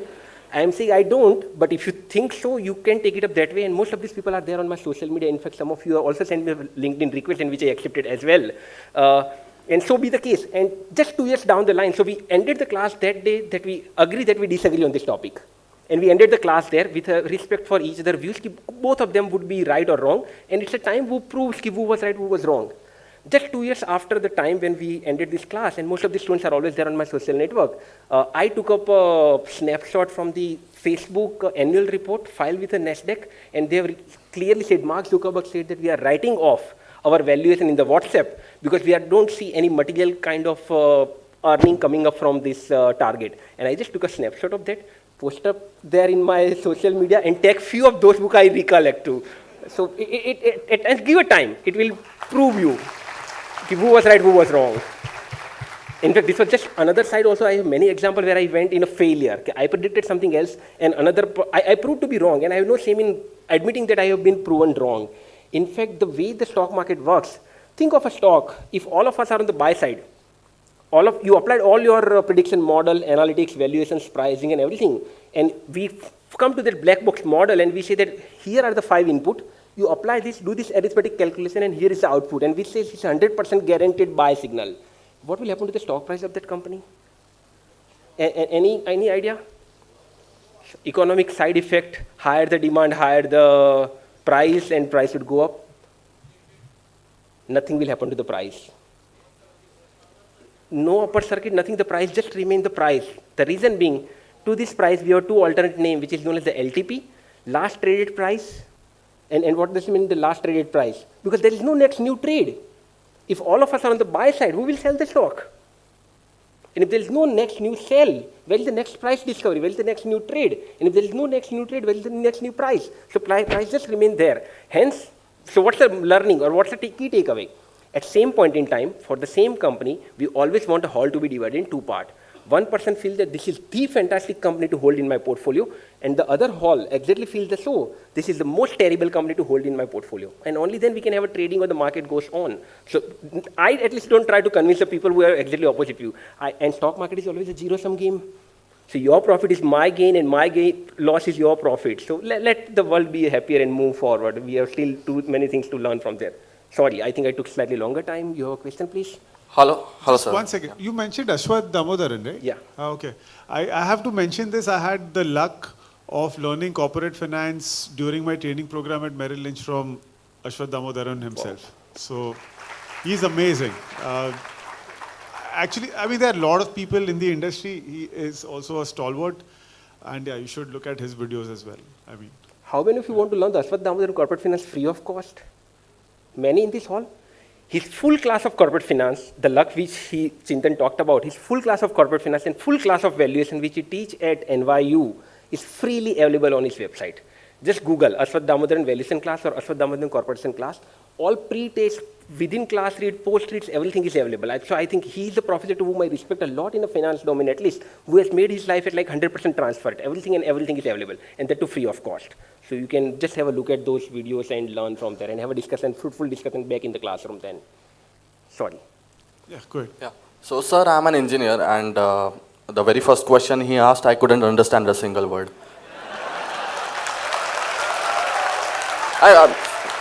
I'm so sorry to say, I would be lying if I don't confess that I was shit scared. But, you know, we are very interested in this thing, finance thing as well. Right. So, you being an engineer, how did you go about it? Because what we have heard these days is, being in love with numbers is not just sufficient for taking finance, because there are the softwares and Excels which take care of all these numbers. Right. So, how did you go about it? Right. So being in love with numbers is not good enough for being a good engineer also, right? Could you repeat the question, or you want me to repeat that? No, I'll repeat it. Sorry. So I'll repeat Kindly excuse me. So his question is that, you know, he's an engineer, and I don't know your name, but the question that his friend asked a question and he didn't understand anything that he said. So how do you go about picking up finance? So, okay, so first thing, I was in your position, whatever, 22 years back. So, no harm done, first of all. We also knew nothing. I think engineering does teach you problem-solving skills, if you've paid attention in class or at least taken some of it seriously. Even if you haven't, you probably spent a lot of time trying to code or something, so you have learned some problem-solving skills. No, just don't think about it, honestly. Don't think you're at a disadvantage at all. I mean, don't even think about it. Just throw it out of your mind. Learn. I'm still learning. I still know only so much there is to know in finance. I am trying to learn different things. And I would just, I can go on and on, but doesn't matter. I mean, you're here to learn, right? You're here to learn. I'm still learning. I'm 43. I'm still learning lots of new things. We still have learning in Standard Chartered. I attend them.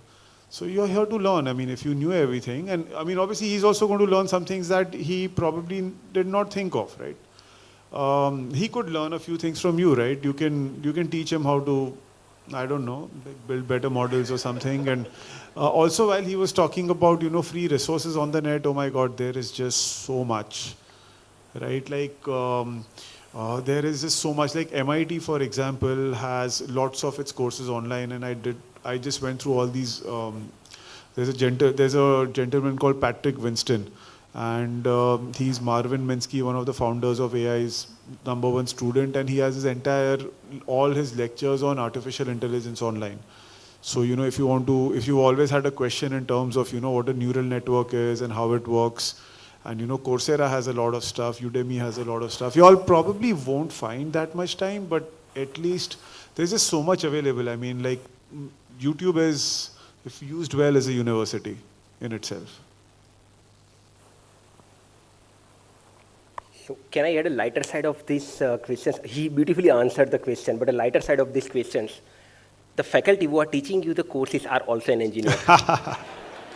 I myself is one of them.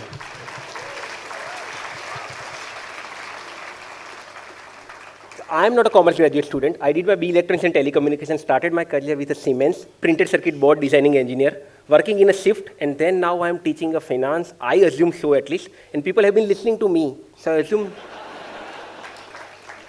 in fact, you can check out or do this research, check out the faculties, top B school faculties, finance and accounting area faculties, and their UG qualification. And trust me, to the best of my hunches, it says that 60 to 70% of them would be having a non-commerce background, confirm. Engineers, and then MBA finance or accounting or something. So it's not a big deal. It's just a matter of getting ourselves acquainted with the field. Like two doctors talk with each other, we can't understand most of the things. The reason being they have their own terminology or the jargon they use. The day you are comfortable with this jargon, you are there for finance. And one more last point which I can add, always my topper of my class in corporate finance course has always been engineer. Nothing to illuminate for a commerce student, but yeah.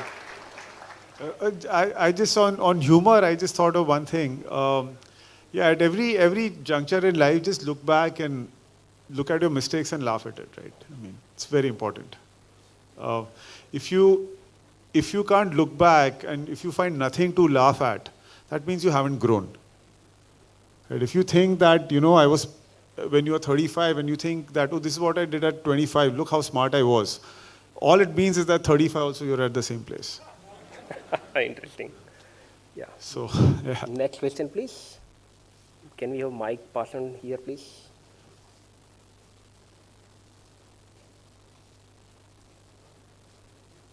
So in the last few years, we have seen a lot of innovations in the marketing segment, like SEO has come in, digital marketing and all of that.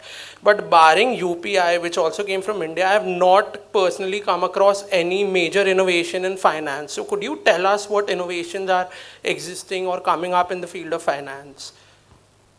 Yeah, I think you're rubbing salt on wounds, my wounds. That is, yes, we are not a very innovative industry. And for the simple reason for that is that, you know, all the big scams also happen in finance. And because one person does that, the other 50 people have to pay the price for it. There is lot more jobs today in compliance. You know, there was a running joke that, you know, post the global financial crisis, all the compliance officers in Singapore had a Ferrari. And, you know, the traders were looking for jobs. So that's just the nature of the game, right? I mean,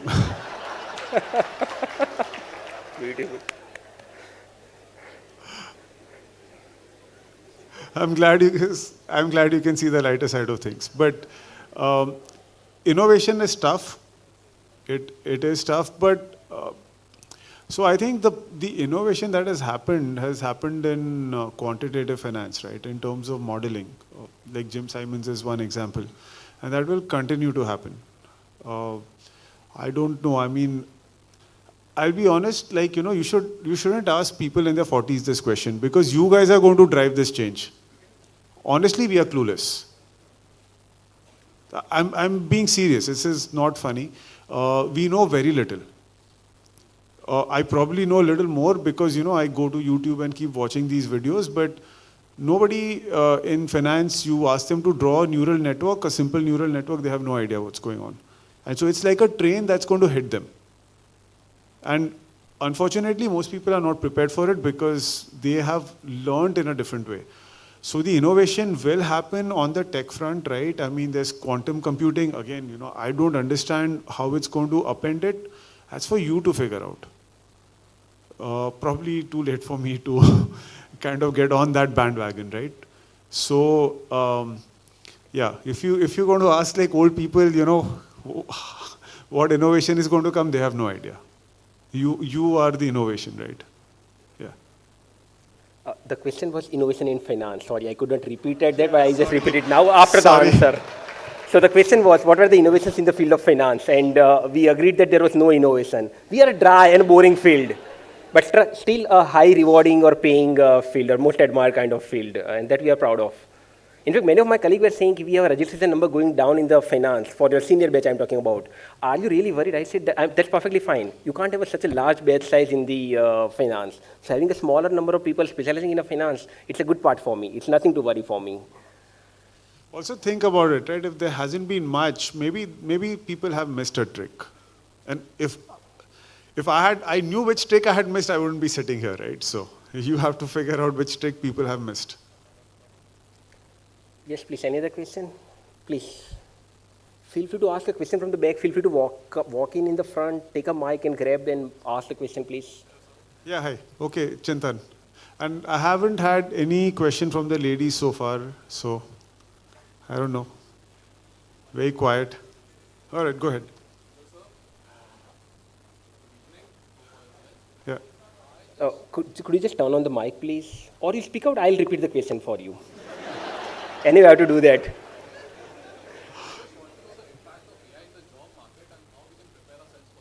Okay. Okay. So the question is impact of AI, particularly in the field of finance, and how do we prepare ourselves for that? Yeah, I'm asking myself that question every day, right? How do I make myself, upgrade myself, right? So to be honest, I'm learning AI myself. Because, if you can't beat them, you have to join them. You have to think deeply, first of all, just get whatever knowledge is out there. The good thing is that it is a new field, right? And you guys are just starting out. So, you spend 12 months on it and you probably know as much as an expert, right? I mean, think about if you have to catch up with somebody who's been doing traditional finance for 20 years, it would take you 20 years to catch up, assuming both of you are on the same bandwidth. But with AI, that's a great opportunity for you all. So it's going to change, honestly, you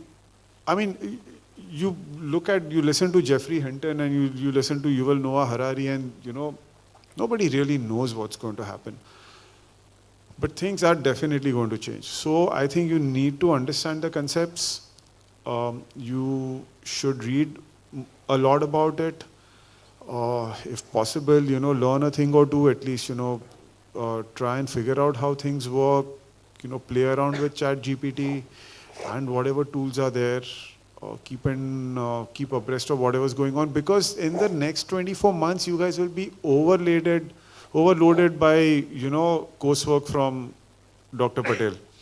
So you will have to try a little hard to, spend some time every day to try and figure out what's going on. And honestly, nobody knows. So that's why I was talking about, his question was that, let's say, I can put the two together and say, well, if AI is coming, then how will supernormal returns be there, right? Well, supernormal returns can potentially still be there because psychological biases are still there. So those will become more intricate and you'll have to learn how to fight them. Is there anything else I'd like to say? Not really. Just as clueless. Yeah, sure. Yes, sir. After release of Copilot, do you still think that companies would be hiring for back-end roles? Sorry, say that After again? the release of Copilot in the coming months? Companies will continue to hire for back-end roles for a reasonably long time because companies are typically very slow to adapt to new technology. You'll be surprised, and see the thing with the finance industry is because it is so regulated, you cannot outsource tech development. Everything has to happen in-house. You can only outsource so much because of confidentiality reasons. And because of that, I mean, you name a company, their systems are basically still in the Stone Age. There are, I mean, some are better off, some are probably late Stone Age, early Stone Age, whatever, but it's all Stone Age. So that's not going to change anytime soon. But anyways, you want to prepare yourself for the best job out there, right? Not get something which is going to take you for a few years down the line. It is actually a very deep, intricate question. One can discuss hours and hours on that. All I'll say is that, don't take the question seriously. I find myself, talking to like other parents. I mean, I have a 9-year-old son in the sense like, okay, he's learning something today. What value will it have 10, 15 years down the line when he enters the job market? And we just don't know. So the idea is be a learning machine, learn as much as you can. Can I add if you permit? Sorry? Can I add something if you permit? Yeah. Yes. As you know, professor can't keep themselves silent for a too long time. And I was eagerly waiting for Chintan to finish so that I get a chance to say something on this question. And I have someone to back with me, whatever I am going to share here now. So we have Dipanshu here, our second year student, completed his internship.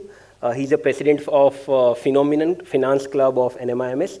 And I taught him in MBA HR the course of corporate finance. And why am I selling all this? Suddenly you might be wondering, why am I selling this out of the track? Answering your question, how at least I prepare myself for OpenAI, ChatGPT, and all these tools and embedding all these things in my classroom. So one fine odd day I was conducting an exam, quiz or a class test in my corporate finance class. What do we typically students does during the exam time? Even if we say not to copy, not to cheat, we tend to seek the help from the students on the side, right? So few students were asking or seeking a help from the next colleagues there. I observed this for 5-10 minutes, tried to stop it out. I couldn't, I failed. So I'm admitting, I failed there. After the quiz got over, I call off that quiz. I said, we are canceling this quiz and I'll set a next paper, make it an open book, open internet, open ChatGPT. You do whatever you want to do, crack that paper and I'll show you the distribution of the marks of both of them. What do you think the marks distribution should be? So the one which was a closed book, the average was somewhere out of 20 marks quiz, the average was somewhere around 15 or 16. The one which was an open book, open ChatGPT and everything was open, the marks were somewhere average at a score of a 9 or a 10. And that's proof, right? Even before ChatGPT, when I was giving a project or some assignments for the class, I always say that what are the first thing, the moment faculty gives me the assignment, what's the first thing that we do? Google. And so I'll always say copy anything and everything, but not from the first 10 page or 10 link open on the first page. In fact, 20 also, not to copy anything from the first 20 links, because wo to main pad chuka hu. Anything if you find relevant at all from 21 onwards, feel free to copy so. So the person who are on the other side of the tables are also equipping themselves equally. And that's the way we challenge each other and we'll keep learning going on always. This is great to hear, your attitude and this little nugget that you shared. You guys are in good hands. I just met him like half an hour back, so I'm also just getting to know him. It's great that, I mean, it's so important, right? Like the university has to be at the cutting edge of what's going on in the outside world. This is still a trailer. Movie abhi baki hai mere dost. So good. Maybe I'll come back and take a course. Yes, please. Yeah. Can we have a mic? Could you?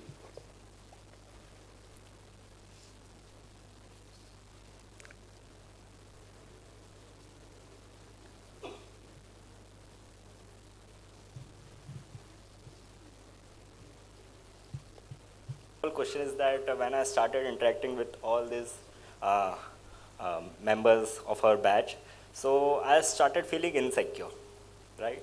And I'm accepting it, and I get that feeling of comparisons. Yeah. That this person is knowing this thing better than me, this person is knowing this thing better than me.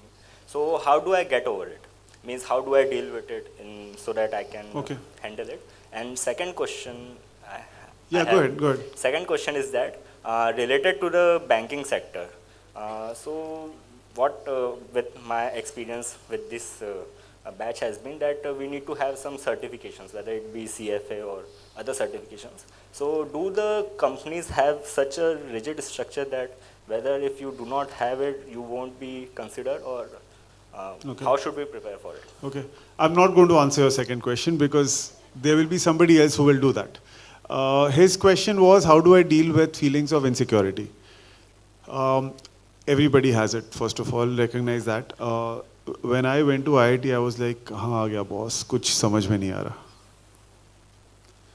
Okay. It is very challenging.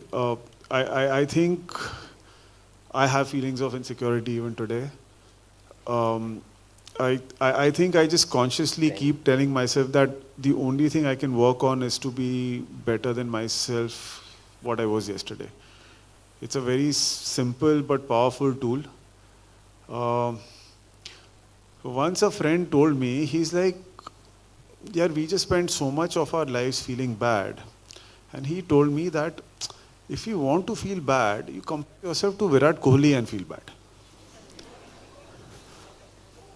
If you want to feel bad, feel bad fully. Don't half feel bad that, look at the guy next to me, he got 5 marks more.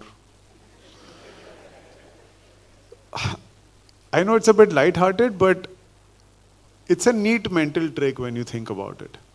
There are people who are doing amazing things, far more than you'll ever achieve, and there are people who are really struggling far more, right? They'd give their hands and feet to be where you are. So I don't know how to deal with it. I mean, meditate, run. As I said, don't talk to people from the industry after 7 o'clock on Friday because it's just a vicious cycle, right? These are little things, but ultimately I'd say that, yeah, just find your sweet spot, right? I can say that what I do is, exercise helps me. Different kinds of exercise helps me. Obviously, playing with my son is a big thing. Hanging out with some friend is important. And I'll give you an example, like when I was in school, I went to school here in Utpal Sangvi, not very far from here, and there were some really rich kids in my class, right? And I was a good student, and their moms, at the end of 9th standard, one auntie called me and said, "Yaar, mere bete ko 10th standard pass kara de," right? So we used to study together. He passed 10th standard. He joined his dad's business. The guy is worth 1,000 crores, right? There is always going to be that. I mean, obviously I'm happy for him and I don't even compare because we had different paths.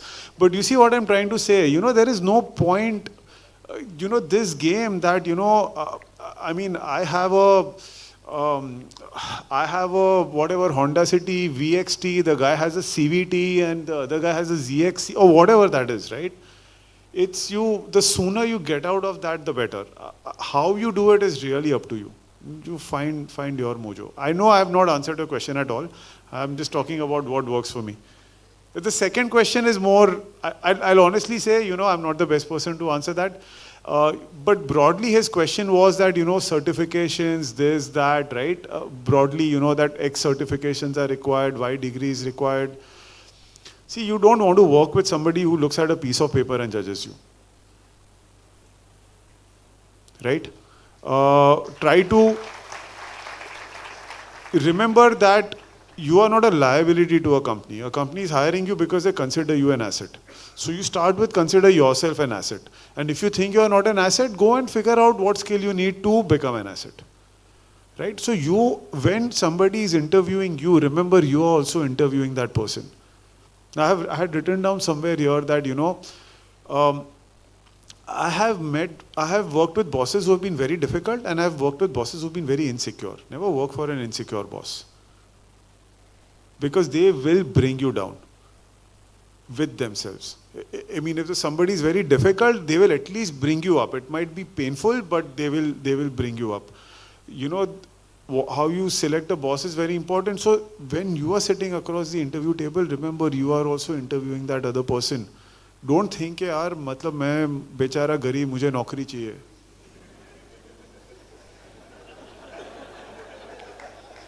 Right? I mean, you have to build yourself up for that. I'm not saying that, tomorrow you can show up and interview with the best firm and say that, look, dude, I want to work for you. You should be thankful. No. So build yourself up, right? But don't underestimate yourself. I mean, everybody has strengths. Everybody has strengths. Everybody can teach you something. You have something to offer. Certification, and I'm genuinely, I mean, I know there are certain firms who look, who are very regimented, right? अच्छा ABC school में नहीं है तो नहीं चलेगा. Sorry, sometimes they literally take it and mean IMA, IMB and IMC, which is I think unfortunate. And then there are people who like, oh, let's have a talk. Let's talk for 10-15 minutes and let's connect again. Those are the sort of people who you want to work for as well. So don't think so much about it. I mean, I know it's important, but back yourself also. Yeah, I mean, I hope that answers a bit. Yeah. Thank you. So you want to say something? Yeah. Okay. Everything that I said for the last 45 minutes, ignore that and what this gentleman has to say for the next 2. Of course, you know that is not right. I wanted to add to the insecurity part, and when I come here and I meet people who are much better than me, what do? Most common feeling that I just wanted to add on that. My name is Arun Roy. For last 15 years, I've been going to villages, teaching the children between 13 to 15 years of age. You would know why. Synapses and new neurons. And their teachers, my session is called To Learn How to Learn. That is what I've been doing for last 15 years or so. And I come across this question very often. My friends are so good, my competitors are so good, in security kya karenge? Or certification, what is the point of, or does it help or not help? I'll just take up 5 minutes based on what Chintan has been talking to you in last half an hour or so. First of all, he talked about intuition. He talked about the importance of having a T kind of a mentality to know as much as you can. And finally, how do the certification courses help us?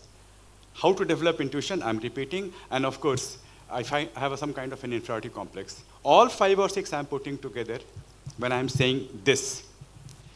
Define intuition. This is the first thing I teach my students to ask. Define this. Ye kya hai? Aaj meri maa ne acha khana banaya. Define acha. It has to be learned. And if time permits, we shall talk about more sometime later on. So I'm just define intuition. What is intuition? Unless until we define intuition, you do not know what you are asking. Chintan would not know how to handle that question. They should have defined what is intuition. Second question, of course, may come, how does it come? That probably was the question. But first of all, what is intuition? Intuition does not come to any person, let me tell you, and I'm talking with full responsibility. It just does not come like that. It just does not come like that. There is a symmetry, there is a chemistry behind it, neuron building, and it has been proven it does not come. Don't wait for the day intuition will come to you. It will never come to you. Intuition is the collective result of lots of things that you have thought, that you have heard, that you have done or not done, but you are aware of it in last 25 years or 40 years. Intuition is the collective result of all these factors. You might not be aware of it. It's not mathematics that we have taken a case, we have taken an algorithm, and this is the result. No, intuition doesn't work like that. Intuition actually works like that only in the subconscious level. It is a cumulative result. So whatever you have studied, the T, believe me when I say if you have done that consciously, each of these has been registered in your mnemonics. You might not be aware. They help. If you come or do not come to intuition, they help. They help. I could have given lots of examples, really, no time, but I think believe me, they help. The things that you did, more important, the things you tried to do and failed, all of them go in your mnemonics, and they come back when the time comes. So number one, first of all, it was T. Read as much as you can. Knowledge is not only by reading, by hearing, by listening, so I don't have to go on that. Be aware. And if you are aware, if you have put in some time, what is the harm in taking the certificate? So I'm not contradicting Chintan, actually 100%. If a person is going to weigh your worth by the number of papers that you have with you, neither you are fit for him nor he is fit for you. Absolutely no discussion on that. But if you have really done the hard work, और मान लो x plus delta x जो science में बोलते हैं कि आपने 5 घंटे 6 घंटे किया और आधे घंटे करके कोई एग्जाम लेके अगर सर्टिफिकेट मिल जाता है, उसमें क्या बुरा है यार? उसमें बुरा कि ultimately it's all about selling yourself. He would know I'm the last person who has sold myself in life. Just because I have not done it, I do not have a moral or ethical right to ask you not to do it. So what is the harm in getting the certificates if you can? But of course, that certificate is not your worth. तो 5 point को मैं मिलाने की कोशिश कर रहा हूँ कि get as much knowledge as you have. In class 9th, I was doing Hindi. Actually, I am a Hindi speaking person. I wrote my fifth semester maths in Hindi only. तो मुझे अंग्रेजी आती नहीं थी, लेकिन 9th में मेरे teacher ने देखा कि इस बंदे में शायद थोड़ा दम है. I do not know whether you've heard. He asked me to read सच्चिदानंद हीरानंद वात्सायन अज्ञेय. अज्ञेय का नाम शायद कुछ लोगों ने सुना होगा. नहीं सुना है तो छोड़ दीजिए, क्या करेंगे. He was nominated for the Nobel Prize in 1965. Agyeya. He wrote a book called Shekhar एक जूनी. 9th में हम लोग वही प्रेमचंद और महादेव वर्मा पढ़ते हैं यार. नाम भी नहीं सुना था हमने. उन्होंने बोला जब तू इतना पढ़ता है तो ये भी पढ़ ले. He got me introduced to Nirala, to अज्ञेय. और अज्ञेय को जो मैंने 9th-10th में पढ़ा था, जिसके बारे में चिंतन ने कहा कि ये पढ़ने से क्या फ़ायदा, कभी उस पर भी हम लोग बात करेंगे कि पढ़ने से फ़ायदा ही फ़ायदा होता है. Not today. वो अज्ञेय पढ़ने के कारण 3 साल के बाद जब मैं कॉलेज में आया तो मुझे थर्मोडायनेमिक्स बाकी सब लोगों से अच्छा समझ में आया था, क्योंकि मैंने अज्ञेय पढ़ा था और समझा था. मैं अपनी बात बता रहा हूँ. क्या रिश्ता है यार, क्या रिश्ता है, बहुत रिश्ता है. तो इसीलिए शायद मेरी बात समझ में आ गई होगी कि वो टी बहुत बड़ा है. वो टी एक्स एक्सिस और एक्स वाई प्लेन में होना चाहिए. एक्स और वाई जितना पढ़ सकते हैं, जितना सीख सकते हैं, जितने लोगों से मिल सकते हैं. आज चिंतन से मिल के तुमको क्या फ़ायदा होगा, मैं बता रहा हूँ. कोई फ़ायदा अंडर इन्वर्टेड कॉमा नहीं होने वाला है. लेकिन 1-2 जो लाइन उसने कही या जिस तरीके से उसने रिएक्ट किया, अगर वो आपके सिस्टम में घुस गया, वो शायद आपको 4 या 5 साल के बाद भी फ़ायदा देगा. Thanks sir. या सर ने जो उसमें ऐड किया. सो टी को तो एक्स वाई प्लेन में जितना बड़ा करना है, नंबर 1. नंबर 2, अगर किया और अगर उसका कोई सर्टिफिकेशन कोर्स अवेलेबल है, why don't you have it. Intuition, do not think it will come. और आपने पूछा कि हाउ डज इंट्यूशन कम. नहीं आता है यार. वो एक आदमी कुछ साइकोलॉजी पढ़ा था, नाम बताऊंगा शायद.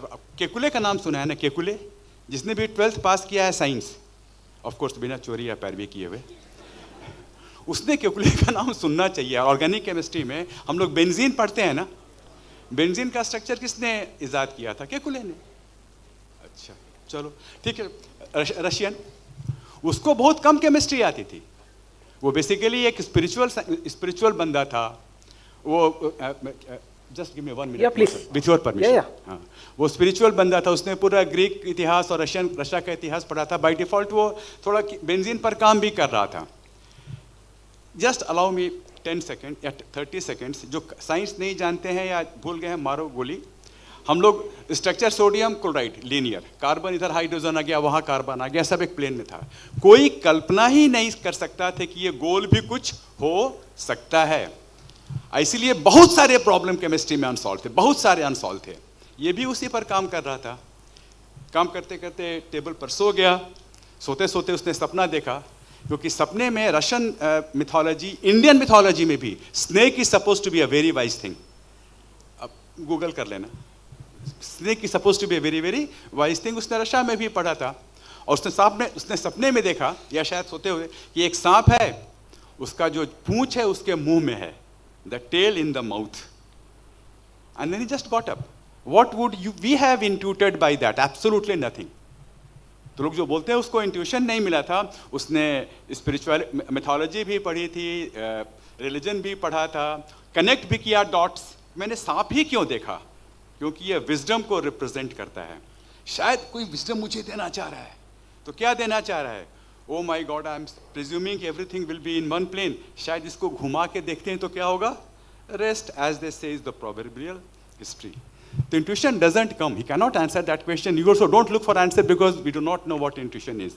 Intuition, if I am supposed to explain or define, for me intuition will be the combined effects of lots of aware or unaware dots in your mind. When suddenly they come up, they don't come up suddenly also. It looks suddenly to us. There's a neuron working on.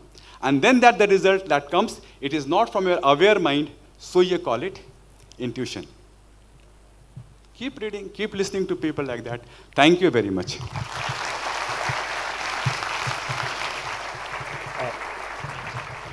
Thank you so much, sir, for nicely summarizing or aptly summarizing this session. I think we are almost close to the verge of the time of this session. Let me not unnecessarily stretch it further. But before closing, let me just admire or appreciate this batch. You just make all my efforts wastage because I have prepared a list of questions for him to ask. And you guys took up all my time. So I'm seriously happy, in fact, overjoyed that you took up this time and you write the show the way you, so rather than me asking a question which you may not be interested in, it's better that you ask a question which you seriously are looking for the answer for. But I had a plan B ready for me in case if my audience doesn't ask a question there, right? May I request Dipanshu to please present a bouquet and a memento as a token of gratitude from our side to Chintan, please? So Dipanshu is our second year MBA students. He's the president of Finance Club, and he's doing an internship under Chintan at Standard Chartered Bank.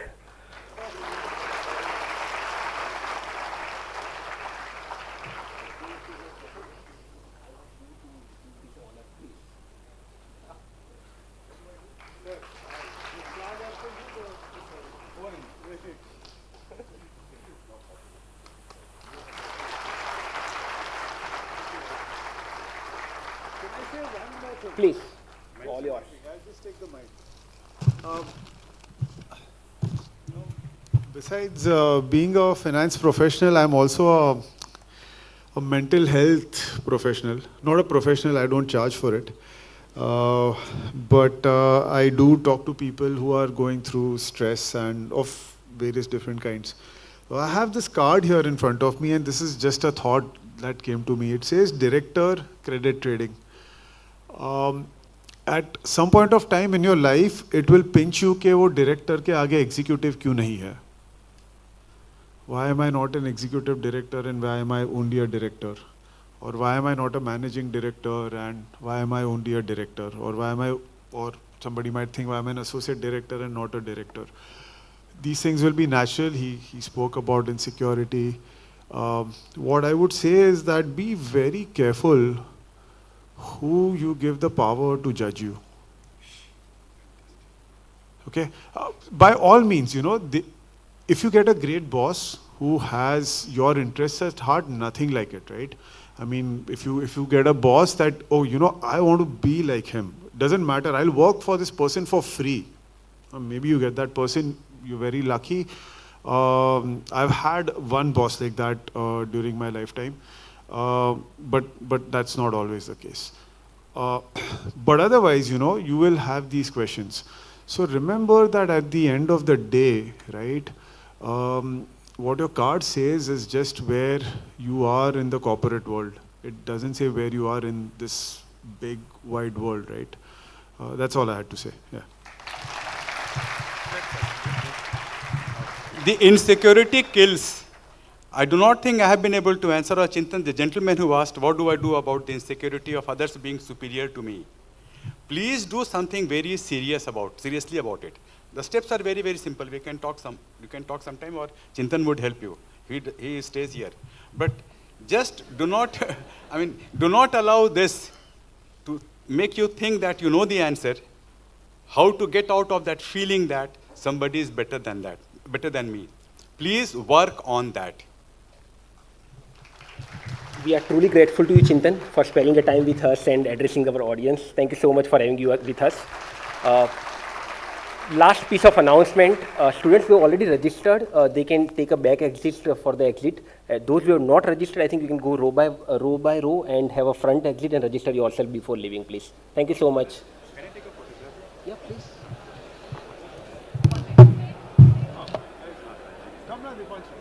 Dear students, we request you to kindly register before leaving. Mike 3 number mike ला आवाज द्या.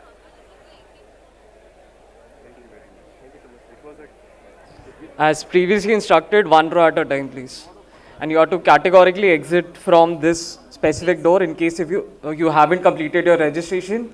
Reiterating, the students who have completed their registration process can exit from the back, the doors that are situated at the top.